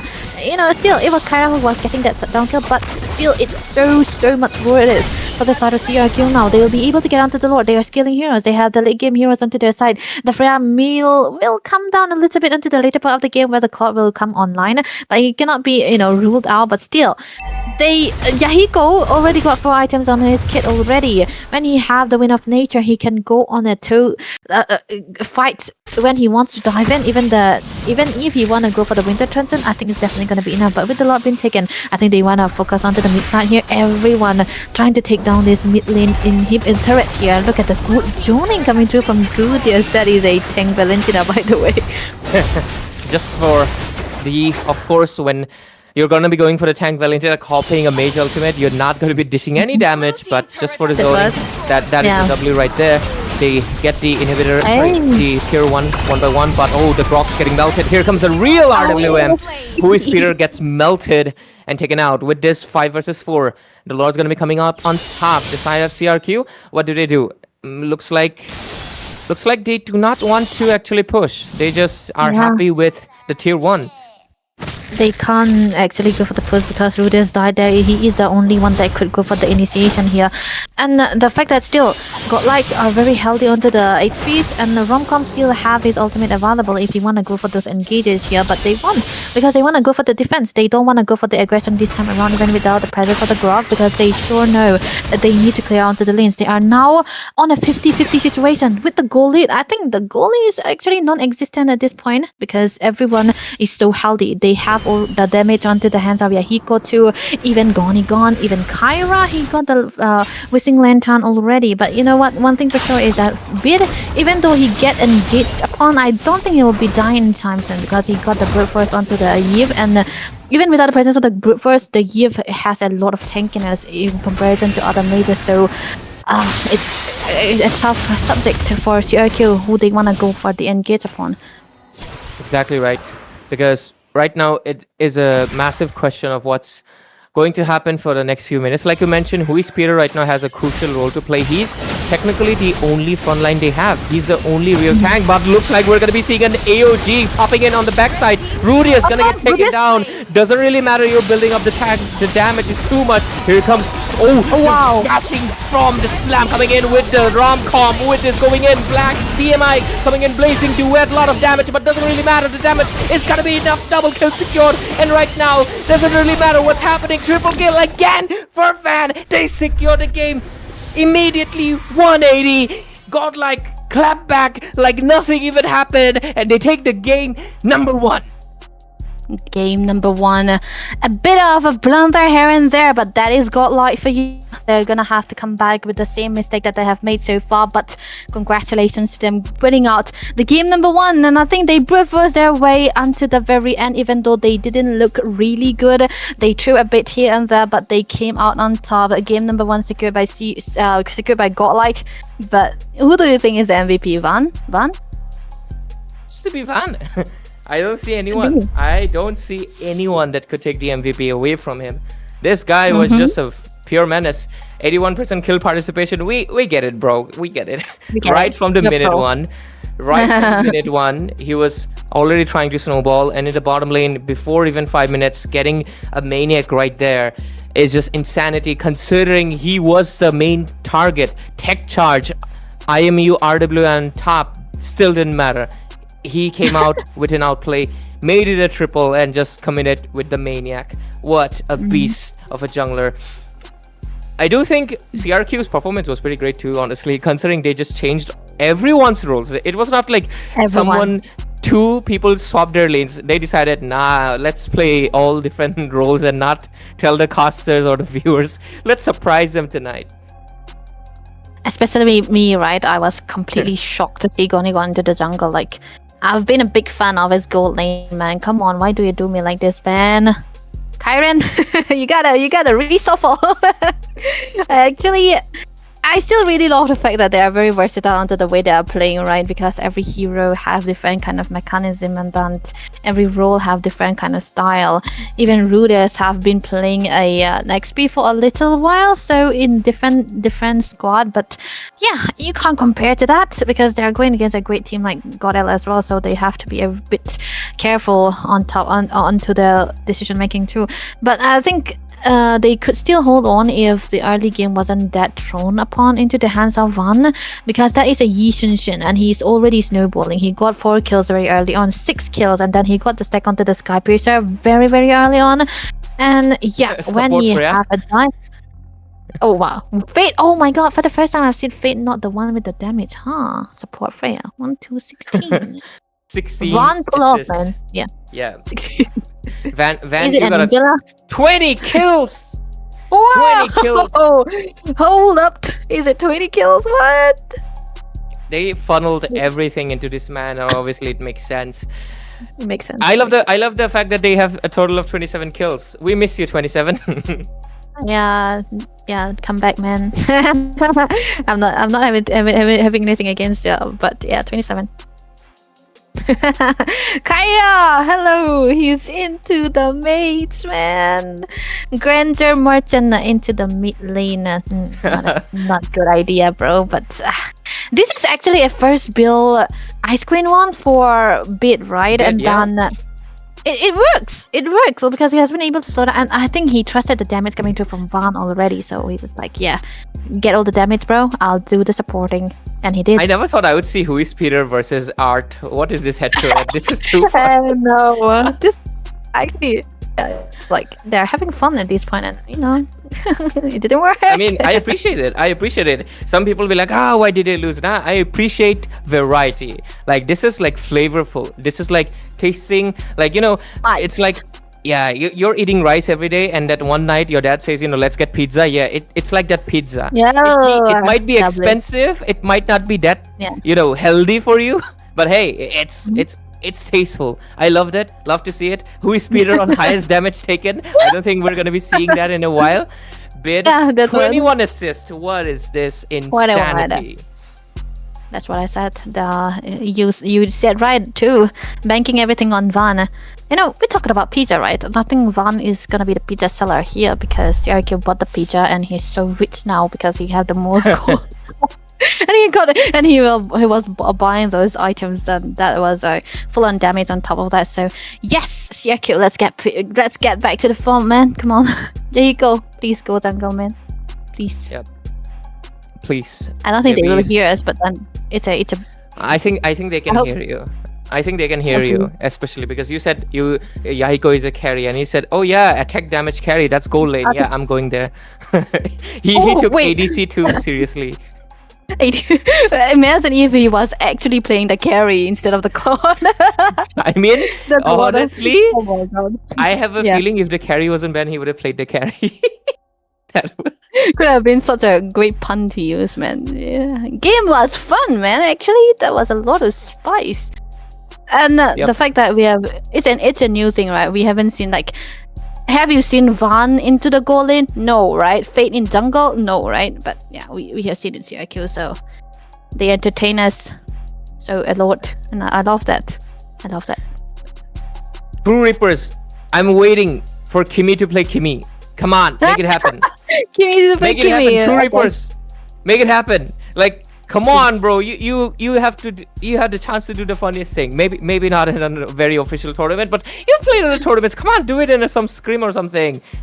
Come on, make it a clip. I'm just waiting to see it. Kimmy on the Kimmy. Imagine Kimmy Square. Kimmy Square. Kimmy on the Kimmy is okay. You see, the thing is, have you seen a Jushin roam? I have. Have you? Zushin, Not in I mean, not to brag, but I have done it. Obviously, I wonder why. I wonder why. Not like my background tells you anything, right? Yeah, it's like it's not that we don't know. Yeah, it's fine. Yeah. But there we go. We have the draft, and this is gonna be Flying Cloud. This map is obviously considered not that useful because it doesn't really provide any rotational advantage other than the mid laner getting fast back to their lane, basically, because mid lane is the shortest. You're going to be reaching your turret the fastest to clear out. It will help in the early game. It's mostly just because of that. Other than that, it doesn't really provide anything like the dangerous grass or the broken walls. So let's see how do they this is going to be a normal match. Last time I feel like Van really used the bushes to the maximum potential, but this time there's going to be less bushes. So CRQ, are you going to be still, is this maybe your new role thing, or are you going to be giving us, the standard? Gonegon going to be going back to his lane, Kyra will be going to the goal lane, stuff like that. I don't want to see another Hui Spear head to head against Art. It doesn't feel right. It feels eerie, uncanny. Uncanny. And then Van versus Yahiko. That's what I want to see too. Harley has been a very consistent ban against CRQ. That's kind of a note. And the box, I don't think. Yeah, wait, Fanny's open. Okay. Fanny's open. I don't. Wait. Okay. Are we a bit too delusional if they're gonna first pick the Fanny? I don't think they will, right? I don't think so. I mean, they won't, right? I mean, first pick Fanny, who does that, right? It's such a noob move. Like, everybody knows you don't first pick the Fanny, right? CRQ. We don't. Come on. You're supposed to not pick the first pick the Fanny, It's really bad. What are they gonna do? The Phobius is still there though. The Phobius is still there. Why giving so much suspense? Come on. No. Valen. Okay. They're kind of... Wait, they banned the Sora, they took the Valen again. If Kyra is gonna play mid lane, Valentina, that's a bit of an aggressive hero. I haven't seen him onto the mid lane, I always see him go, so... Got like though. They also have a Fanny user. Let's see. Yeah, there we go. Wow. W Van doesn't wait. Van doesn't wait. Van doesn't wait for the ban, and he's just gonna lock on the Fanny. So we're gonna be seeing this man looking for a snowball and the cables again. The question would be, what does CRQ respond with? Maybe tonight we might see a Fanny being countered, especially in the hands of Van, or maybe not, if we see the roles have been swapped again. But for now, I mean, there's no telling, right, what's gonna happen. What is this? A Valir priority? Like, so early? Too early. A little bit too early. Batman. I don't know. I was actually thinking maybe they still would wanna go for a Zaytian or even a Kiev, even if there is a Valentina, because that's kind of a comfort. But look at that Cho plus Valentina. This is a very sick mid lane combination, mid lane duo already, huh? And the CC on top of that. There's no... Okay. Fine, I think the Cho got to be a pick because of the presence of the Fanny. But will it be enough? Only the Cho. It's the question here. And got like Harriet. Okay, they got to ban the... Yeah, they got to ban either the Ascension or the Phobius, right? For what else? it's surprising. Like, I honestly was expecting a Phoebus will show up right now. There's already a chart. You have that's enough what- dashes. Yeah, You have enough dashes. yeah. Phoebus already set. And if anything, if Yahiko does play the jungle again, he's going to be obviously playing up a dash hero as well. So really surprising. And what is this Fredrin ban? You have the Valir already, which is the natural counter. So not exactly sure. You should actually be giving them the space to pick up the Fredrin instead. So Yeah. you counter it. So a few questionable bans. And I mean, Harriet is not a bad pick. Just that Phoebus was better, honestly, to prioritize. Because right now, I believe CRQ should ban out the Phoebus. But hey, if the last game's any, sign, we might see something really different instead. I don't know. I hate. Yeah, man. I don't know. I mean, if you are going against a Baksha or a Fredrin, it's very understandable, but you're banning away the 2 heroes already, so why not go for another AoE so that the Fanny can go for the combination? Because you see, right, Fanny and J10 combination has been so much of a priority here these days. It's so good. And the J10 was still there. That's why I was kind of suspecting a J10 to come true or not the Valyrian. But yeah, let's see the bans though. After the Fredrin ban, it's for Godel, right? They can still pick up the Phoebus if they want, so they can not ban it. The Valentina... Okay, CC is still a... I think they can ban the Yi Xunshin, but they still decided to go for the ban onto the Moskov. Okay, this should be for the Fanny, right? Because other than this hero, there's nothing that can stop the Fanny here in their lane. Exactly. The Moskov is the main threat. Looks like CRQ going to be going with the same second phase bans as the last game, the Glue and the High Loss. I'm actually surprised. You know, the Valir is kind of still confusing to me. I get it. Bid is like the control freak and not in real life, obviously. He's a very chill guy. But in game, he's a control freak. He likes the mages that have more control into team fights. But the Valir could have been, honestly, last pick. They could have had the Phoebus early on. They are kind of lucky, or to be saying, like, CRQ still are giving away the Phoebus, because I do believe the Phoebus would have been really perfect in this game. But hey, let's not fixate on it. Let's move on and see what they're going to be cooking. Kalia is still open, and so is the chip for Art. I think both of them do not exactly synergize with the Fanny, but to be fair, right now the Fanny's job, come in, do cleanup, go back. Arlott. Oh my god. If CRQ don't go for the Arlott here, I don't know. I'm gonna quit. I'm joking. I'm not gonna. Still, the Khalid is available. Juicy, man. Come on. Yeah, that's what. It looks so good. Or I got like baiting the Phoebus at this point because. Yeah, like this feels like a taunt. Like go ahead. A taunt. Look go at ahead. Take a Phoebus. The amount of dash that we have. Dash heroes. Yeah, we have 3 dash heroes. Phoebus is not gonna be touching the air until tomorrow. Yeah. But unfortunately. But if they, Phoebus. Ascension, right? They have to wait. Never mind. Lancelot. Yep, Yahiko has done it before. I've seen. It's pretty amazing, but that's granting Yahiko. And there we go. They get the YSS as well. Oh man, they don't have enough damage.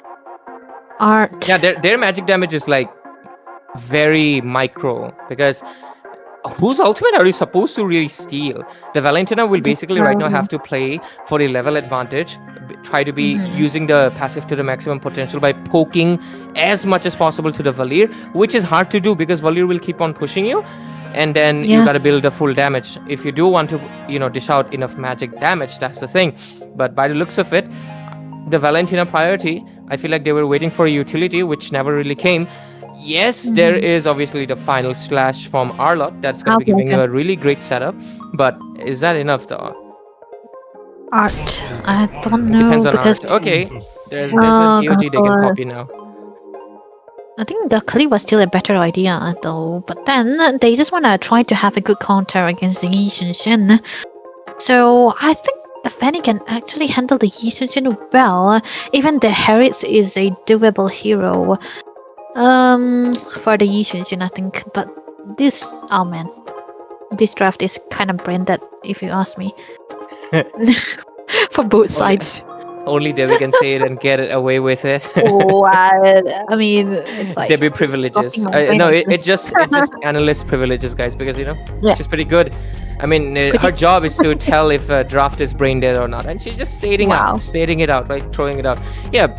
this draft does feel like everybody's trying to do their kind of their own thing rather than trying to, you know, have any form of synergy, because Herod doesn't really have anybody to synergize with except for maybe the Gatot Kacha, but Gatot Kacha is a generalist support. He works with anyone, doesn't really matter. Anyone. It's the best, right? It's gonna be good against a Lancelot. Whenever he uses up the skill, you can go with the Unbreakable Taunt. Obviously, it is good for the setups as well. It can also impact, especially the fact that there's a CC, there's a Chow. Both of them are very melee range. Gatot Kacha will capitalize on that very well. But let's see. Last switch up. What is it going to be? Yahiko on what? Huh? Please, God. Oh my God. It's okay, man. It's okay. It's gone. He can pull up the Lancelot. I've seen him play rank with the Lancelot, but... What is this, Circle? Hello? What is happening generally? But anyways, dear audience, welcome back to the Land of Dawn. We're already going to be seeing some action. Of course, we're back in. Godlike already has the lead. And again, CRQ with the lane switch for the second time. They're not playing everyone again. Oh my goodness. Rudius is gold, right? Okay, that was a retribution used from Gonigon, but yeah. Debbie, what is happening? Except for Gonigon, again, everybody's off lanes. Kyra's on Rome. Who is Peter is on EXP. YSS, that's on Rudius. Yahiko is the mid lane. What is happening? No. Oh my goodness. I cannot cast What is seriously. happening, man? Debbie, break it down, analyze. Wait, you're putting me in a spot which I hate to do. But hey, one thing for sure is that I can make sense of the Arlott pick here, right? Because it's good against the CC, which is who is Peter, by the way. Not Cecilian, but CC, and who is Peter on the CC. I think Yahiko mid lane. I think the rotation is definitely going to be similar here this time around. But then again, with the Lancelot in combination, I think Bit might eventually have a hard time against the Lancelot here. Kyra decided to go for the Troll's Room. That's going to be a knock-up. Look at the Fanny though. Yeah, great final slash coming in. Doesn't really connect, unfortunately. They dash away right there. What? Yahiko copied Fanny's finals. Yahiko, if you could have just played Fanny. You could have just played Fanny. Why are you copying? He used it on a buff. Oh my goodness. Oh my goodness. Okay, this is like getting onto my last blood vessel, but onto the voting lane here. I think Fate finally this time around will be on a damage dealer that is going to be into the magic side here, which is a winning side for him because Rudius, that's a Yi Shin, right? And the Harriet does so much better into the lane against the Yi Shin because of the magic damage that he has so far right now. And I think both of the sides going to be supposed to be a winning lane for Godel here. They are going to be focusing a bit onto the mid side, which is definitely going to be better for the side of CRQ right now. But the turtle stolen by Vaughn is definitely going to be giving the side lanes a bit of a momentum here, and a goal lead on top of that. You have the blue buff, he might try to go for those engages so far, but the value doesn't really make sense still. Not yet anyway. Exactly. But anyways, by the looks of this, let's see. Fanny coming in with the cutthroat. Not enough damage though. Van, what happened? You missed out the cables. Maybe Yahiko's taking some of the, energy away, the aura, with the Valentina, with the IMU. Oh, okay, I see. I have analyzed it. He's playing Valentina because Valentina's ultimate is called IMU. And he's playing against Fanny, so he's saying he's Fanny. Yay, guys, I figured it out. Without the cables on top of that, but hey, bot lane though. Yeah, bottom lane, Rudius gets a lot of pressure, but he will be able to retreat. A kick away from the team, just to make sure that Rudius is going to be safe. Kyra will take a recall back. There's going to be the turtle coming in. By the looks of it, I mean, not to say the obvious, obviously, with so much rapid role changes. Okay, wait, first blood only at 411. Okay, that was also kind of impressive that CRQ were able to keep it up. But anyways, the purple buff is going to be a goner. Gonigon won't get his buff, that's gone. And with this, the turtle is going to be up. Most likely, by the looks of the macro, I think the side of Godlike will take it. Rudius doing his absolute best. Will he be able to make it enough? Yes, he does! Oh my goodness! Okay. Rudius might be saying, hey, I might be better off at the goal lane right now, but jokes aside, AOG going to be coming up on bottom side. He has already recalled. Art does not catch him out, but the turtle's going to be starting in. Gonigon looking for maybe an anger to go for a puncture, but the turtle kind of resets, jukes a little bit. Here's gonna be the final slash, a beautiful one coming in from Romcom, going in for a little bit more. Wow. Peter gets second down, that's a double kill. He's looking in for a little bit more. That's gonna be 3 members down from the side of CRQ, and with this, the turtle is left untouched. They're going to be just stealing away the resources and putting in the pressure in the mid lane while Rudius goes towards the top lane. I think this, I kind of do you remember the fact that people usually use the Arlott when they play against the Lancelot? And I think that is something God Elber is trying to do here, right? And it worked. The perfect final slash coming through from Romcom, and he is on a tanky emblem as well on top of that, so he'll be able to sustain a lot more. But still, onto the mid side, there's gonna be the turret already destroyed in the bottom lane as well. One thing I would like to mention is that Fate, never mind, there's an engage mid lane. Yep, AOG used up with the mountain shocker. There's gonna be the Fanny coming in for the back line, coming in with the flank. He doesn't really find anybody. What happened? Van gets taken down instead, mid-air in the cables. He was not even locked in. He just gets taken out by the crossfire of coming in from the side of CRQ. The teamfight's still gonna be going in though. Ramco looking for an angle. There comes the final slash, but he gets confused by Yahaiko's skill, but look at him coming in with the flicker, goes in for a killing spree. On the other side, Lancelot gets stunned right there from the Valir, still able to shing out of the danger, but not enough. The burn is going to be able to take him down. Bid gets a kill. There's going to be the flying cow coming in. The Chow, is he going to be able to connect a kick? Yes, he does. He takes down Bid due to the curtain call as well. Kyra taking a lot of damage. Final slash used just to take on the minions, and with this they're going to be taking a little bit of a step back. The next Lord coming up in just a minute, and so far CRQ have not been able to really take a single one. Yeah, it's kind of sad to see that the Lancelot is the one actually getting bullied by the Valir instead of the other way around, which you usually want to do, because the Valir is very weak against heroes that are assassins, and a high DES hero like the Lancelot should be the one having the better time here. But I think we got to blame it on the fact that his buff has been stolen consistently and he hasn't been able to have the farming that he's required. He's level 8, but look at the kick, Kyra. Beautiful kick coming in, and Yahaiko pulls him with his IMU final slash, giving it a shutdown. Top lane though, Van gets a kill onto Rudius. Honestly, I'll just believe that CRQ is... but anyways, on the other side, there's going to be a team fight still going on for Kyra. He's going to be going in back for now.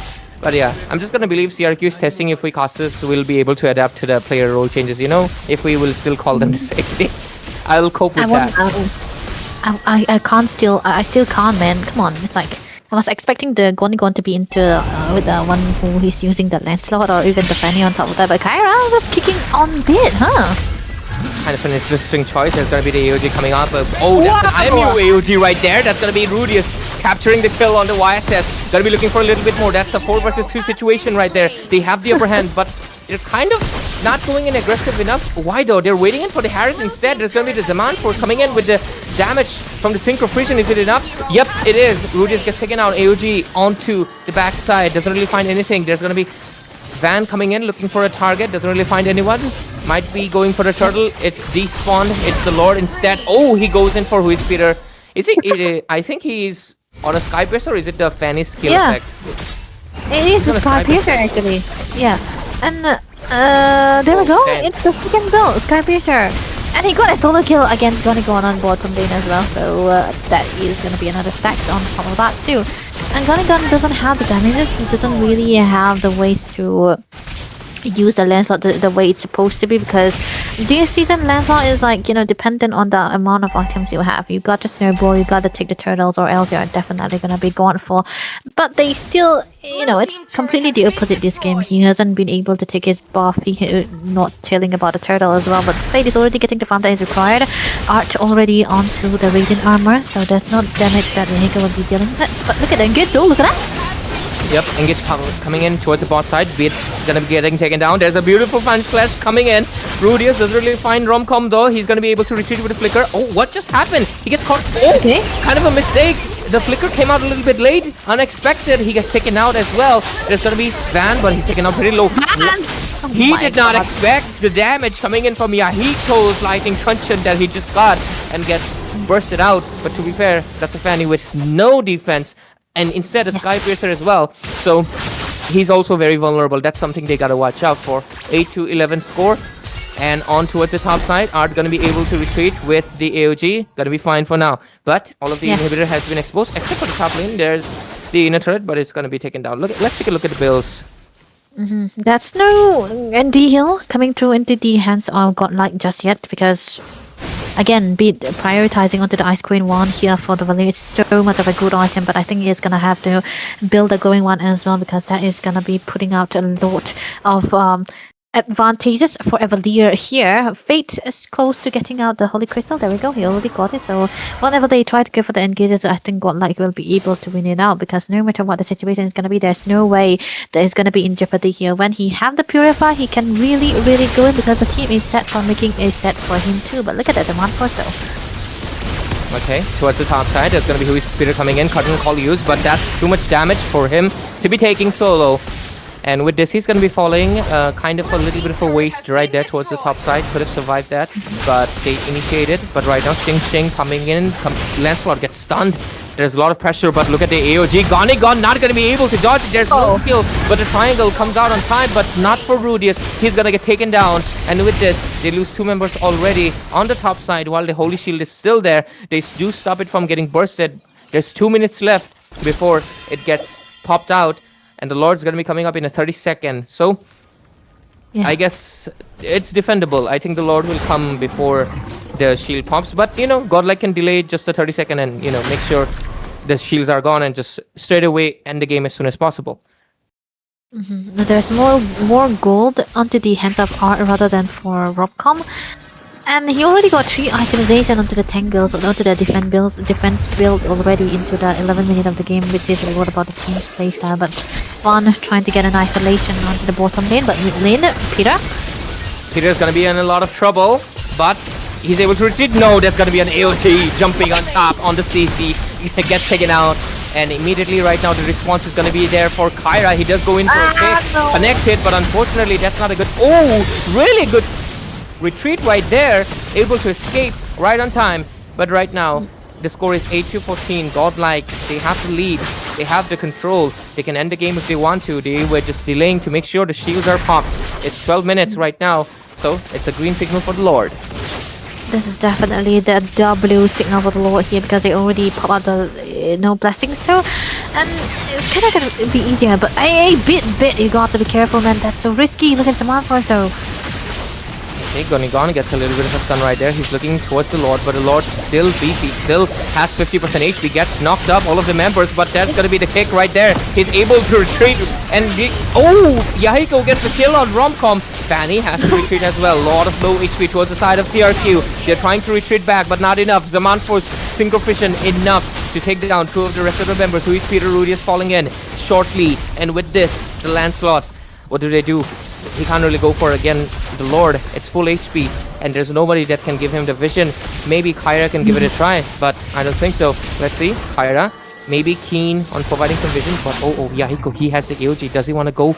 Can he do that? He cannot. He cannot, they can't, they shan't as well.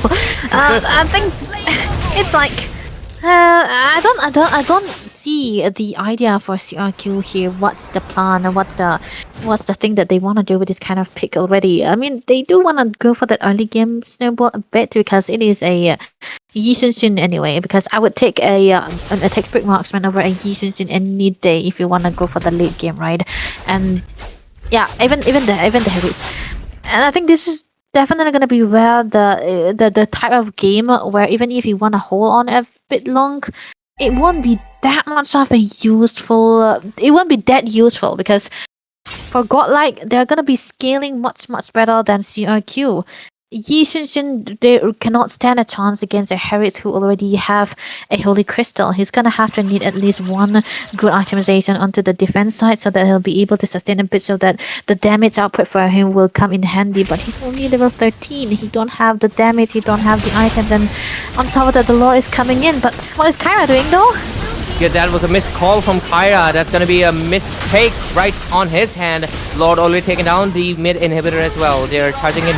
Kyra unfortunately will be obviously getting punished right there, getting taken down. The Lord's down to 50% HP. Mountain Shocker gets used on Natalia's right there.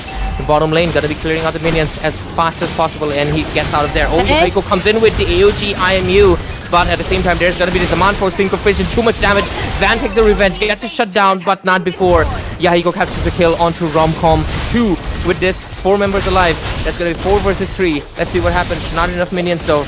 Okay, Van going in a little bit too deep, has to come out. Minions gonna be coming out from the bottom side and top side. But I don't think, I think they will just go for the inhibitor and back off, right, Debbie?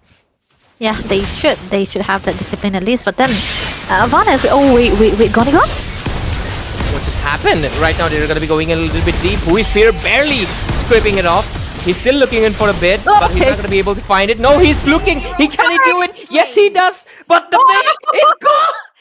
They did not pay attention. They were too occupied with the fight, and because of it, Godlike makes the clean sweep.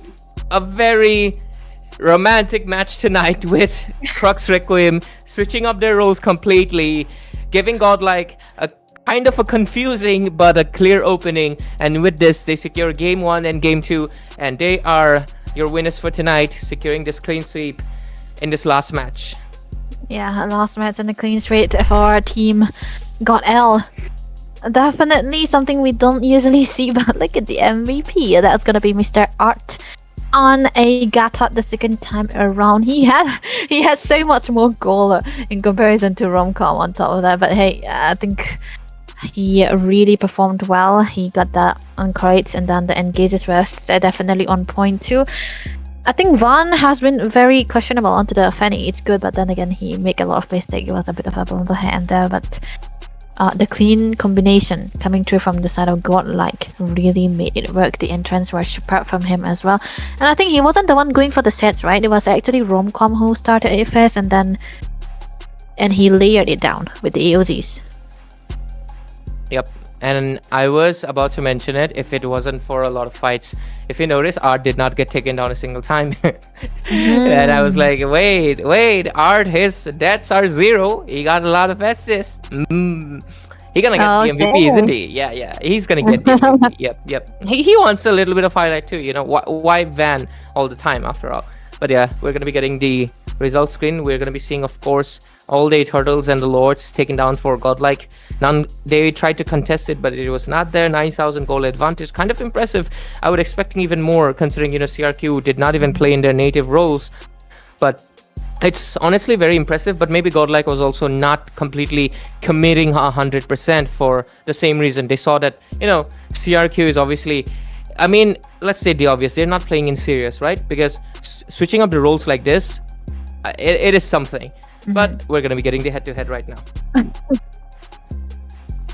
Kyra, that's supposed to be Polina.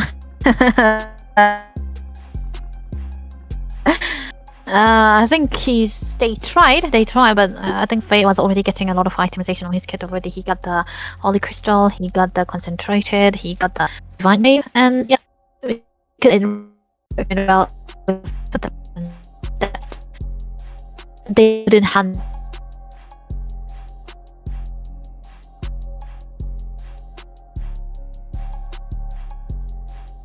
Okay, looks like Debbie, you're having a little bit of a connectivity issue. Hope you're back with me pretty soon. But yep. Are you back? Or are you just... I think my Wi-Fi is just, you know, just so disappointed with CRQ. Okay. Oh no, man, CRQ. This is so funny. Tang versus Marksman head-to-head. But hey, at least the game and ends the thing on is, the support counter, right? Oh, 15, double 15, W. Yeah.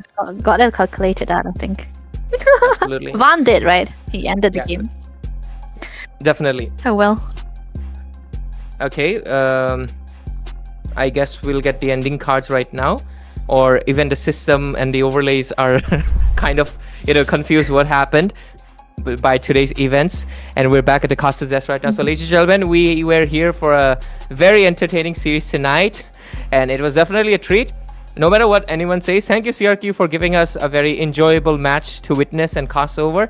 And of course, thank you Devi for being with me. And ladies and gentlemen, we'll be wishing you a good night, and we'll be seeing you on tomorrow, day 7, round robin stage. Let's see what the leaderboard is going to be at the end of this round robin. And with this, ladies and gentlemen, make sure you stay tuned. And of course, Solace Gaming Community brings you Accession League 2026 presented by Revoxa in collaboration with Team Spawn Newsroom with MTL Esports Management powered by Vista. We will see you again tomorrow. Good night. My Wi-Fi gave up.